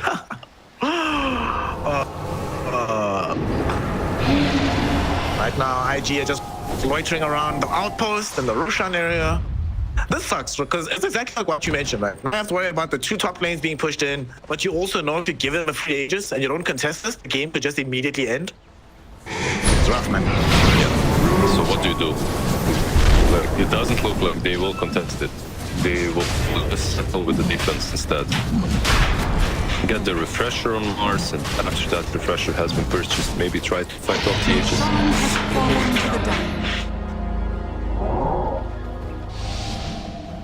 So Emo gets the Aegis. What have you made of carry Emo, safe game with this Void Spirit over the course of this game? Oh, it's pretty cool. He's got tagged now too. He's managed to delay the game significantly. Both him and Monkey King, they've been cutting waves and just farming behind enemy lines. It's kind of solid. He had the rapier, by the way, queued up. I'm a very sad boy. He's not gonna get it. Instead, he goes for Satanic. Yet again, I can almost guarantee someone on the team is like, mate, we're already winning, dude. Just relax. Just win the game normally, it's fine. So, and for going the option for BKB, decided for the Octary instead. And one more fight potentially is coming. IG stacked up with some heroes in smoke, but they're not forcing the matters just yet. They're gonna go now again. Yeah, take the smoke. Look at the line drawn. All the way around. Are scanning. Poor Charge going in onto XXX. That's an negative step on PYW, so that charge comes very, very fast. He's dead. He does have buyback, however. Timbersaw jumped in onto PYW, forcing out the BKB. So he'll go home, but this is a Spirit Breaker. Doesn't take that long to come back, but he's not here right now. So QIQX will get jumped on. Does have A on this to keep him alive. Fire though, makes sure that it doesn't come to pass. And they do manage to kill him. Fortunately though, he did get off his spell. So look at the magic damage coming into them. Jakiro will end up being a victim of it all. And IG, they recognize that opening. Despite playing at the moment with only 4 heroes versus 3, one coming back, they're like, let's take the base. Let's go on these buildings. Yeah, it felt like it wasn't just the damage, it was the slows. Here comes Timber, and there gets thrown down, and Timbersaw realizes he cannot close this gap. He knows he will die inside Wukong's. So they get the Megas, which is what they want for IG, and they get the hell out. Only cost them the life Venom Monster. They didn't even pop the Aegis here, Liz. They didn't even buy back on the Venom. So he's just, yeah, I die, doesn't matter. I have my Aghanim's. Poison Nova, just doing so much. It wasn't really about the damage, just that we move in the fight. Bro, he did 4,000 damage despite being one of their big targets. Despite that player, you're right. Man, at least careful. Nullifier, charge coming in towards him. IG, very happy to let him go.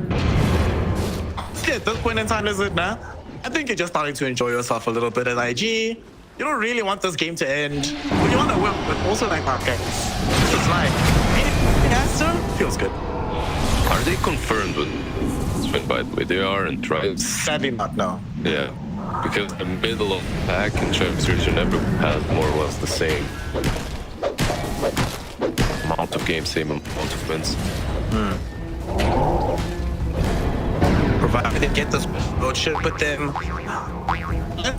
There's some permutations that would deny it, but it puts them into at least tiebreaker territory. And then it just comes down to the game between themselves and Xtreme Gaming tomorrow. With that, I think, is probably going to be the deciding game.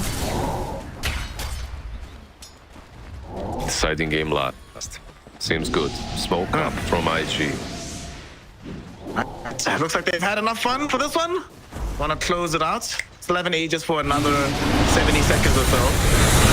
Going on to Monet. That's a baby. The fire hits him. He gets never struck back. He wants the Bloodseeker's life, and they will get it. He is dead. He does buy back. Look at this though. Sumail. He tried to help out, but just treats him like a child. Barely even looks at him and just swats him away to his death. No buyback for the Timbersaw. I think this is it, Chillers. This is it. This is 3 versus what, 7? There's Cheese, there is Aegis. There are buybacks on IG. That's it. Only buybacks on the Mars on the side of Team Aster. XXX does jump in from the arena. While he's doing so, though, PQ even 645 emo. Harpoon onto Monet, preventing the Bloodseeker from chasing the Visage. And as Monet dies, Kanye celebrates over his corpse. And Emo and the gang get themselves a huge win. Team Aster and keeping the hopes of going to the bottom major alive. Incredible performance by them. They have to be very satisfied with how they play. They adjusted their traps. They won versus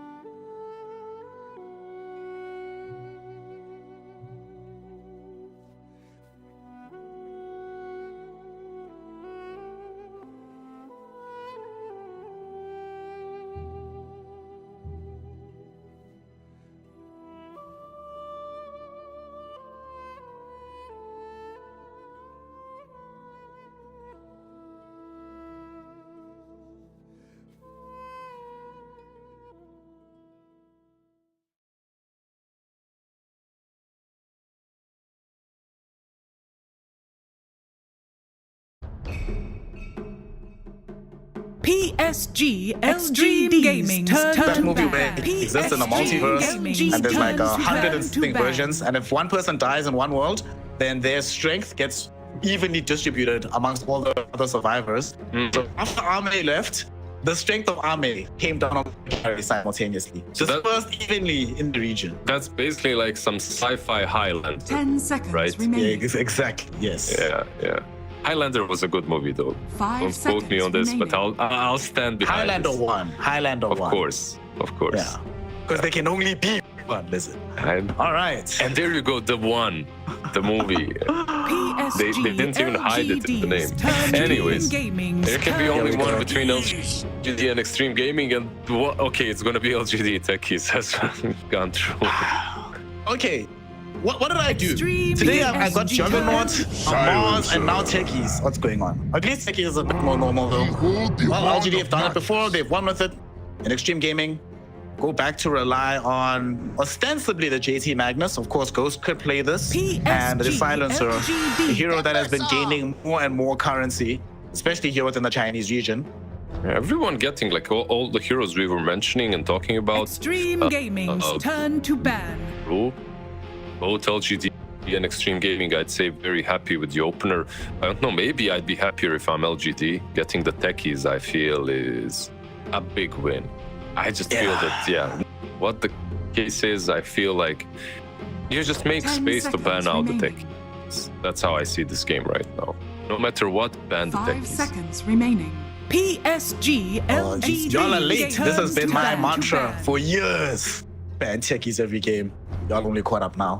LGD, off the back of this, will also make sure to ban out the heroes that would make New's life impossible from the offlane. No Bloodseeker, no Monkey King.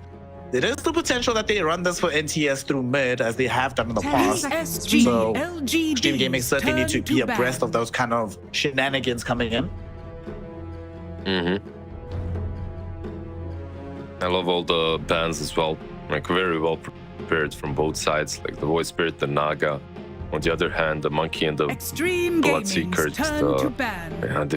defending that Timber.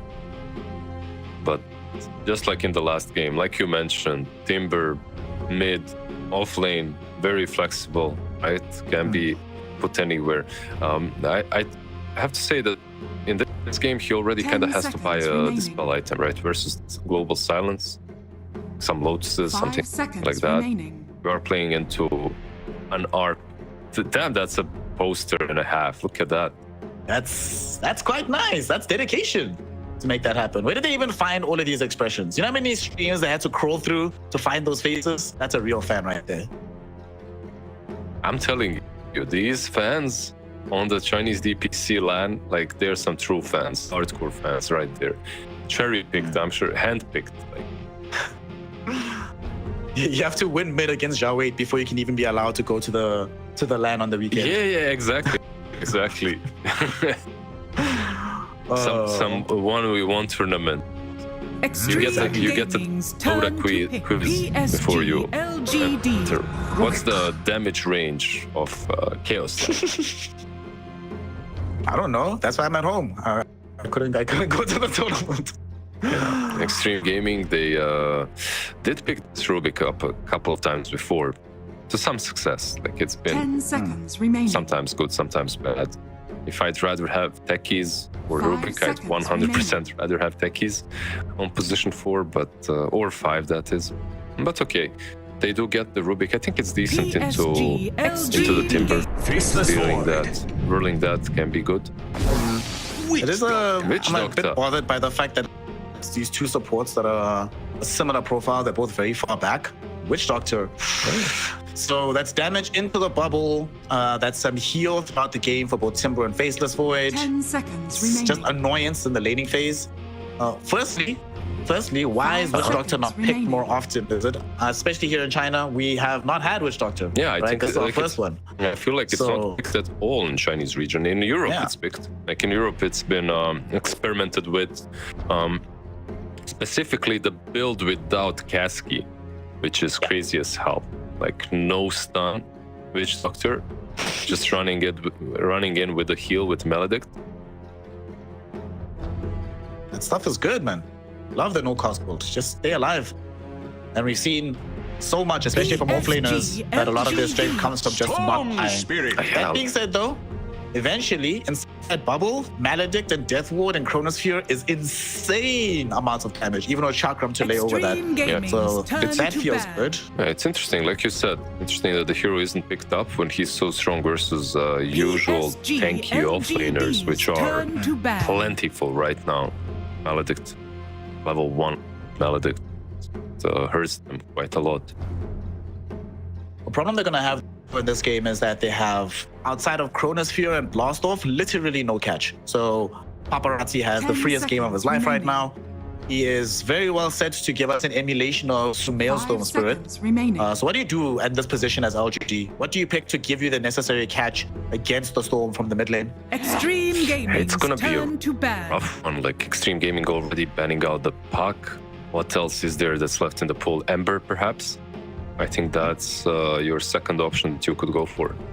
But if you're XG, you're probably banning it versus nothing to say. Let's see. I'm surprised it hasn't been banned out even earlier. That's, for me, that's like some second phase material right there. Problems with all the spirits, Ember included, if you're picking it into Xtreme Gaming, is there's Global, there's Lift, there's RP, PSG there's Storm LGD's Spirit. Like it's turn to pick. You know, it's a lot of catch, a lot of control. How about DK that we saw in the previous game as well? Like to put into this mid lane? Yeah, I think that's also okay. You get some more damage in the Chronosphere, range damage. The lane versus Storm is fine. Remaining. I can see it. I think maybe with Ember you'd get something a little bit more versatile to fight with Timber and make things happen. But I do like the DK too. What's the more nothing to say hero though? Pango, which has already been banned. Yeah. The puck is gone. Oh, there's no Ember Spirit, which would have been really nice. What is left in TS plays? Okay, we forgot about her completely. Yeah. You can get the Winter and the Morphling from Xtreme Gaming. Okay, they wanna survive the Chronosphere. But I know that you hate it, right? Like you're not a fan of Morphling. Especially, no, nothing to say. If he buys the Fusel, it's super valuable, right? On the Ranger. You are correct, yes, sir. I am many things when it comes to Morphling. A fan is not one of them. Do not think that Chihiro is that great right now. It's okay. It just takes too long. Like the way I feel about this Morphling is, you know, the thing you keep mentioning about these Medusas, where 18 minutes in, she's finishing Manta Butterfly, ready to go take Roche and not far away from going to end the game. Some more of these skirmishy heroes, they might not be able to end the game at 20 minutes, but they're very happy to just come and fight and scruffle. Morphling feels like the worst of both worlds. I feel awful, I just die. And I need time to get to that later portion. If I get there, to be fair, I can demolish the game. But the instances where I get there feel rarer nowadays. That being said, you can't play this game. You actually can. But like you said, nothing to say. Build the Fuser Blade. If he builds the Fuser Blade, he literally just walk around, start them, and they can 100 to 0 them all every single time. It'll be really fun to watch. My problem with it is, though, I feel it was slow. Like the catch on LGD's side. Like you have the Chrono, which is the ultimate catch of the game, but it comes with a really long cooldown. So maybe because of that, they're gonna need a little bit extra. You can't rely on techies 24/7. So I think an Atos is needed. Because of that, maybe he won't go for another small. But we'll see. Possibilities indeed exist for both sides. Let's find out which possibility actualized and which team takes away game number 1. As Large Liz and Small Snare are getting into it. An ultimate day of the DPC in Div 1. It's a sad day, but Dota will make it a lot better for all of us involved. Radiant side here, they have techies, which means they have the most annoying hero. How do their lanes go on the side of PSG LGD? You've got techies Timber. It's not the ultimate kill lane. Like techies has some better lane partners, definitely, but it's still really damn strong. Even as a Morphling, you need to be careful not to morph down way too low, but why is Morphling good here? Like, he can morph into Perfect Void, obviously, right? And use time dilation, use time walk. It's really good. Take away his attack speed later on with tags, but also into Timber. Just sack all of his HP. You get like 1,000 later on. You take a lot out of these universal heroes.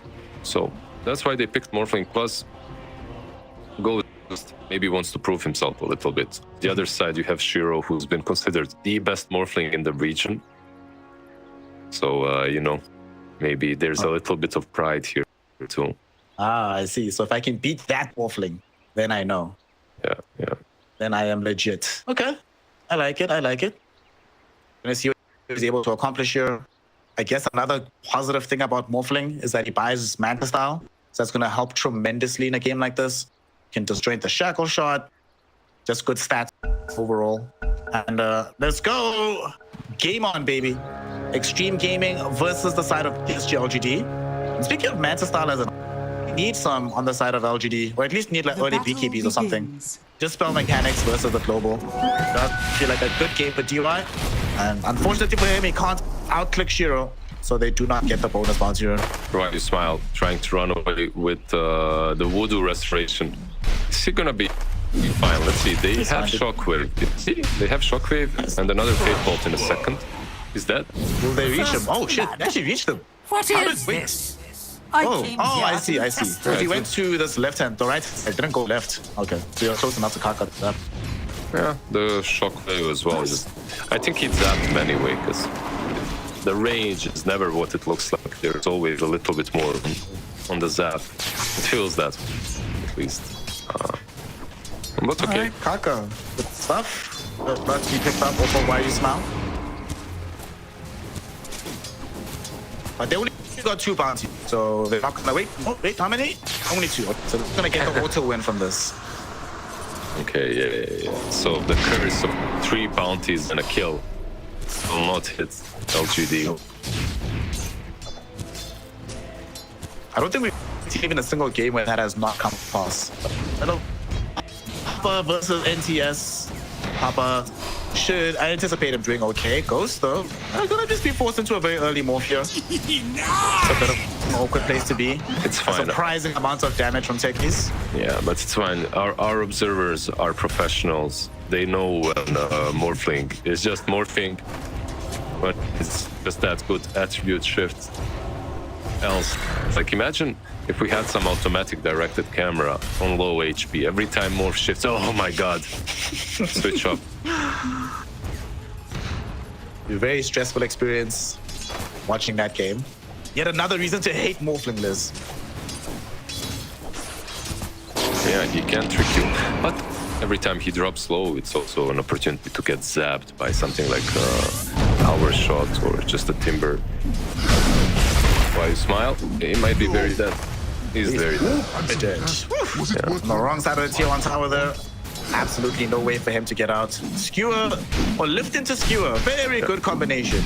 Yeah, this is old school, right? Like Rubik, Magnus, Rubik, Centaur. These are old, very old school combos.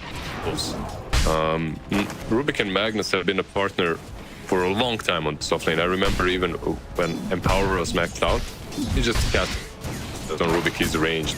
He wins most of these fights. The top lane, let's observe how it's going so far. Of course, already even gotten a couple of kills on bottom. What's the DY? They're just farming. Just farming. We know that Timbersaw also just wants to farm right now. So it does feel like bottom is the place to be. We want any action to be happening on the map right now, unless DY massively steps out of position on the silencer.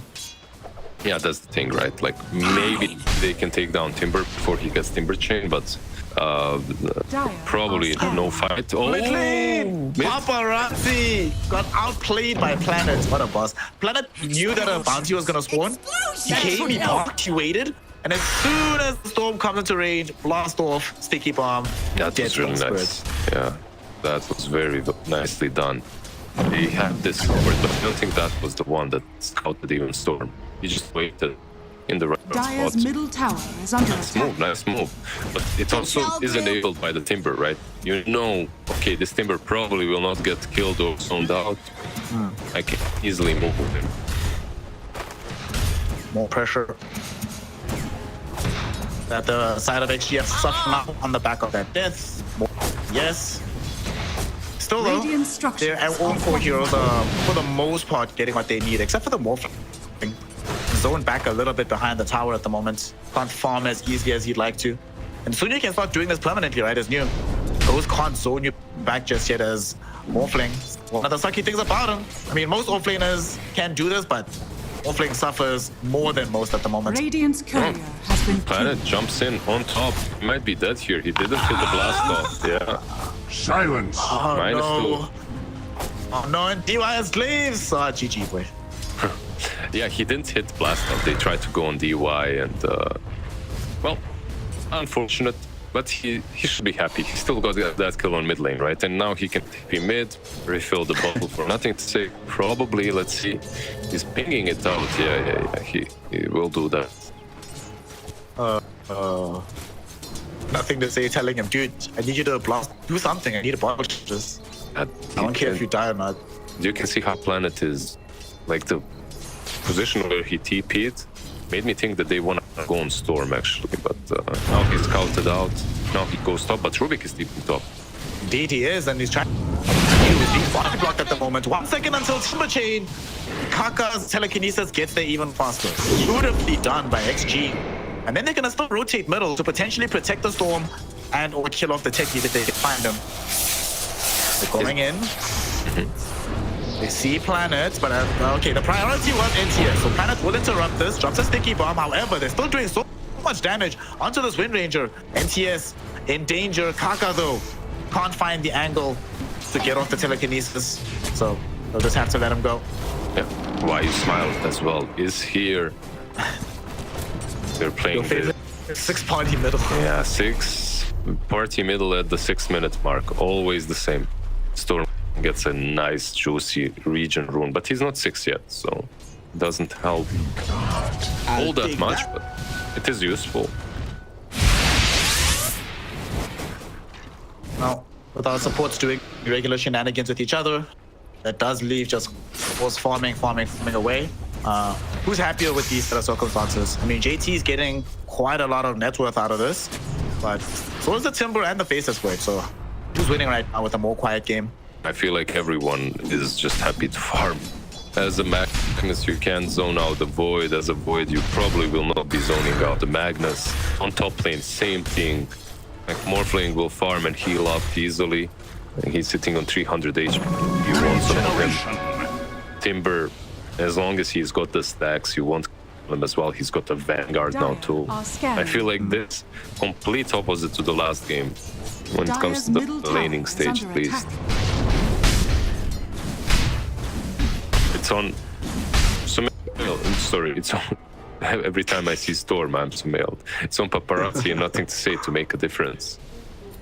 And the Storm Spirit does have level 6, and he does have 12 charges, some raindrops, so could easily see him make a move, but he might just wait till 8 minutes and see if maybe a haste can pop up for him something, or a DD.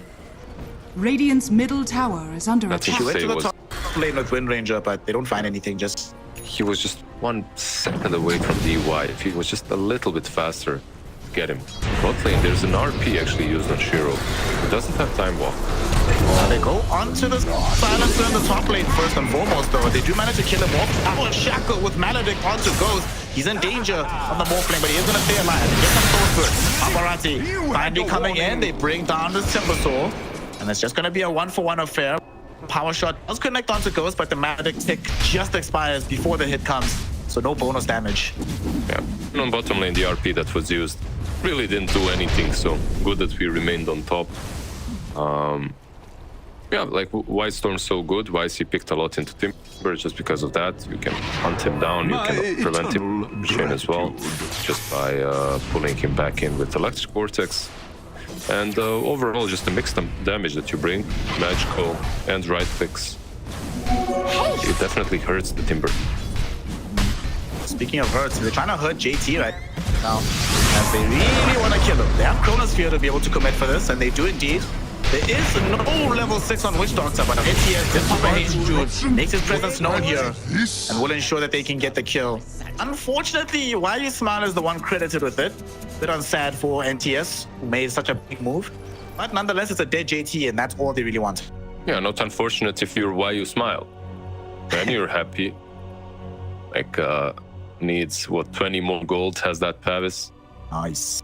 A lot of Voodoo Restoration heals, plus the shield on top. Yeah, feels like a good Witch Doctor game. And I just can't get over that Cass, he isn't skilled anymore. Like, this is... I don't know, they need to change the hero. Like, get out of here, man. Like, Witch Doctor without Kasky, it's... Without, oh yeah, look at it go. Come on. Look at it go. Yeah, I'm telling you, the future is a stunless future. Bracetless. Okay, it can be stunless. Just make Cask do something else. I just want to see it bounce around. Okay, that's fair. Okay, how about when you throw out a Cask, it steals 100 HP per hero it bounces on and distributes it back to heal in a certain AoE radius. So like within 700 radius, each bounce of the Cask, that's a heal in that radius for your team. And damage, of course, to the enemy. How about that? Sure, I'll accept that. Anything but this. Oh, he might end up dead on the Witch Doctor now as he's posturing around a rune spot. It's a 6-hero party yet again. 10 minutes in. Let's see who's gonna come away much happier with this party. There's a Sicky bomb down on the floor, but he is quite tanky. He'll still eventually die, but he's set off for a 2-hero bomb blast from the techies, who might lead them into a bigger team fight victory. That being said, though, Ghost has now shown up to render assistance for his team. They didn't have enough damage to kill after the blast off stun, so the rest of XG can show up, kill off the Wind Ranger, and that opens up space for this tier 1 tower through the mid lane. It's not a 12 minutes Lizard, but a 10 minutes with the Sea Dragon. Xtreme Gaming are here to secure the tier 1. Yeah, this looked really, really nice from both the Morphling and the Mag rotating in. My only question is, did it hurt them? Is Void absolutely free farming, also pushing in bottom lane? Like, you're wasting a little bit of your time that you could have been farming. But overall, Ghost's rotation definitely didn't hurt them. That was pretty on point. Rotates in, takes nothing to save form, and kills off the Wind Ranger. Dire are You want revenge though on the side of GD as they're smoked up to head towards them. Doesn't have any allies nearby, but the scan! Oh my god, who is the genius on XG who threw out that scan? 1 second later, he's probably dead. It comes at the perfect moment, so that's gonna keep this Morphling alive for now. Alright, we need scan tracker as well. I'm done with this. A team has used this. Actually, no, wait, I scan not on purpose way too many times. I always blame someone else. Don't change that. Add the scan tracker. I want to know exactly who it was. Who was spamming J in my chats, in my games?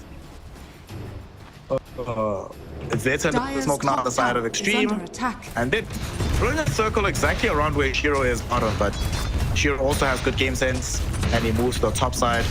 We see so many of these moves happen where at high-level Dota, everyone's just mirroring each other. You don't get these surprise jumps as a result.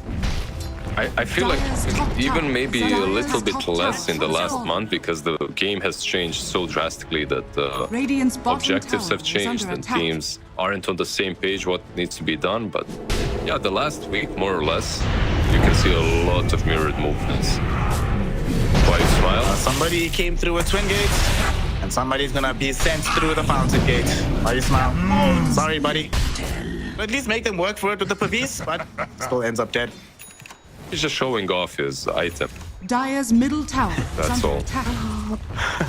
He's like, I bought a new Pavis. What's up, boys? Let me shine a bit. Radiant's bottom tower is under attack. While he was showing off that, JT just got a Crimson Guard for his team. So, Wind Ranger and Faceless Void. Magnus is around. Sorry, you're not doing damage. At least not right now. It's gonna take a while to build up the necessary items. And without Crimson, he's also pretty safe, right? He can still die to some Maledict Chronosphere, but he will have to commit a lot, so just continues to push bottom, farm up, 1,000 gold already on top of that Crimson. Not sure like which team should be more nervous about the state of the game right now. I feel like everyone is happy just farming up for now. Tower is under attack. Faceless Void, bottom Midas, morphing. I'm not gonna go on the extended rant again, but it takes a while before he can do anything. So he can just farm. Storm though has a double damage rune, and they do still have the global silence, and they have unfinished business with the tier 1 middle. But at the same time, there's also unfinished business on the Rubik's Life. They commit the first chrono of the game. Yeah, but that succeeds anyway, and they get the kill. That's mid tower instantly. When you see that commitment on top, when you see that the two of the heroes are there. Planet. I'd actually die here, zipped back, dragged in by Paparazzi with a double damage rune. Nice attempt. That should be enough to kill. Yeah. He tried. That was actually pretty cool. Nice try, blasting off on the creeps there, hoping that they might kill him, take his life instead. JT will take the Ancients instead. It's the second time we've seen this today, right? Where they're winning, go directly into Radiant Triangle and stacks whilst they're busy farming like around tier 1 area. Yep. I feel like teams needs to let him say RP. He's so dead. And to make matters worse, EY is right next to him, so he can't even rely on reinforcements because they'll have the global silence. The wind run will buy him some time, but eventually he will end up dead.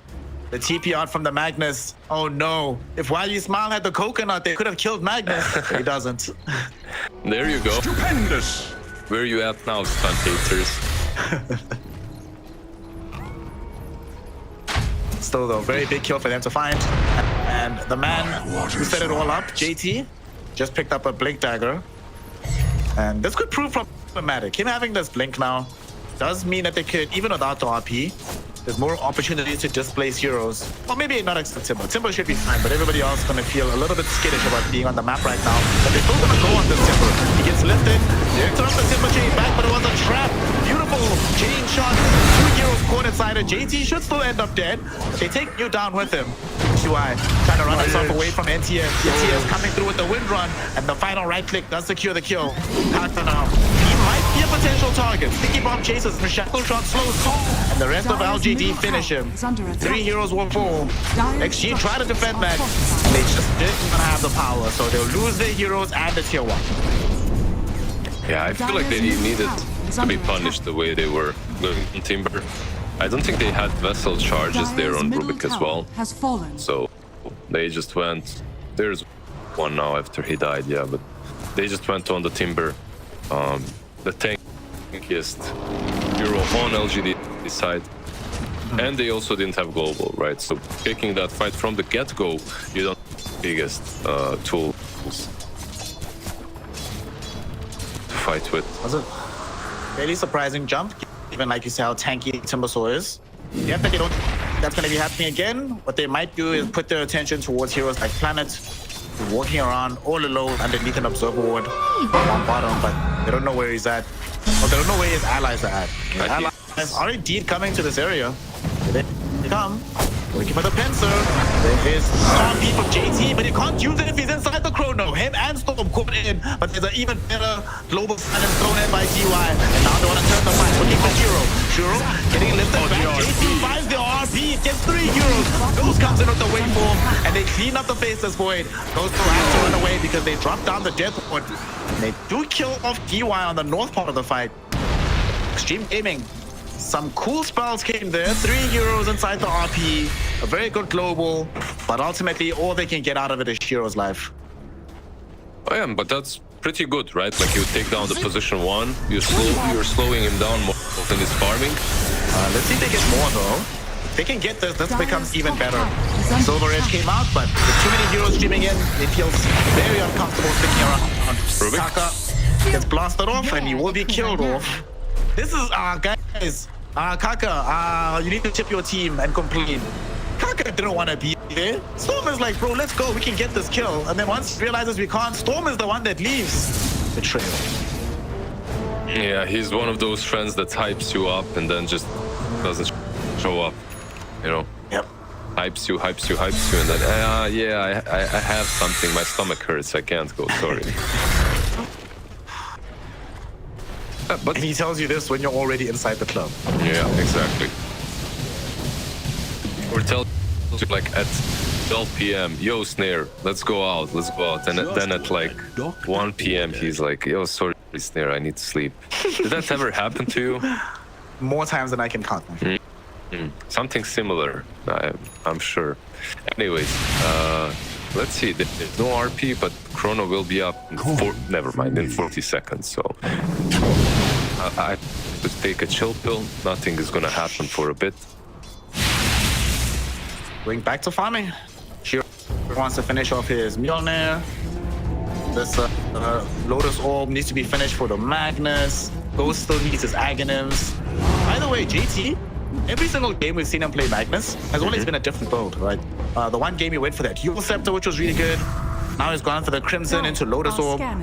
JT's always been one of those players, he very rarely has like a build he does. He always seems to like look at the game, assess what he feels he needs, and then purchase accordingly. I think that says a lot about his proficiency on a certain hero. Under attack. Like, if you aren't super good on a hero, I feel like you get stuck in new bottom lane. Storm is deeping in, and the zip is there. Can he catch him? Trying to. They have managed to deplete most of his mana pool on New. He is in trouble. Does have a healing Lotus though. He's too deep. That's too deep already. As well. Yeah. If you catch him next to the tower, okay, then you can go. But that was too deep. Instead, they smoke up.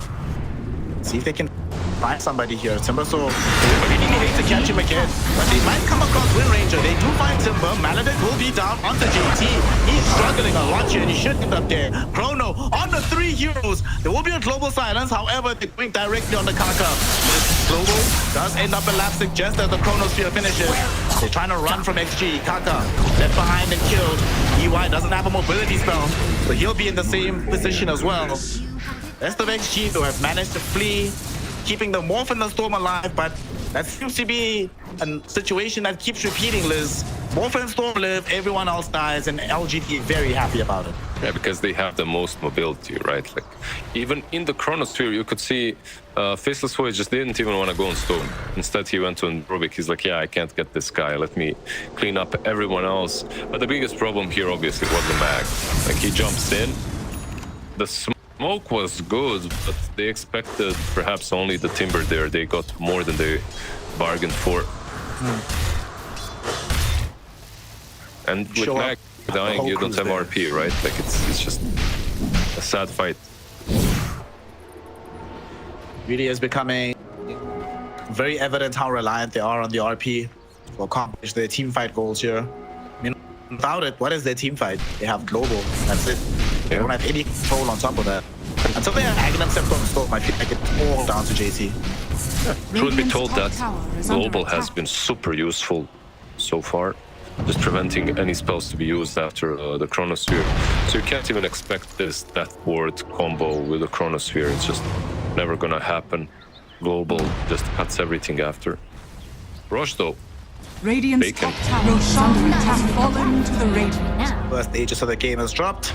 It will be traded for some tier 1 tower top damage, but they didn't know what was happening. They couldn't fully commit for that exchange. It's still a close game though. LGD, yes, they have this Aegis now. They are farming away on the Void, but Morphling is still getting money, and so is JT.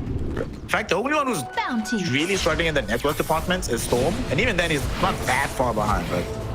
Yeah, it's all about, I would say, this Morphling finishing off Aghanims. He's on top of the network shards. Aghanims is up in 230 gold, so a couple of creep camps. He's got it. It kind of changes the game, I feel like. Absolutely. Of all the heroes that do not want to lose attack speed as a right clicker, I think Faceless Void is really high up there. So this Axe will make a huge difference for the fortunes of Xtreme Gaming. But who's gonna get the shard from LGD? It goes to Techies. Okay, improved reactive taser. Guess that's fine. I think both of them are pretty good. Witch Doctor would enjoy it quite a lot too. Voodoo Switcheroo. feel like it's one of those shards that you actually buy on Witch Doctor. That's how much you want it.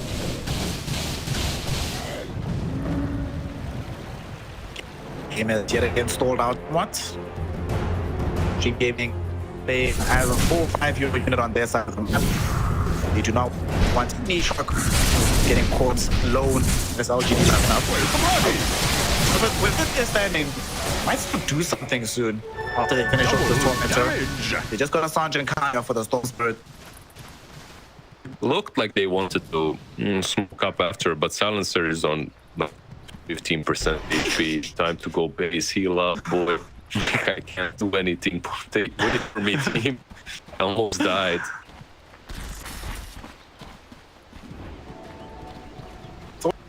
You wanna connect these moves, but then Tormentor just did so much damage. Like, alright, fine. I guess we just have to farm. At least heroes aren't dying anymore. You know, like there were so many deaths in the first couple of weeks of the patch. Even at the major, I remember supports dying. Even cores a couple of times. Dire's top tower. That's Timber Chain, man. That's just bullshit right there. The same moment, like he didn't really see Magnus. Magnus was just jumping in. Radiant are scanning. He was timber chaining away at the same time. Sometimes life is just nice to you know? These moments happen, you just feel good. All the stars are aligning. For example, these bombs planted in my planet, ensuring that the potential for a smoke gank just can't happen. So this Timber can play super safely right now. Not a care in the world. TRP. Back, no. Will they actually kill him? They do. Okay. Wow, they actually died really fast. Jesus Christ. Can someone clip this for please? That was. I love that. Timbersaw, safest in the world, around his minds, can do whatever he wants. Dies like in a millisecond. I love that. That is what we call the caster's curse. Yeah, I'm aware. I'm doing it 24/7 as well. Why you smile? In a open position, the Chronosphere will come in. 4 heroes caught inside of it that are enemies. Unfortunately, JT's on the outside, so he's able to finish off the Witch Doctor. And now, it's a thing up to JT. They should be able to kill him off with NTS's arrival as well. Okay, so that's a Chronosphere popped. However, that's not cheap. Chrono and a BKB charge for the life of that Magnus. They want to go back in. Aegis will be reclaimed in 1 minute.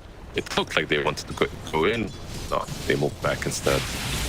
They understand the same thing that you do. If there's no Chrono, if there's no BKB on the Void, you can easily take a fight. Looking for me? Threw out some Eternal Chain onto Papa, but have an illusion rune to get himself easily out of trouble. He's cool. Chilling. So with the way that the game is right now, obviously Aegis is about to be reclaimed, like you mentioned. We also do have the full Aghanim Scepter on the Morphling, and he's closer to another +1 item. So what's the overall game state? Who feels in a better position in the game? For me, it feels like even though they had the Aegis, they couldn't really push the tempo that much on LGD. But so far, all their teamfights looked really damn good. However, they never got hit by the Axe Morph, right? So I have to wait and see that first. Ghost actually has a Sacred Relic on top of the Aghanims now. Holy shit. Where did you get this Ghost? Straight up into the Nullifier. I feel like the Nullifier became #1 item for all right clickers.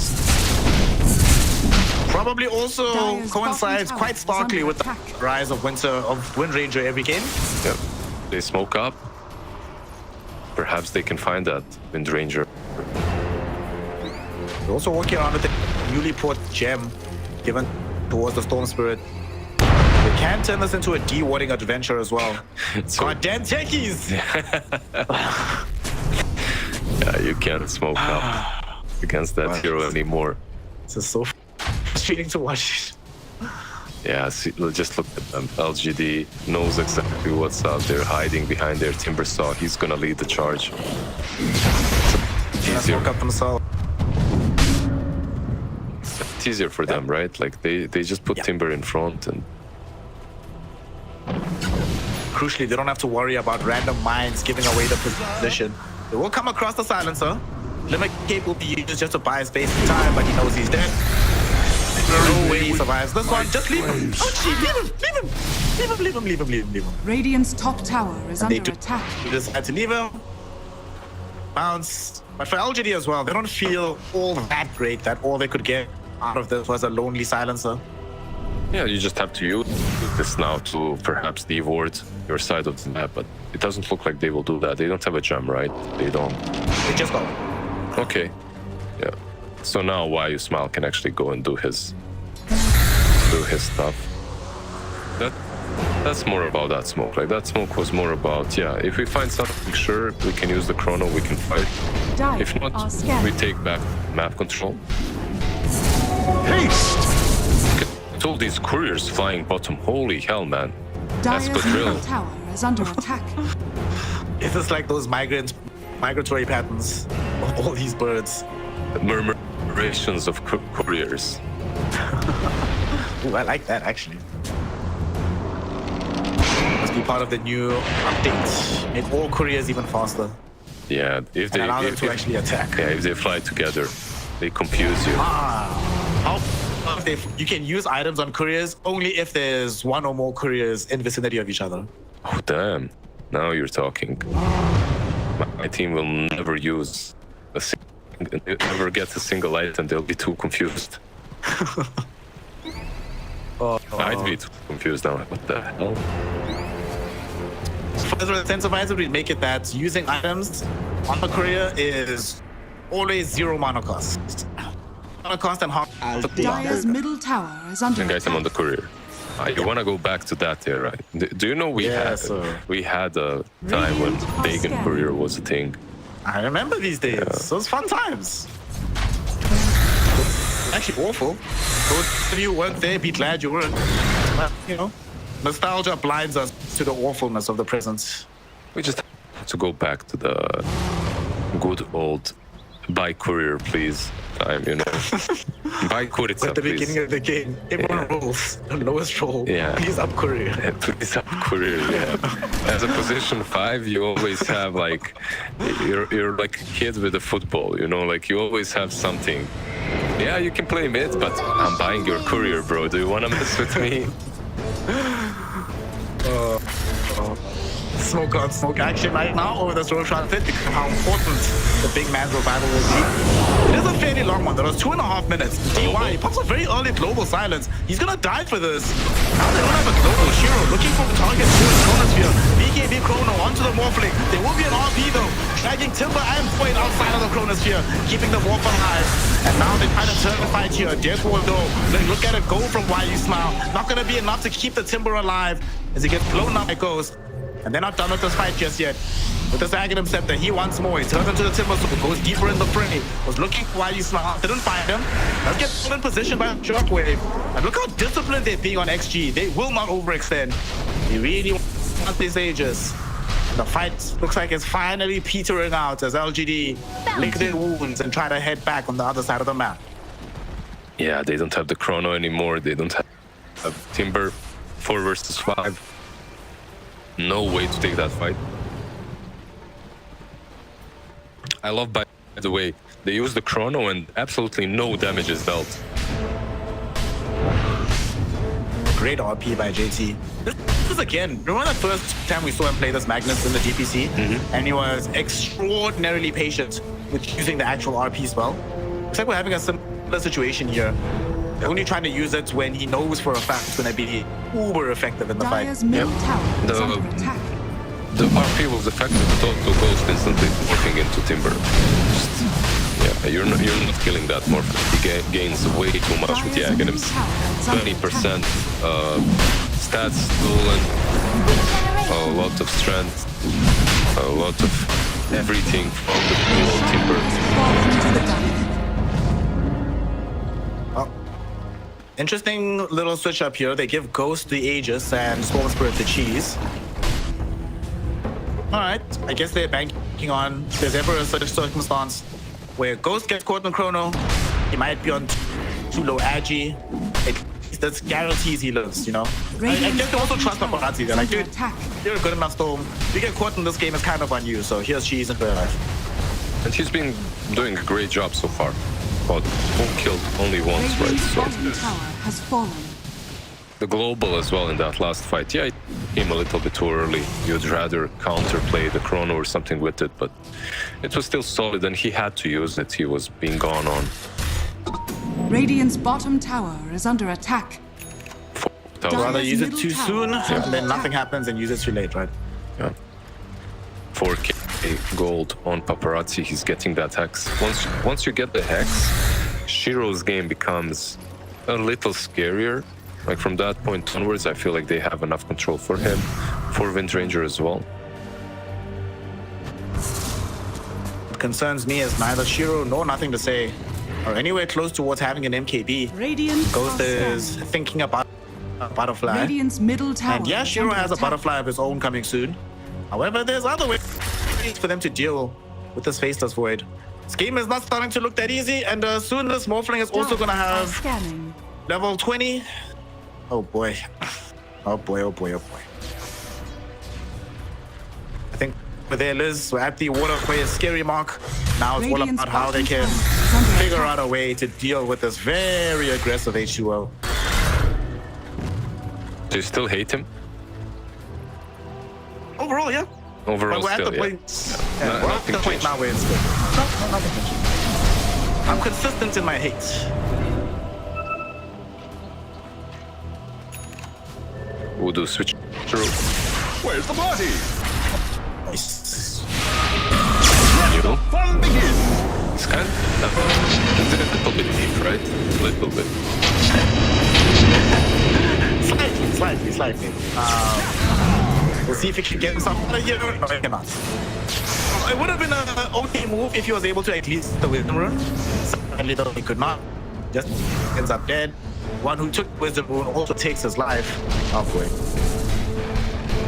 Yeah, this next fight is going to be kind of interesting. I believe they did see, I'm not sure, but I think they did see the butterfly on Faceless Morphling already switching things up, queuing up MKB. Radiant's middle tower is under have it in attack. 800 gold. So everything that PSG LGD is doing, it feels like PSG is one step ahead. Pointedly. But even with the MKB, if you get strong nodes, you're not gonna get to it. So Radiant's middle tower has maybe they can take down the Morphling. Radiant's See middle what they can tower accomplish. is under attack. And that's with his minds, gave them enough heads-up awareness that XG was coming, that they are able to get into the base safely. Guys, I can think on the Shackleton does connect onto Ghost, and they might take away the first life really quickly. And they've done so, and they still have a Chronosphere. They drop it down on top of him. There's gonna be the global silence, but they do not have the damage to kill him, do they? No, they don't. RP will get thrown in as well after the stolen Chrono was used by A.K.A. Rubik. They're just trying to get out of here, though. They have no hope of actually winning this fight. JT, he's the one that's gonna get left behind and blown up, as the rest of Xtreme Gaming are trying to get themselves out of here. DY is also not gonna have an exit route. He gets brought down during the fight, or at least after the RP. They did pass Ghost the cheese and he ate it. Yeah. But man, what a fight for PSG LGD. Storm, he has very low amount of mana, but the region rune, that region, yeah, helping out. Oh! Okay, so they handed the cheese to Ghost, right? And he was like, yeah, should I use it, should I not? He was morphing down, you know, thinking about it. And then a power shot just flies by his ears, you know, right next to Aoki. He's like, yeah, I'm eating the cheese. That would have been so funny if he died as they gave him the cheese and he didn't want to use it. Yeah, that's LGD. That's one of those. They're like, yeah. That's one of those character-breaking things. Bring it. See if they have enough character to hold this right now as they go in. Vortex thrown in onto the Faceless Void. However, Morphling was the big target. He got caught in. INTS and just completely cleaved down. No buyback available for Ghost. The Maid of Brax seems almost certain to fall here. JT has Blink Dagger, but he doesn't have RP for another 35 seconds. It's crazy. There's no big ultimates to steal. Yeah, it's crazy how hard this game has turned. Like, just a couple of minutes ago, you had the Aegis on Morphling, you were pushing high ground. But now you don't have Aegis, you don't have cheese. You don't have RP for 15 more, so you can't engage really. Paparazzi really wants to jump in with this Hex, but can he go on? He just want the rack on the LGD. They presumably will leave. There's a tier 2 down bottom, but they can't get the full megas. Radiant's top tower I think is under attack. Xtreme Gaming will be very happy to watch these LGD heroes go.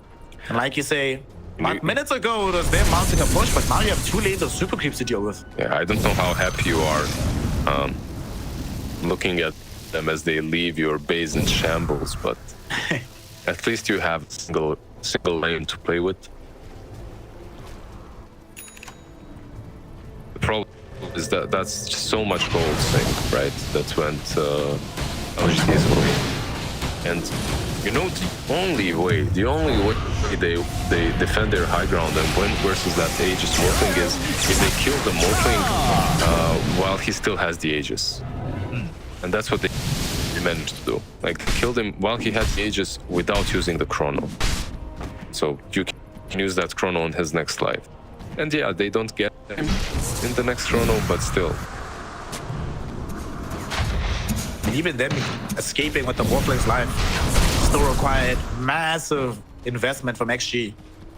They had to pop Global, they had to pop a stolen Chrono, they had to pop RP, and they still handedly lost that engagement and almost lost the Morphling anyway. And they had to retreat, bottom line, right? And they lost a couple of heroes on it. Cool. Well, we have a very interesting game on our hands. LGD. Yes, they are favored, they are in a win position. But as we've just seen, things can still change. On the bright side though, they have what has always been regarded as the late game hero. You've got Faceless Void. You always have Chronosphere to deploy in these fights. Dire's bottom tower has fallen. I'll take that. So the question is, Lizard, now what? What's the plan for Xtreme Gaming? Are we just waiting for the next Roche? Who can we even force a fight on at this point? I feel like we just picked up a refresher on Magnus. Okay, that's big. Yeah, you get 2 of these RPs. Perhaps that's enough time to kill off the Faceless Void. But at the same time, it's so much easier for LGD, right? The ultimate carry of the game is the Chronosphere, eventually. If you can get on top of him though, if you can eliminate him before that happens, which is very unlikely, then you have a fair shot of taking the Aegis. Also, what's the ultimate counter to the Void? It's the buybacks, right? So maybe if you're fighting somewhere close to your base and you have those buybacks or ways to getting back into the fight, you can bait out the Chrono buyback right again. We just have a quick moment of silence for Kaka and DY. How much money they've had to spend on smoke because of damn planets. Mines popping everywhere. Can't move on the map. A third one. Literally 3 smokes. Yeah. Back to back to back. Oh my god, this has to work for XG. It's just the hero brings way too much. This goddamn techies he brings way too much to the table. Tell me about it. Well, Spirits will pop the double damage room. They're waiting on the outskirts here. They have awareness of where these heroes are. The question is finding a clean jump. Shiva's got thrown in, and JT positioned such a careful place, waiting to make this backline jump. I love it.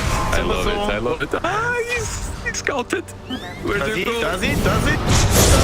Can he skewer away? No, there's RP though. He's just dragged the Faceless Void back towards his team. Global Silence will come out as well. They have enough damage to get this kill. Look at the Void. He's falling low, and he's actually freaking dead. At the same time though, NTS going ham in this fight with the Twin Rangers. Just push up now onto the Morphling, and they should be able to kill him off. Eternal Chains onto Paparazzi. He needs to run the hell away. New will be able to suss out and catch the Silencer. NTS cancels the TP and cancels off his life. So 4 heroes dead. Even though the RP led to a kill on the Faceless Void, oh my god, the other 2 cores, they just did not have a plan to deal with. Yeah, like we've been talking about the Void and all of his items and what he's doing, but it's a new Timber Saw, remember? And it's nothing to say playing whatever he's playing on the mid lane, so he's making this Wind Ranger work as well.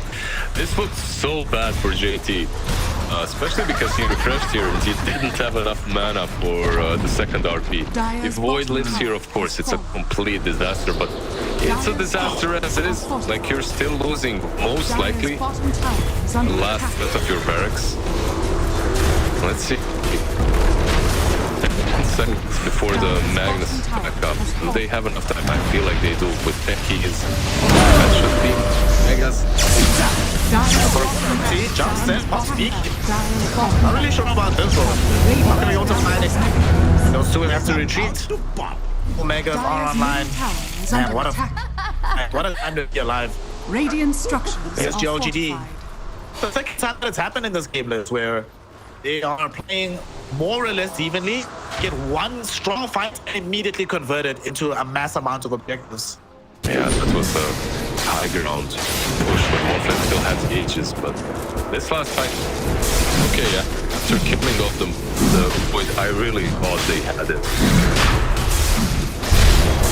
But nothing is Timber making things apart. And I'm also talking about keys and that he's bringing to the table.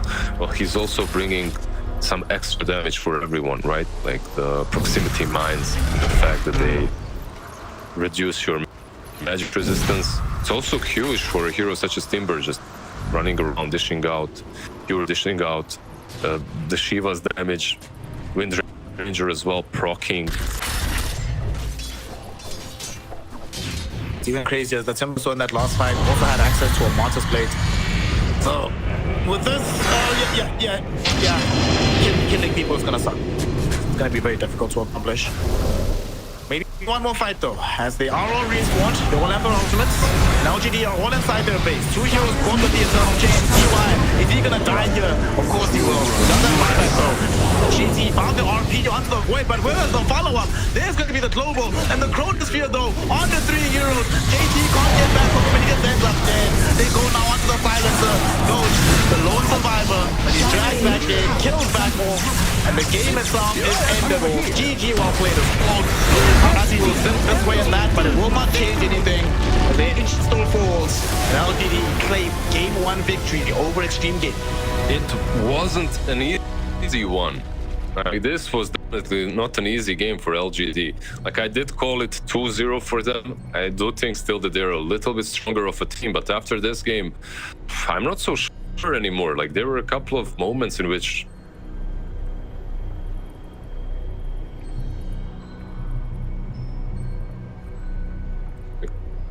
Xtreme Gaming definitely had it.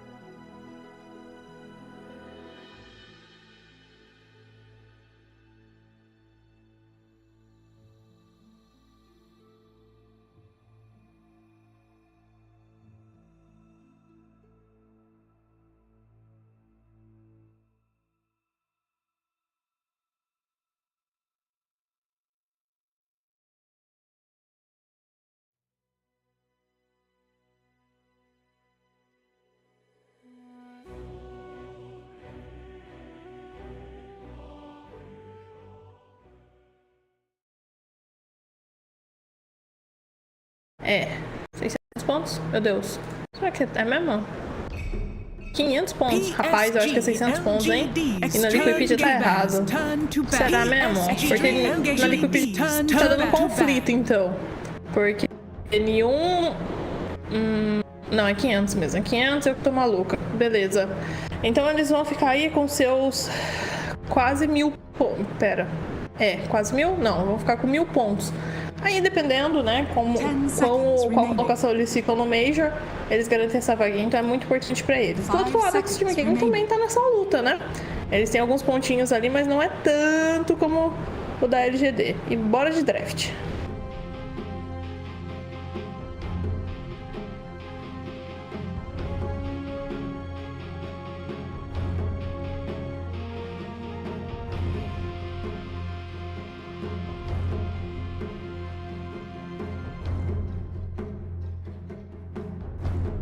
Pois é, o jogo passado eles baniram Dusa, né? Baniram Dusa, tomaram Tex. Agora fica... Tá aí. E o pior é que eu sou uma pessoa que eu não gosto muito de spamar heróis, né? Mas depois eu virei o spammer. Mas o Tex, ele tá agora muito divertido. Então, tipo, é muito legal de ficar jogando muito. Ok, Xtreme Gaming, Timber Bet, já de cara, assim. Tem o Timber, pega o Batrider pra tentar bloquear esse Monkey King, passa uma Ursa, mas mesmo assim ainda tem alguns heróis de dano mágico aí a serem trazidos, hein? Já traz esse cara aí que não liga pra nada nem ninguém. Coisa boa. Cara, eu adoro a animação de quando escolhem o Void, porque ele sai do portal e aparece, ainda faz uma saudação. Pô, zica demais. Action here, the Chinese DPC. Penultimate day of the season and of the year finds us witnessing PSG LGD action against Xtreme Gaming. Xtreme Gaming, one game down, and they need this W to stay in contention to go towards the Bali Major. Because if they lose, then their fate is all tied up in the one game they have tomorrow up against NVIDIA Gaming. To find out what's going to be happening here, I have my boy, the luscious and legendary Lizard himself. Fam, we got these heroes. What techies again? You want to play? Let's go home. Man, I hate this hero so much. For LGD, what's the plan? How do you deal with this, Lizard? What's the cheat code to go up against the little goblin man? I don't think there's a solution to the techies. The hero is way too good. Like, I stand behind this. The hero is just way too good. There are no downsides to him. There's nothing that's weak about the hero. Like, there's just positives. I don't see too many negatives or any. So, if you're gonna win against LGD, you're not winning against techies, you're just winning against the whole team, right? That's 10 seconds. That should be the idea. And right now they have the bat, they have the Timber. Like, 5 seconds remaining. You could think, yeah, at least Timber is good, right? He's tanky. Well, not really. Like, techies even makes his life miserable because of the ulti. Magic resistance, you lose it, and then on top of that, with techies you can buy anything, right? Like, it doesn't matter. You can literally contribute to the team by buying Greaves, like they did in the last game, Planet did in the last game, or you can maybe even buy something like an E-Blade for even more magic damage, and then you can use that against the Timber. Make sure that he dies in some of these fights. So, it's super versatile. Combo that with Void Spirit very early on.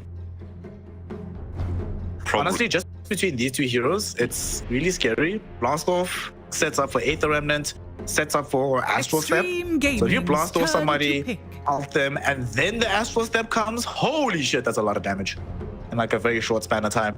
Very with these two opening heroes for LGD. And from what we've seen, this could be a safe lane Void Spirit. It might not necessarily be a mid laner just yet. Hold your horse. I think it will be mid still, but they can do the same thing, I guess, that happened in the last match. However, there is no Slark, there is no Monkey. If they want to switch things up and put something else against Timber, it has to be like an Ursa, maybe a Storm, but that's just weird. I think you just play the normal game. You have the Faceless Void on the mid lane, Oracle. Okay, with what? Guess we don't know yet. Yeah, not sure. Terrorblade probably feels like the one I've seen the most. Like, it's not Medusa, which is banned out, presumably TB. But then why wouldn't you just pick TB now? Because it's probably gonna get banned in this third phase. Yeah. I don't know. must have something up their sleeve for deploying this. Yeah, I like the Oracle, by the way. It's pretty good versus the bats last, so it's not as good as it used to be. Like Oracle used to counter bat in the lane and after as well. Right now it's more about later on, and the lane is okay, but you don't have any sticky napalms. He doesn't skill them, so nothing to purge off. By the way, Storm Spirit, okay, this feels really good into techies and Oracle. Like, that's something that you can say about techies. He doesn't really get like being jumped on. He likes to scheme from distance, you know, get the right positioning to blast off, to use the mines and Storm Spirit. Like, he likes jumping the backlines, especially on heroes such as techies, and more importantly, I would say Oracle. If he can find Oracle before he's able to get off the Fate's Edict and or False Promise, it's crazy good in the fight. That being said, lately it's also felt a little bit of the inverse. If Storm Spirit arrives to find Oracle and arrives to find Fate's Edict into Fortune's End, into False Promise, then too much time is wasted on that jump. You don't have presence elsewhere in the fight. But Paparazzi, we'll see what he's able to accomplish here. Storm, definitely not the reason why they lost game 1. But they have catch for him as well with this axe and the Void Spirit. Not most in the world, so we're probably going to be looking towards a hero in the safe lane that has a stun of some kind for Shiro. Yeah, the problem is if you do that, it doesn't really matter. Whatever you get on that safe lane will not have some sort of an instant disable. So for Storm Spirit, this feels like a pretty decent game. There are some nice things, like you can jump with attacks, have the purge on top of you while you're flying. So as you land, you connect, and then you can use call. I think that's a nice combo that you can use until Storm Spirit has a BKB. Void Spirit, obviously, later on. It's not the build anymore. No one is building Axe, but maybe that's an option. Silence versus Timber and Storm is good. But you have to pretty much rely on Axe, Blink Dagger, Call, which, yeah, it can be a little rough for Storm. It looks like a really decent game for him. Void is banned out, so no Chronospheres or anything like that. That's where my hand wins initially as well. Then like, well, that's banned.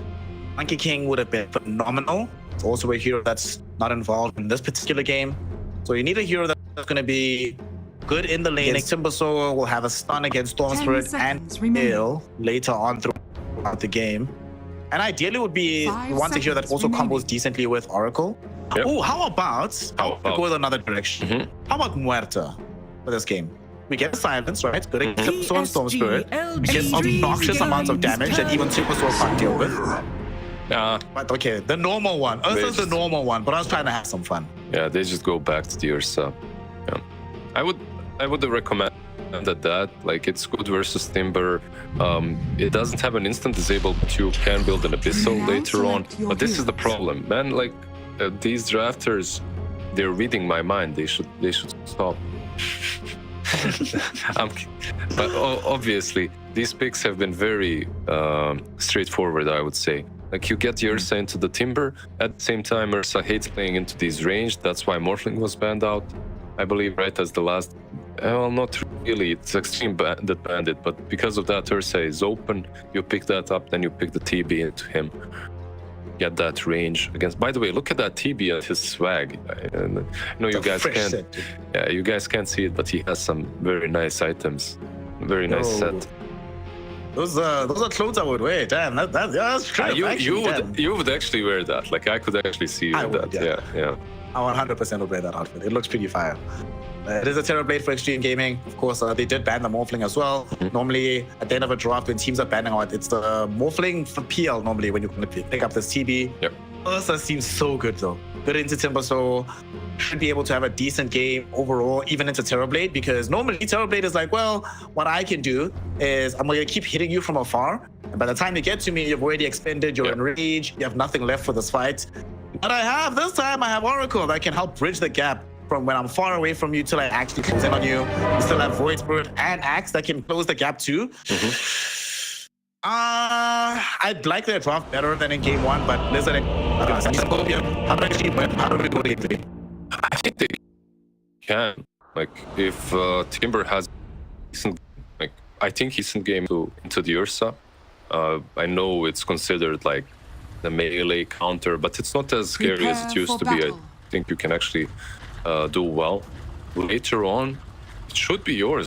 Like the late game looks much better for XG, for me at least. Like the TB versus Ursa. Okay, Ursa is scary if he gets on top of you, sure. But if you position yourself correctly, a couple of 4-staffs, Moonlight Shadow as well. Like you have this Timber giving a lot of info going in front anyways, right? I think Terrorblade is the ultimate carry of the game. Let us see what Ghost can accomplish on this as we head on over into game 2. Ghost and the boys, they know that if they lose this one, not only do they have to beat IG tomorrow, it's not an option, but even then, beating it might not be enough because you have to beat them twice in the regular game and in the tiebreaker. Of course, I'm saying all of this with the expectation that Azure Array beats Piggy Killer. But then if that doesn't happen, he's still in a position where you have to worry about tiebreakers. So tiebreakers pretty much no matter what, I feel like, right? More or less. Yeah, there will definitely be tiebreakers. Whether they get played is a different question because there's going to be high potential of like 5th and 6th having the same points and they might not decide to play. But then the 3rd, 4th slots, if all the results go the way I think it goes, it's not supposed to have tiebreakers anymore for the top 4. However, today did throw a massive wrench in those plans. So I actually haven't done the new math. I don't know. We'll see. It's going to be wonderful. IG winning changes everything. And look at A.K.A and DY. Like look at this gang squad. Look at these Lolek and Bolek. Straight on to Shiro, and he's like, yeah, boys, get away from me. I don't want this. I don't want any of this. He's gonna TP probably to the lane, right? Or just walk back. Let's see. He's just dodging it. Never mind TPs. Yeah. I think he was maybe thinking to himself, how long does he anticipate the second support sticking around? If they stick around too long, you TP and die, then it's the walk of shame. But once he sees them show bottom, he's like, oh, it's safe. I can show up now. So back to the game. We are off to the races. PSG LGD 1 game up already. And they've gotten themselves quite a lot of comfort. Obviously, you've seen NTS mid on his Void Spirit. You've seen Shiro on his Ursa, but the big deal is going to be New on his Axe. He had that phenomenal game. Almost broke it all by his lonesome. Do you think he can replicate that kind of performance here? I think it's a solid game again for him, but perhaps a little bit more difficult than the last time. These heroes aren't as easy to jump on. He does have, what's really good about Axe in this game is he also has Ursa and Void Spirit. So Trio Fantastical, they can jump in one after another. So Axe doesn't have to be like this only initiation that you have. Like when Axe is the only initiation, it really feels bad. Okay. You want to be secondary, tertiary even sometimes. Fortunately for him in this game, several other people who will show up to the fight in a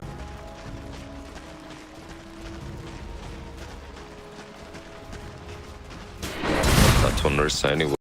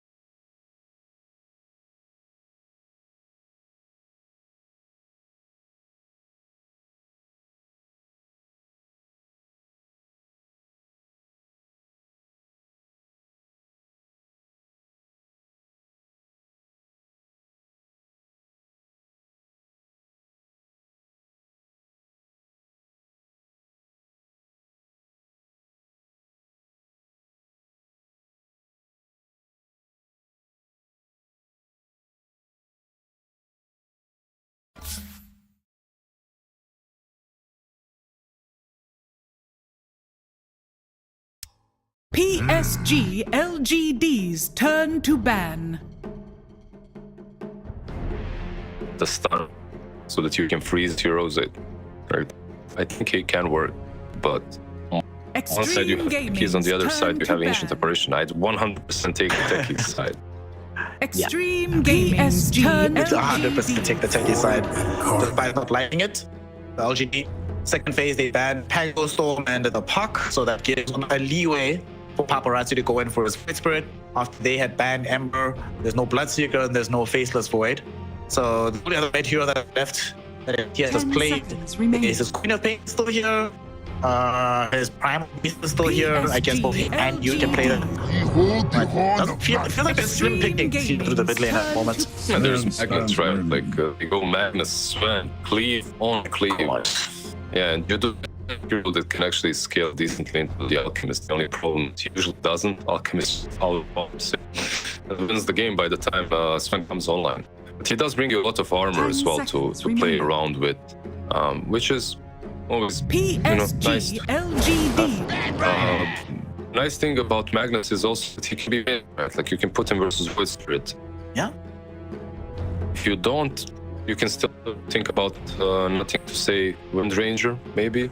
I still love Nothing to Say Magnus, by the way. It's one of those heroes that he played. It's to watch. Extreme Gaming's turn to ban. PSG maybe just letting him play the offlane together with the Kotl would be the best idea. Wind Ranger that does get banned out though. Wind Ranger, they might even go ahead and ban like even the Queen of Pain. Just cover the entire gamut from to play something a bit more unfamiliar. Yeah, I think Queen of Pain is a good call. 5 seconds remaining. Banning the co-op, like it's a playmaking hero that combos well with a cool TFA and then Sonic Wave, everything is dead. So... Yeah. Holy shit, just realized Queen of Pain plus AA combo. You don't even have to worry about the big ultimate. Just Ice Vortex and the new Aghanims. Holy smokes, that would be so much damage in a fight. Yeah. That would be crazy. Get RP, Sonic Wave, Ice Vortex. Everything is dead. But yeah, we'll see what they ban out. I feel if you do not ban out the co-op, it's very possible, very likely for LGD. I feel like we're in a place in which you kind of have these 6 heroes on the mid lane that are being rotated. You have Void Storm, Puck, Wind Ranger, Void Spirit, Ember Spirit. I said Void twice. Is that good? Yeah, and co-op. Here and there, like in other regions, we see something different, but not in the Chinese. Not even Lash is picked up that much, or DP. Like they're extremely rare. We had one DP game, didn't do well. We had one Earth Spirit game, was okay. We had 2 games with the Winter Wyvern being played middle. Was it 2 or 1? I think we had 2. Yeah, we had 2. Remaining. And we had decently, but for the most part, you're right.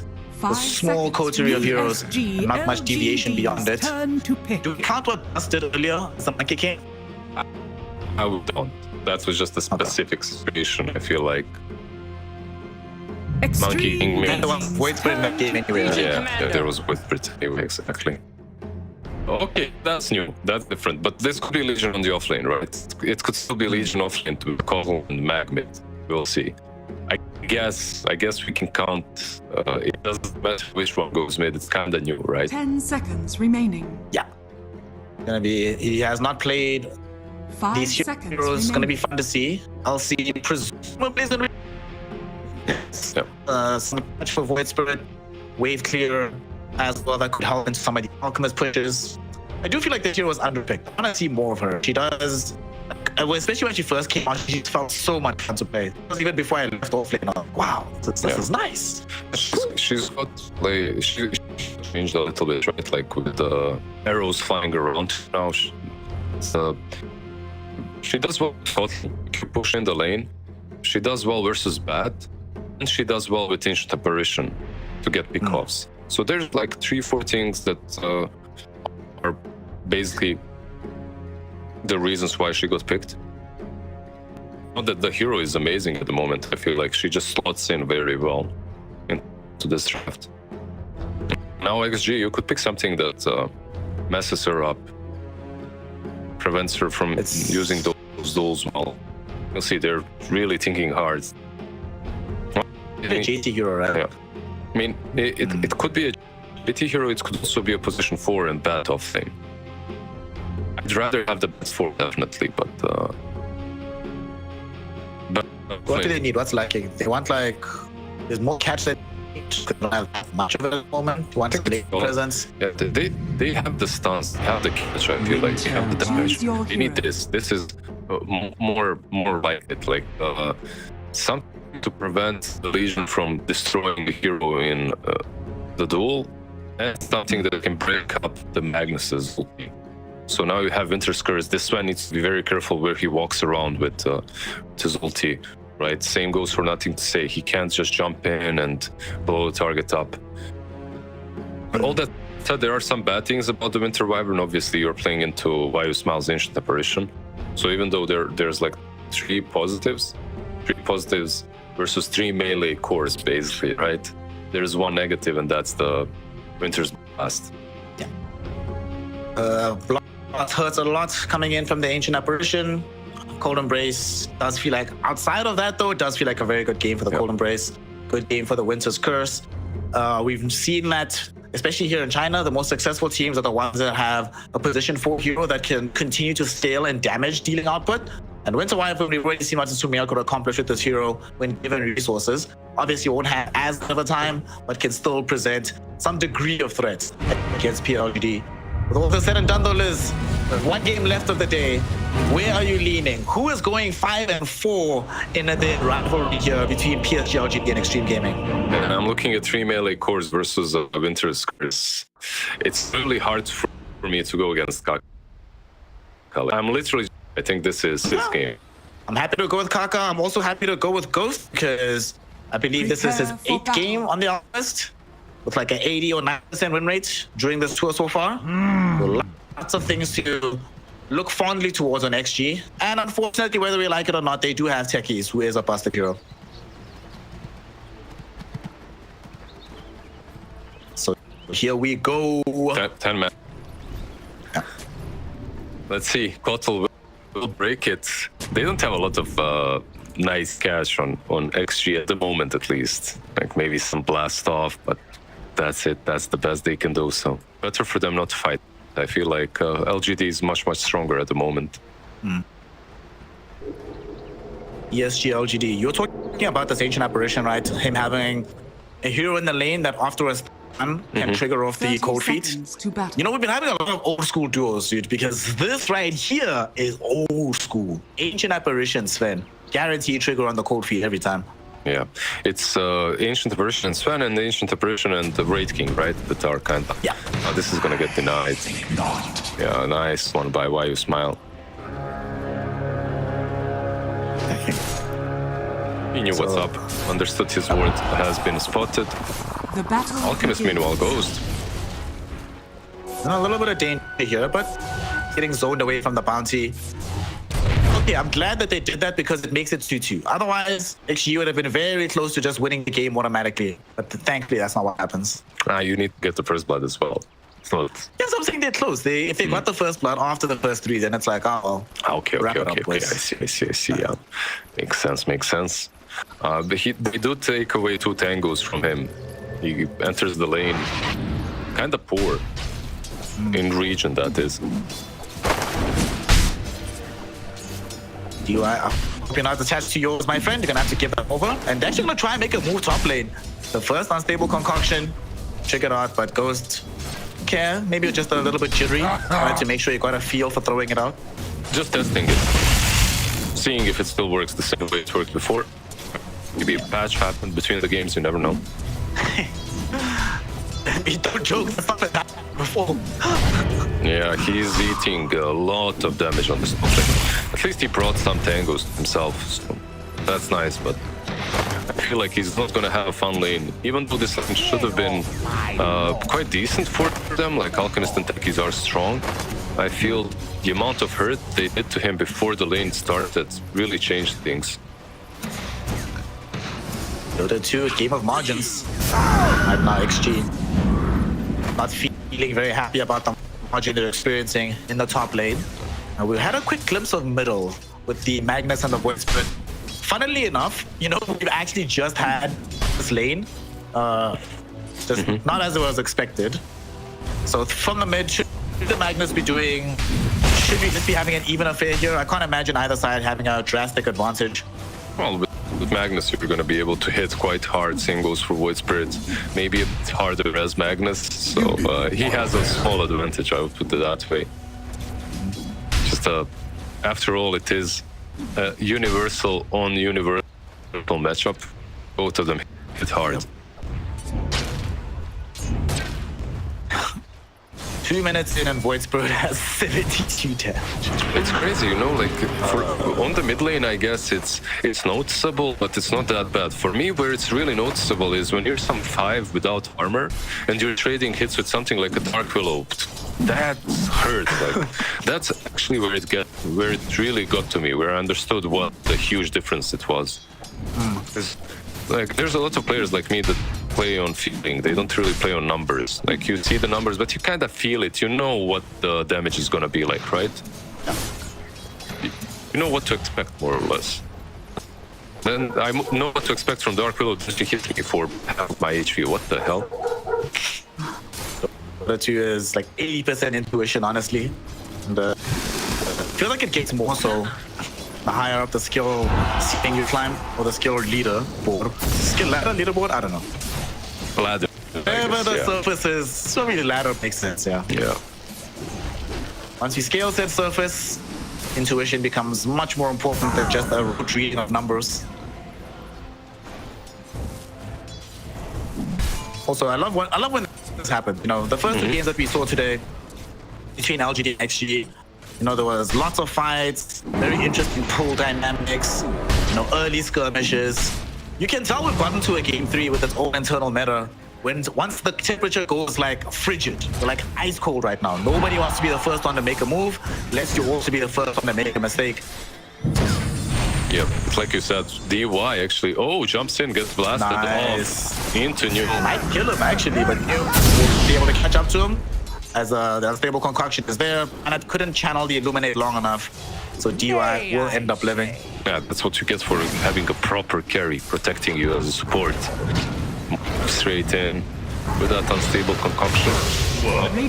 NCS might actually die himself though, as Resonant Pulse cleans him up. Kaka. Nice big movement with the Winter Wyvern, setting up Paparazzi, and they're gonna take away both water runes as well. Really well done. Like, it's not a hero that you expect a gank from, right? Like Winter Wyvern, Phoenix, not necessarily your ganking squad, but Ghost and top lane channels. Stun, do they have the damage? Not really. Sadly, DY wasn't close enough with the blast off. Still though, I think the main thing for Ghost is just to have any kind of reprieve where you can farm without this LC directly in his face. Yeah, so far the difference between him and the LC is the biggest one in the game. When it comes to last, it's net worth, obviously. Not necessarily, because if you're an alchemist, you're still gonna be in front, even with not as many last hits. He definitely is being outlaned right now. I knew that'll pose some problems later on in the game because he wants Alchemist to get off to the races. The one bright spot is that at the very least the enemy carry isn't farming crazily either. Like Shiro, just doing okay so far. Ender's opening part of the game, just chilling. Just trying to get to the power trips ASAP.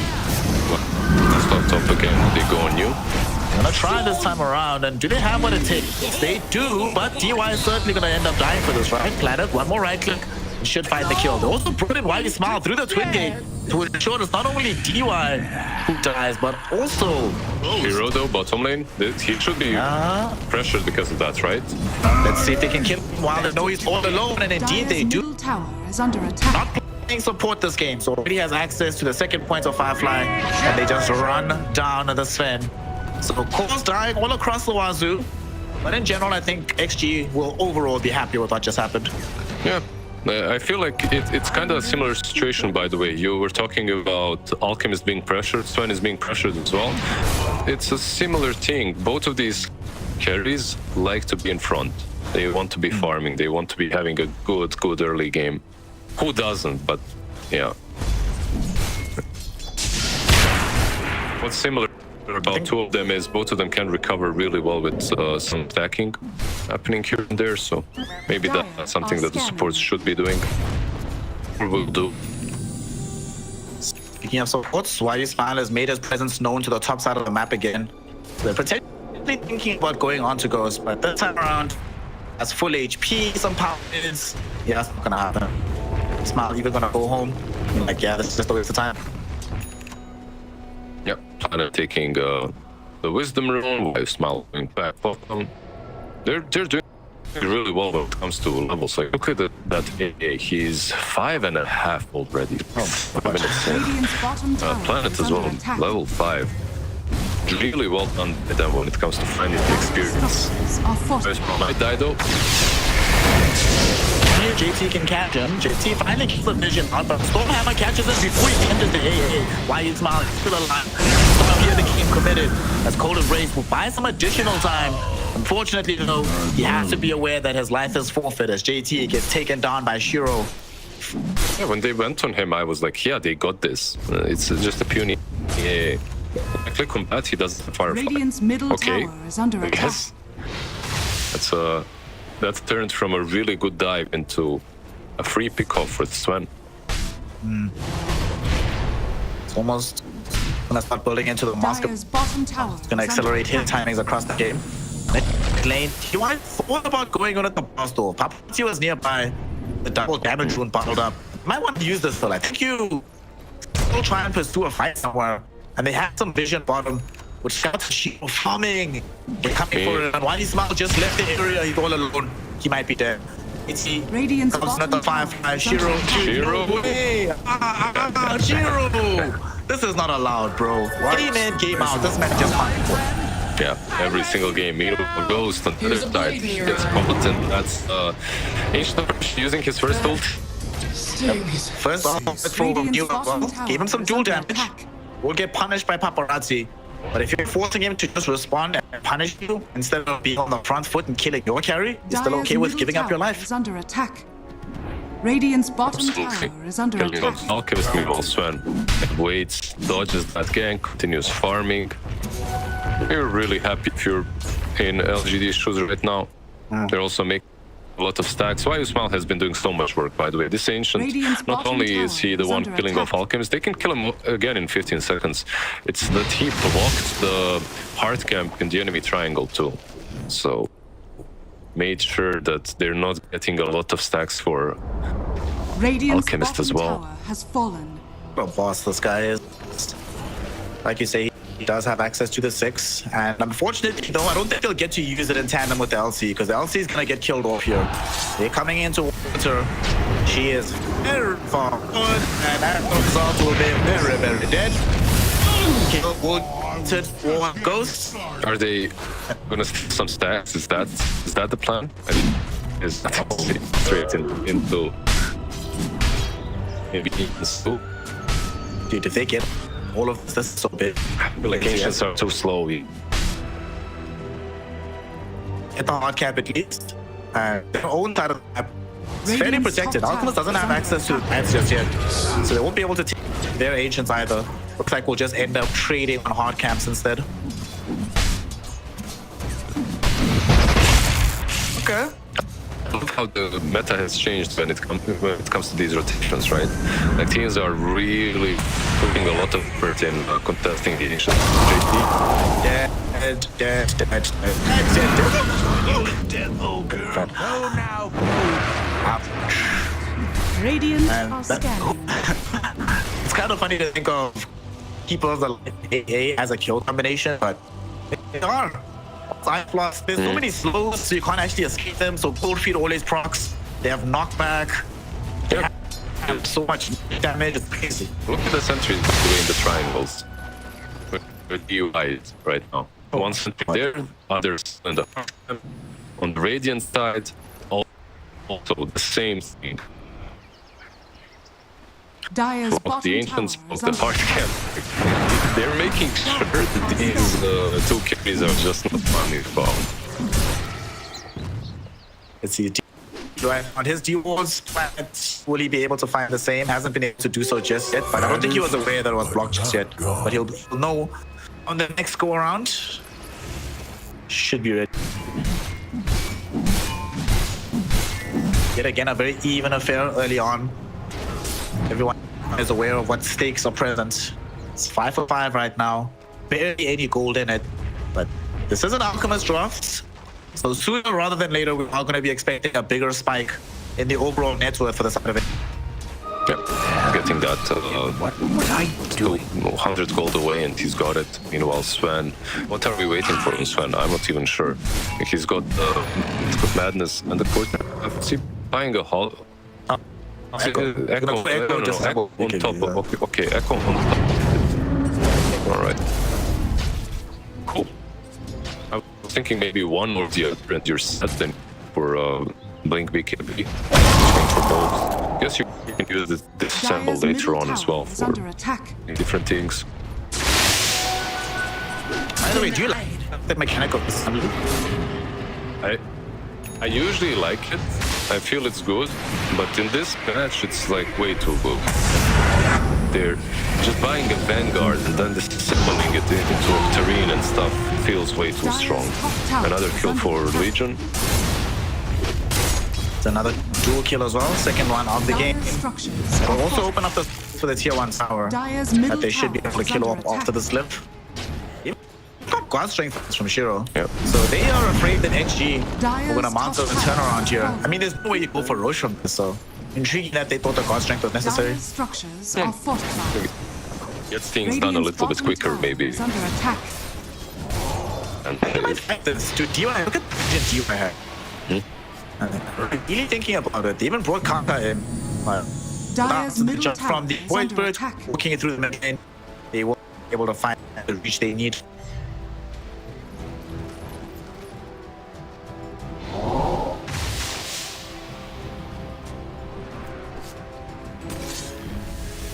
What do we have on the map that's developing for this Batrider in the off lane? Almost got his bots available.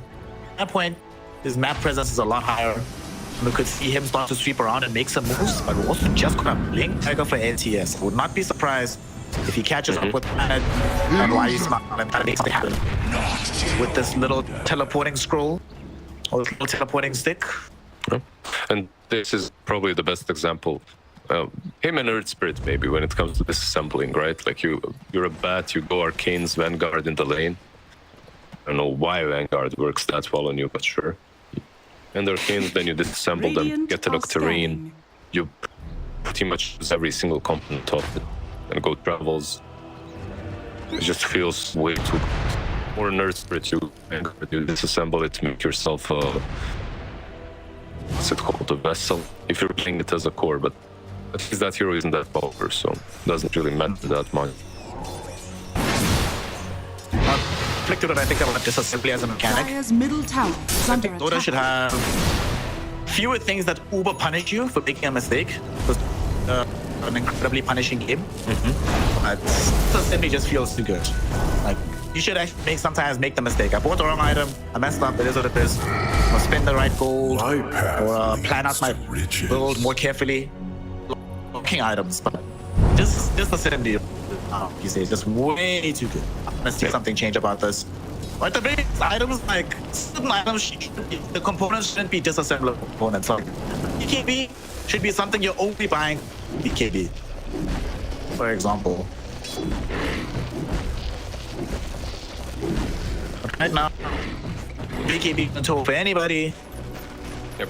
And for the bats. You shouldn't be able to disassemble BKB, right? Like that's not a thing.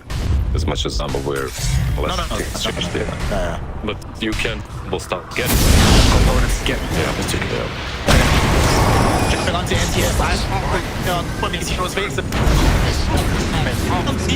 on, onto here. Will be onto you and still end up with a dead heavy paparazzi. Like the top away from the girls from Kaka, finding in the same time that they still have the death. Kill off this void for it. Now, drag in, new closer towards the tier 1 tower. We'll press the attack. Between that and the Pavis, we'll actually be able to stay alive. And now Shiro comes in with the God strength to clean up Kaka. not the side just yet. Roshan doesn't have the why you smile. Who very hastily flies the hate route. And that will lead into a death onto JT as well. Can they catch it? Mew doesn't have to do.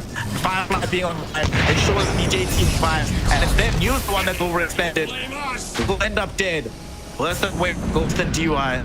I love the long fight. Yeah, long fight. Everything was great. The RP followed by Ice Blast. You know, it was kind of cool, even though they initiated on Magnus and killed him off first. The highlight of that fight was Planet sprinting towards the haste rune to take it, and at the same time, why you smile? Just when he was next to the rune, he denies it. Like, nah, you're not getting it. Did that Ice Blast? It did clip on everyone. Okay, so 3 heroes got connected all. Also nice that the techies shatters, so New actually gets the dual damage. As he was dealing no damage whatsoever in that cold embrace. Unfortunately, we also have the sad aspect of this fight. At least if you're a fan of Xtreme gaming, where we get to see throw out his curse that looks so cool. It might have had the save, but Earth Vessel, good item. Good purchase. Planet to get it so early. And speaking of Planet, can you debate out why you smile? Doesn't need to, because there's gonna be a blink duel. New Ghost will find himself with his curse, so he can't continue this duel. There's gonna be Ghost throwing in an unstable concoction. It stuns the LC of Planet, but they cannot save GUI, and they have to retreat. They're still way too careful for the Winter's Curse to have any effect. Like, A.K.A even has a Blink Dagger, so he's getting in position to use his ulti very easily, but it's still not that effective. Like, he still can't get multiple targets, at least, in it. If there's ever a team that I know is going to be communicating about positioning in these fights to stay away from the Winter's Curse, it's going to be LGD. Of course. There's one problem though for them. As this game progresses onwards, they will find farm for sure, but they don't have many ways to easily get on top of Kaka or to initiate easily. So he should always be able to get the Winter's Curse off. So we'll see how he'll manage to deal with that. So far, it's been good. Especially it gets even easier once you get a Glimmer Cape for him and the squad. Right now, though, they still just continue to let Ghost keep farming. Let this Void Spirit also finish with their Manta style. I think once they finish Manta, we'll probably see them play a bit more aggressively for Magi. I think maybe they're ready already. You have BKB, you have Blink. If you want to find a pick-off, this is perhaps an option for you. It can be punished a little bit easier than it normally is because of the initial apparition, obviously, but still, I think you need to start making moves. What's going to happen now as PSG LGD playing very closely together around the top side of the map. Looking like they could potentially smoke up behind Shiro. Take him on an adventure. But Neo also here closing in on getting the Blade Mail. So both squads sort of mirroring each other. One hero farming mid, the other on the edges of the map. But let's see. I kind of think that as well. Roshan is obviously going to be huge for this game, but after playing over this series, it kind of feels like no one wants to be in this area. Poor DUI, he wasted so much of his mana planting all these mines around the Twin Gate, and then Rosh just runs through them. Well. Here comes a knife. Lost is too early though. It's not gonna kill Roshan. It might make them reconsider. Let's see. Looks like not. They still continue fighting this. Yeah. The smoke on LGD. This is not the fastest Rosh in the world, but I'm not sure if it's that slow. And Xtreme, it is. And they actually saw Sven. They thought about maybe jumping Shiro. It's more about just scaring them, right? Like you smack. Shiro. He gets jumped on, dragged into the rest of Xtreme Gaming. They even clip him for good measure before they kill him off. Paparazzi also puts the smoke from the rest of Xtreme Gaming and is solo zoning them back. You will miss out on the Aster Revenant. But it's still a dangerous play. Kaka finds a wonderful Winter's Curse. It catches out the Ancient Apparition. They kill him off. Unstable Concoction stun onto the Magnus. New is still alive, still fighting around you, hasn't died just yet. It's falling lower and lower and lower and will eventually tumble. In the meantime, RP was used by NCS to try and buy himself more time. Unfortunately, it will not work out. Ice Blast did clip onto the Batrider, but it didn't blast, so see if he dies. Let's see. He is fine inside the fountain. Nobody dies from XG. They're still gonna get the Roshan. Disaster for PSG LGD. Yeah, very nicely by Xtreme, even though like the fight itself didn't go well for them. The beginning of Roshan, that is, they got clipped by that Ice Blast. They had to pull out, but they made use out. Right? Like Shiro, usually he's really good when it comes to positioning. This time around, he was a little bit too eager and too fast to show himself in the lane. If he waits a couple of seconds extra, that doesn't matter because Legion is behind him. And Legion can save him first the attack, but this way he just gets fast and controlled up. And yeah, a huge disaster for them. Now they must contend with an Aegis in the enemy lineup. A lot more farm for Ghost was picked up in that fight as well. And the crazy thing that you keep mentioning when look at these supports, man. The experience. The supports being alive. Sure, DY, you know, he's not getting anything. But Kaka is no small threats. This win surviving hero with experience is something different, man. We've been seeing it lately, and I think we're gonna get to see more of it today. If the is from Kaka, he's gonna buy an Aether Lens as well with Blink and Glimmer Cape. You're just never seeing him in the fight ever again. I feel like at this point it's becoming even an overkill. Like he's getting those kills anyway, right? Getting those ultis off anyway. But yeah, Aether Lens feels amazing on Wyvern.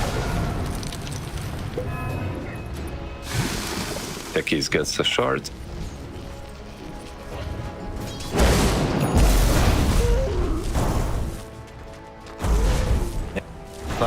To some minus armor with that medallion. It means that the rush that we saw take 10 years will be the next time around. And they just have the AC as well. The power spike they've experienced right now from XG is a bit extreme, so I want to see them utilize it on the map. So go for a fight, boys. LGD is busy taking a Tormentor. This is a perfect time to catch them off. And indeed, they do smoke. Let's see where this little clown car ends up taking them. Yeah, I feel like LGD is the team that's happier with just farming at the moment. Even though they're playing versus an Alchemist and farmed really damn fast too.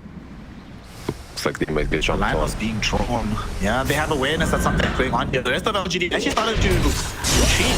I think accepted that might bombing up in for me.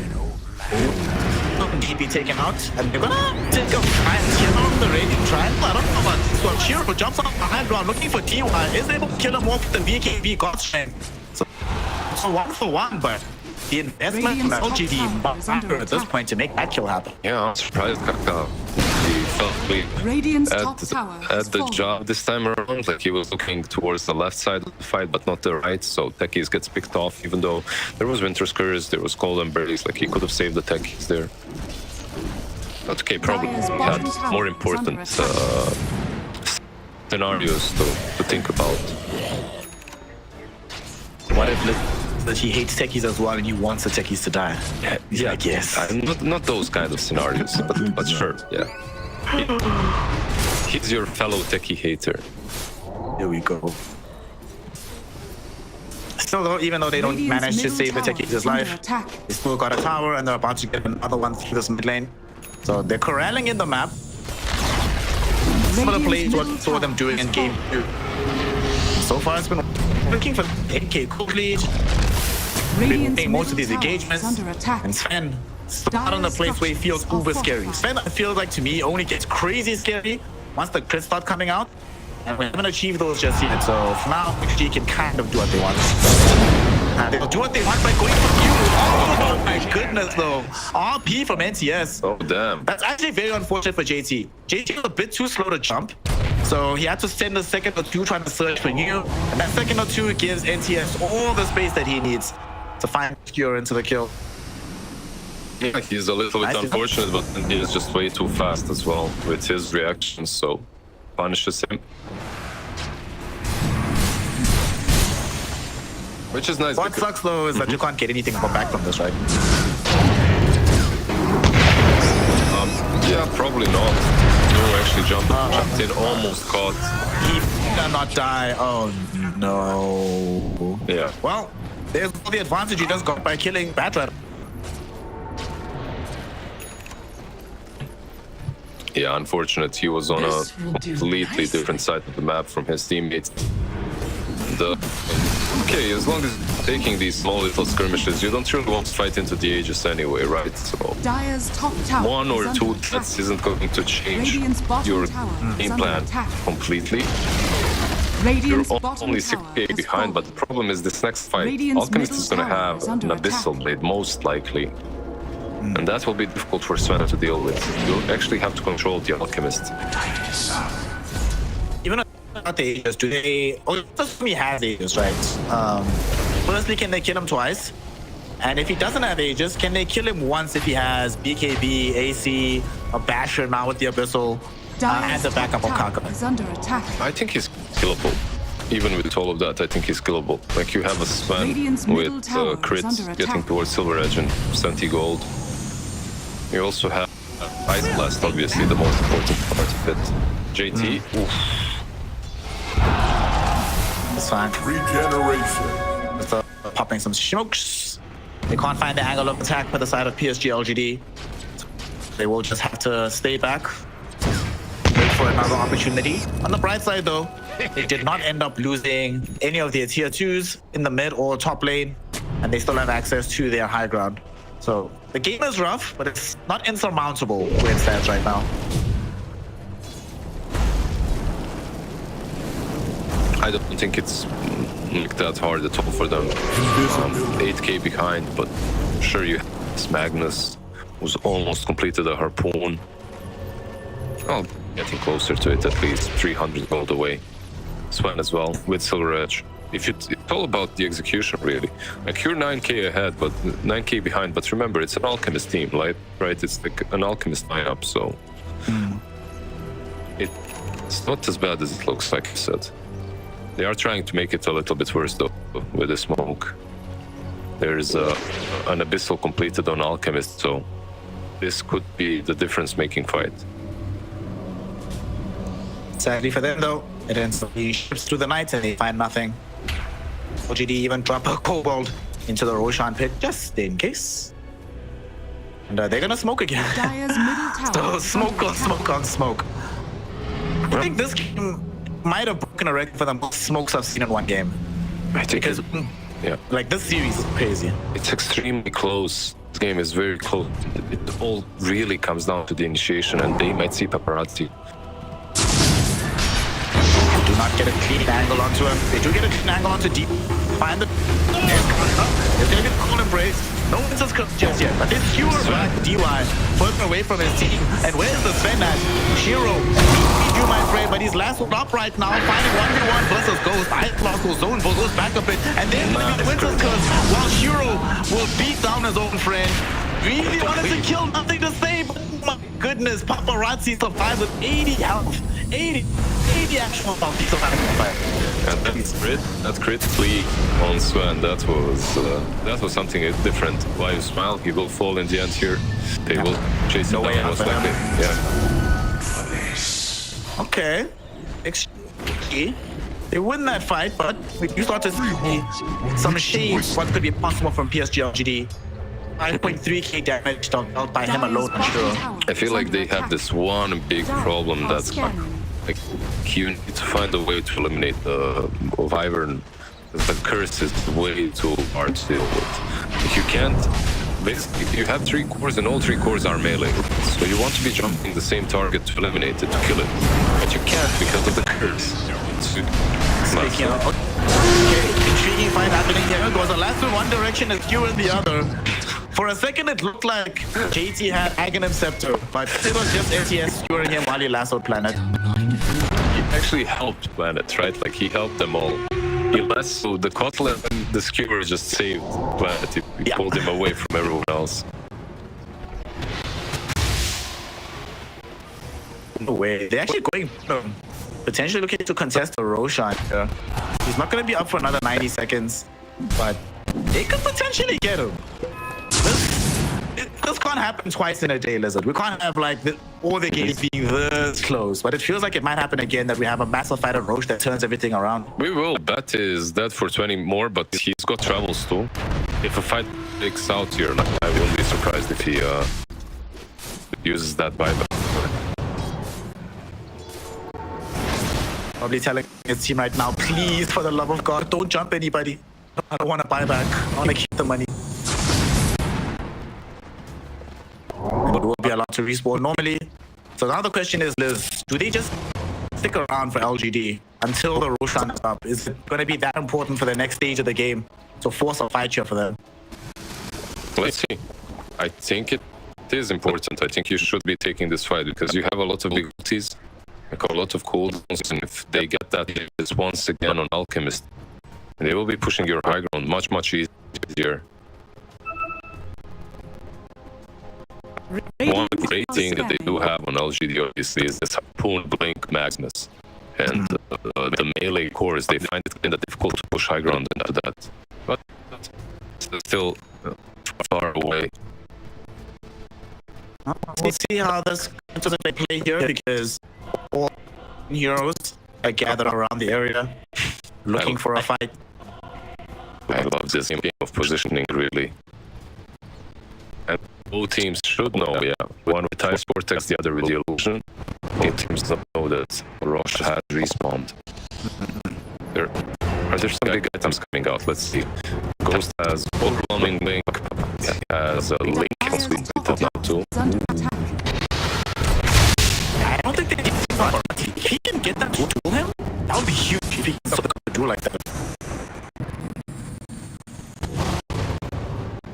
Very scary though.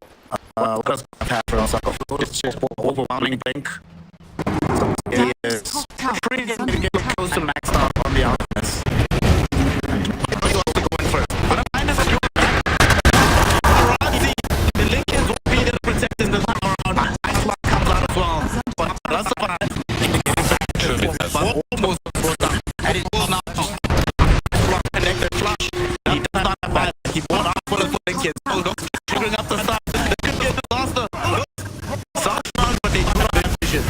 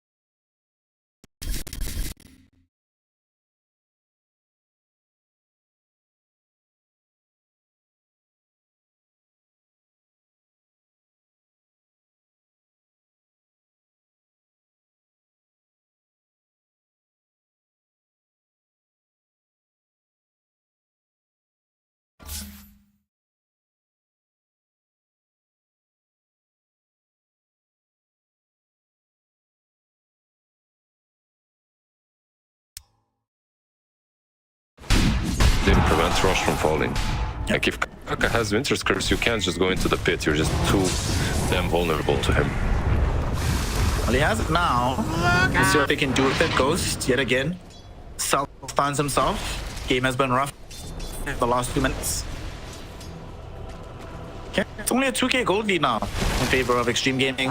The Magnus and the Twin are both extremely farmed on their lineup. It's only really the LC that's struggling for net worth. But even then, as long as she can get BKB and dual targets, then her role in the game is complete. It's more about the disable, really, the damage, right? You get a little bit of utility for your teammates, and you get that disable on one target. You're happy. So the question is, what do you do next on Xtreme Gaming? This game is sliding away from you a little bit. There's a bunch of items streaming in for PSG LGD that makes their fighting a lot easier. At one point, they try to force it, and also I'm worried about scaling into the later portions of the game. You should be a little more worried, I would say, right? Because Alchemist fall off a little bit. Like you can see that he's already more or less maxed out. He can get something instead of the boost, obviously, but he didn't. He went for the overwhelming blink, so even that's not possible. Meanwhile, on the other hand, you have these 3 heroes, 3 cores that scale really well. But let's see, Magnus mid. Yes, indeed. Kaka getting out some vision, thinking about something off this fight, and look at the Sven jumping in, but Sven gets pursued back by this Flat Rider.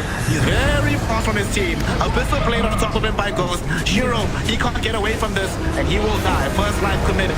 Winston Wyvern did have to fight back here. In the meantime, Ancient Apparition falling very low. RP committed, but nothing to say on top of this Alchemist, but he's still so tanky that he should still be able to live here. BG, nothing to say. Trying to get away with the 4-star. Doesn't go high enough, so we'll just be killed off by Ghost. Mega kill streak for the Alchemist here. We have one back, and that's from the Winter Wyvern. And yeah, if you're XG, you're super happy with how that fight went.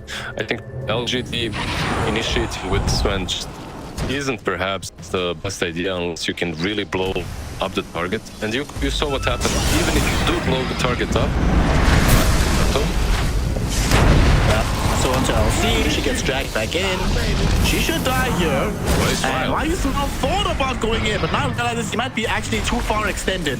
Flame Break pushes him back towards the rest of the lineup. Ghost beats it down and Ghost kills him off. Unstoppable streak for the Alchemist. More kills for XG, and that's a tier 2 tower as well now, Liz. Yeah, a lot of these kills being fed XG's way.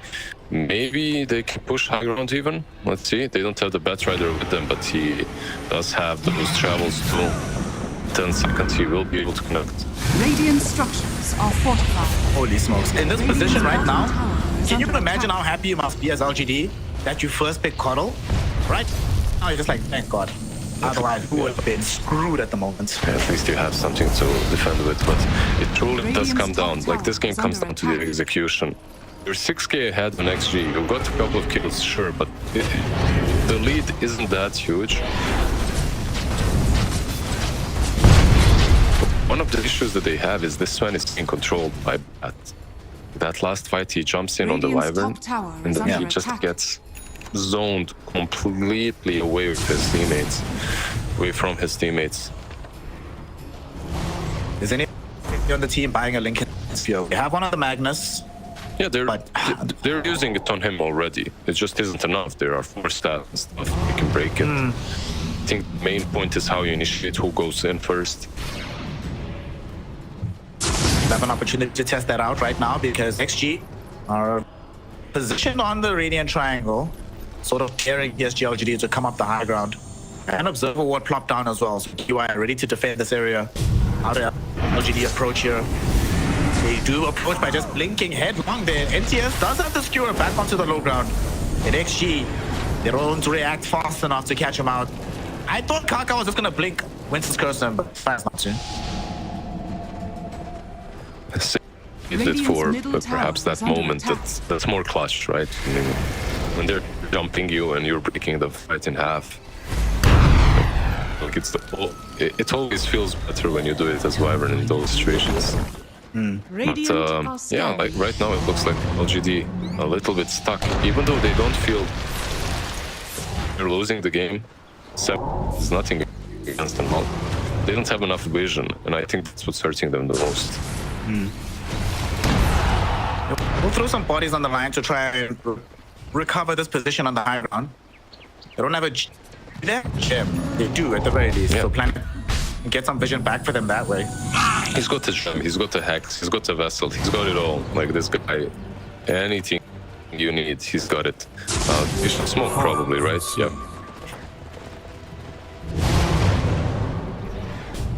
But they're deciding to hold off on it a little bit. I don't know if there's an item coming in or if they're afraid they've already been scouted. Either way, they're not soaked up, but they're nonchalantly walking around this area of the map. I think they're resolute in ensuring they get the next Aegis as well for themselves.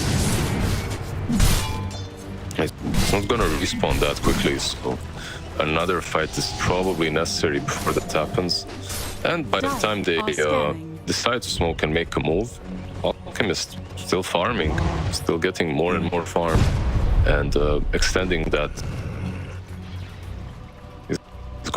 He's gonna get an Aghanims next. At the same time, there's, I believe, a full Lincoln's now completed on Kaka. Radiant's middle tower So he can either pop that on Alchemist or someone he knows is gonna get dueled or keep it for himself. I love Kaka's as well. He's going for Aeon Disc X. Once he gets that Aeon Disc, then he can be very happy to just keep throwing out that Lincoln Sphere, knowing his own life is protected. Just playing so well, honestly. Kaka, God, man. What a... Get some luck with neutrals as well. It's the ninja gear. Oh, it's... Good luck finding the Winter Wyvern fights now. And as I see that... He's about to die. Oh, and he gets a haste. Oh, come back! Oh, come back! No, Kaka! Run! What a player, though. He blinked, he glimmer capes. He is all right, man. He just wanted to show off a little bit. That's all. Yeah. That was it. He broke their smoke as well, which is so important. Like, he prevented that move from connecting. Finders, keepers. Good move of their own. As he's gathered with 4 heroes down bottom. Atra is coming towards them. And yeah, it looks like they're going to go on a bit of a long ramp. Oh no, Shiro. Shiro almost walked into the... But he got pinged back. I don't know who on the team had the team sense that this was a black face to be. But whoever it was is the legend and the god. DY. Rescue is back, but they've already found while you smile. Killed him off. Winter curse. It holds both nothing to say and new. Oh no. Blast all stuns them both together. He's trying to run away from his tears. And BKB Blade Mail that he dies regardless. Shiro is now all alone. He's on the corner again? Again? Oh my god. 2 times in a game, he dies off in the same fashion. Won't be allowed to TP out either. Massive fight for Xtreme Gaming. I know certain NA players that would be proud right now. But yeah, really nicely done by XG. And Kaka, I said it in the draft, I feel the same way. He's just winning this game.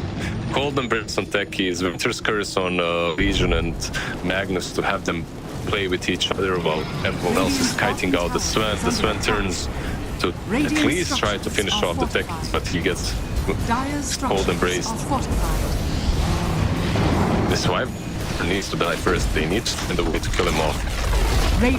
It's so much easier said than done. They don't have a Void Spirit or a Storm Spirit. Any of these heroes that can just pierce the backlines. They are stuck playing this game very honestly from the side of PSG LGD. Fortunately, Dota is not a game that rewards honest play, but to be a bit cheeky. So XG benefiting from that. Kaka's winning fights. I bet if you look at their perspective, they don't even see Kaka. They just see these random spells happening, and they're just like, "What am I supposed to do about this?" Yeah, he doesn't have as much spell range. Cast range. He had the neutral for it before, now he switched it out, put in Ninja Gear, but Ninja Gear is even better. You don't need that much range if you're constantly in smoke.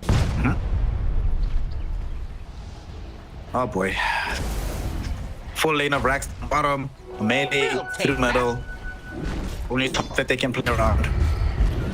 And unfortunately, you mentioned earlier about how this Alchemist is approaching the level where he's fully maxed out. Regrettably, Sven doesn't actually have that much room to grow himself. He can upgrade Blink, get a eat the moonshot and get a +1. But that's about it. Yeah, they're very similar when it comes to that. It's just that Alchemist is 13k ahead. Okay, I find it been expanded. We see now another duel that's going to be immediately absorbed by the Cold Embrace. New gets bashed off by Ghost, and they should be able to kill off this Legion commander. She's trying to run, and she cannot. What does she do to the fun that sets her up for her head? And now Shiro getting lassoed in by JT, and Shiro is dead. He buys back immediately, however. Oh, did you see what happened? That was like the craziest thing ever. So basically, Sven was running through the river, and there was just a remnant. I don't think he even saw it. There was a remnant pull exactly there up the cliff, pulled him up the cliff, basically in the Batrider's arms, and then Bat Loosened as well. Like, super unfortunate for Shiro. And even with the buyback, they can't really do anything. This is, yeah, this game went from 7k lead for the side of XG to a 35k lead in the span of 2 team fights. Blizzard are our 2 undefeated teams about to get beaten back to back on the same day. It seems that way. Yeah. Like Radiant's top tower is under tiebreakers attack. galore coming up. Radiant's top tower has fallen. Well, in the calendar year of 2023, every region except China found themselves with at least one team going 7-0. Looks like we're going to be denied that happening for yet another season because LGD, 40k net worth behind Xtreme Gaming. They're corralled inside their base. They're just not progressing in net worth and items. Yeah, maybe some crazy play in which Magnus RPs, multiple heroes pushing high ground. By the way, you told me Sven has no more room to grow. This man could grow quite a bit. Like, you have Echo Saber, you have Rune Shard. There's like, there are some things that you could replace those items with, but he's just not finding the farm. He's not there yet. What sucks is that the way the game is going, I think, at least for now, you kind of need Echo Saber. I don't think he has enough attack speed without it. Yeah, for sure, for sure. They're kiting him heavily as well. Really struggling to make his presence known in these fights. They know he can dish out mass amounts of damage, but are denying him the opportunity to do so. Illusion. One more interactions, and then it's done, it's over.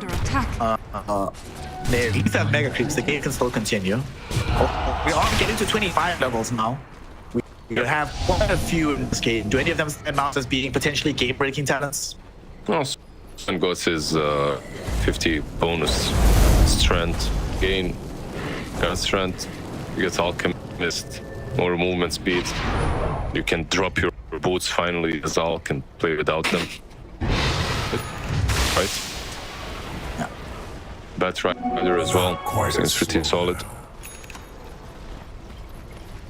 On the other side, it's only one, right? It's just the Sven got it. Everyone else is quite far away. Sven though did also just pick up a little sphere, so that means that he's playing right now without buyback. Well, it is on cooldown anyway, so it doesn't matter if he dies or not. Why is Void Spirit keeping it? Like, he didn't skill up 25 talent. Oh. Does he have the point? He does, right? He does. Yeah, that's actually really interesting. I'm not sure. Scanning. Maybe he forgot. It's like I really got all my other stuff. I mean, these things happen, right? There's a lot to keep track of in the game of Dota 2. I feel like he took an attribute. Am I correct? Maybe maybe my math is maxed wrong. on attributes. 1, 2, 3, 4. Okay, he took one. He did take one. Okay. Because then at max level we have everything. Here we go. Might be the last fight of the game. There's a Dagon picked up by the ancient apparition. They realize they need some damage output. Shiro, he's the one that's dangling, but he does manage to blink back first.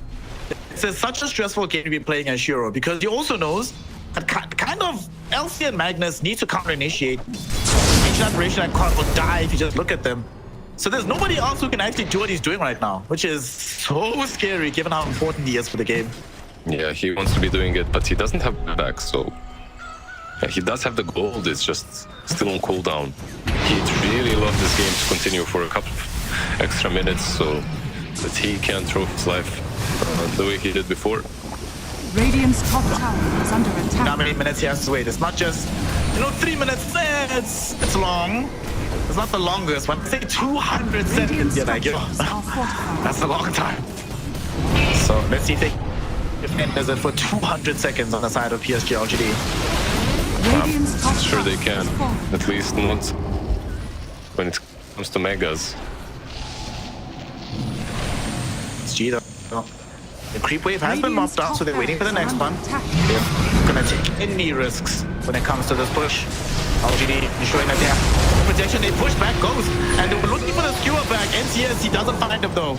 Still, they put a little bit of fear on the side of XG, but they would have wanted part of that because pump got strength. They want to fight. He's running out in 2 seconds, so it does get reclaimed. Yeah.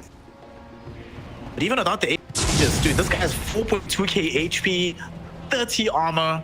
He can still do exactly what he's been doing without the Aegis. Yeah, they have this ward, it's just scalping them out.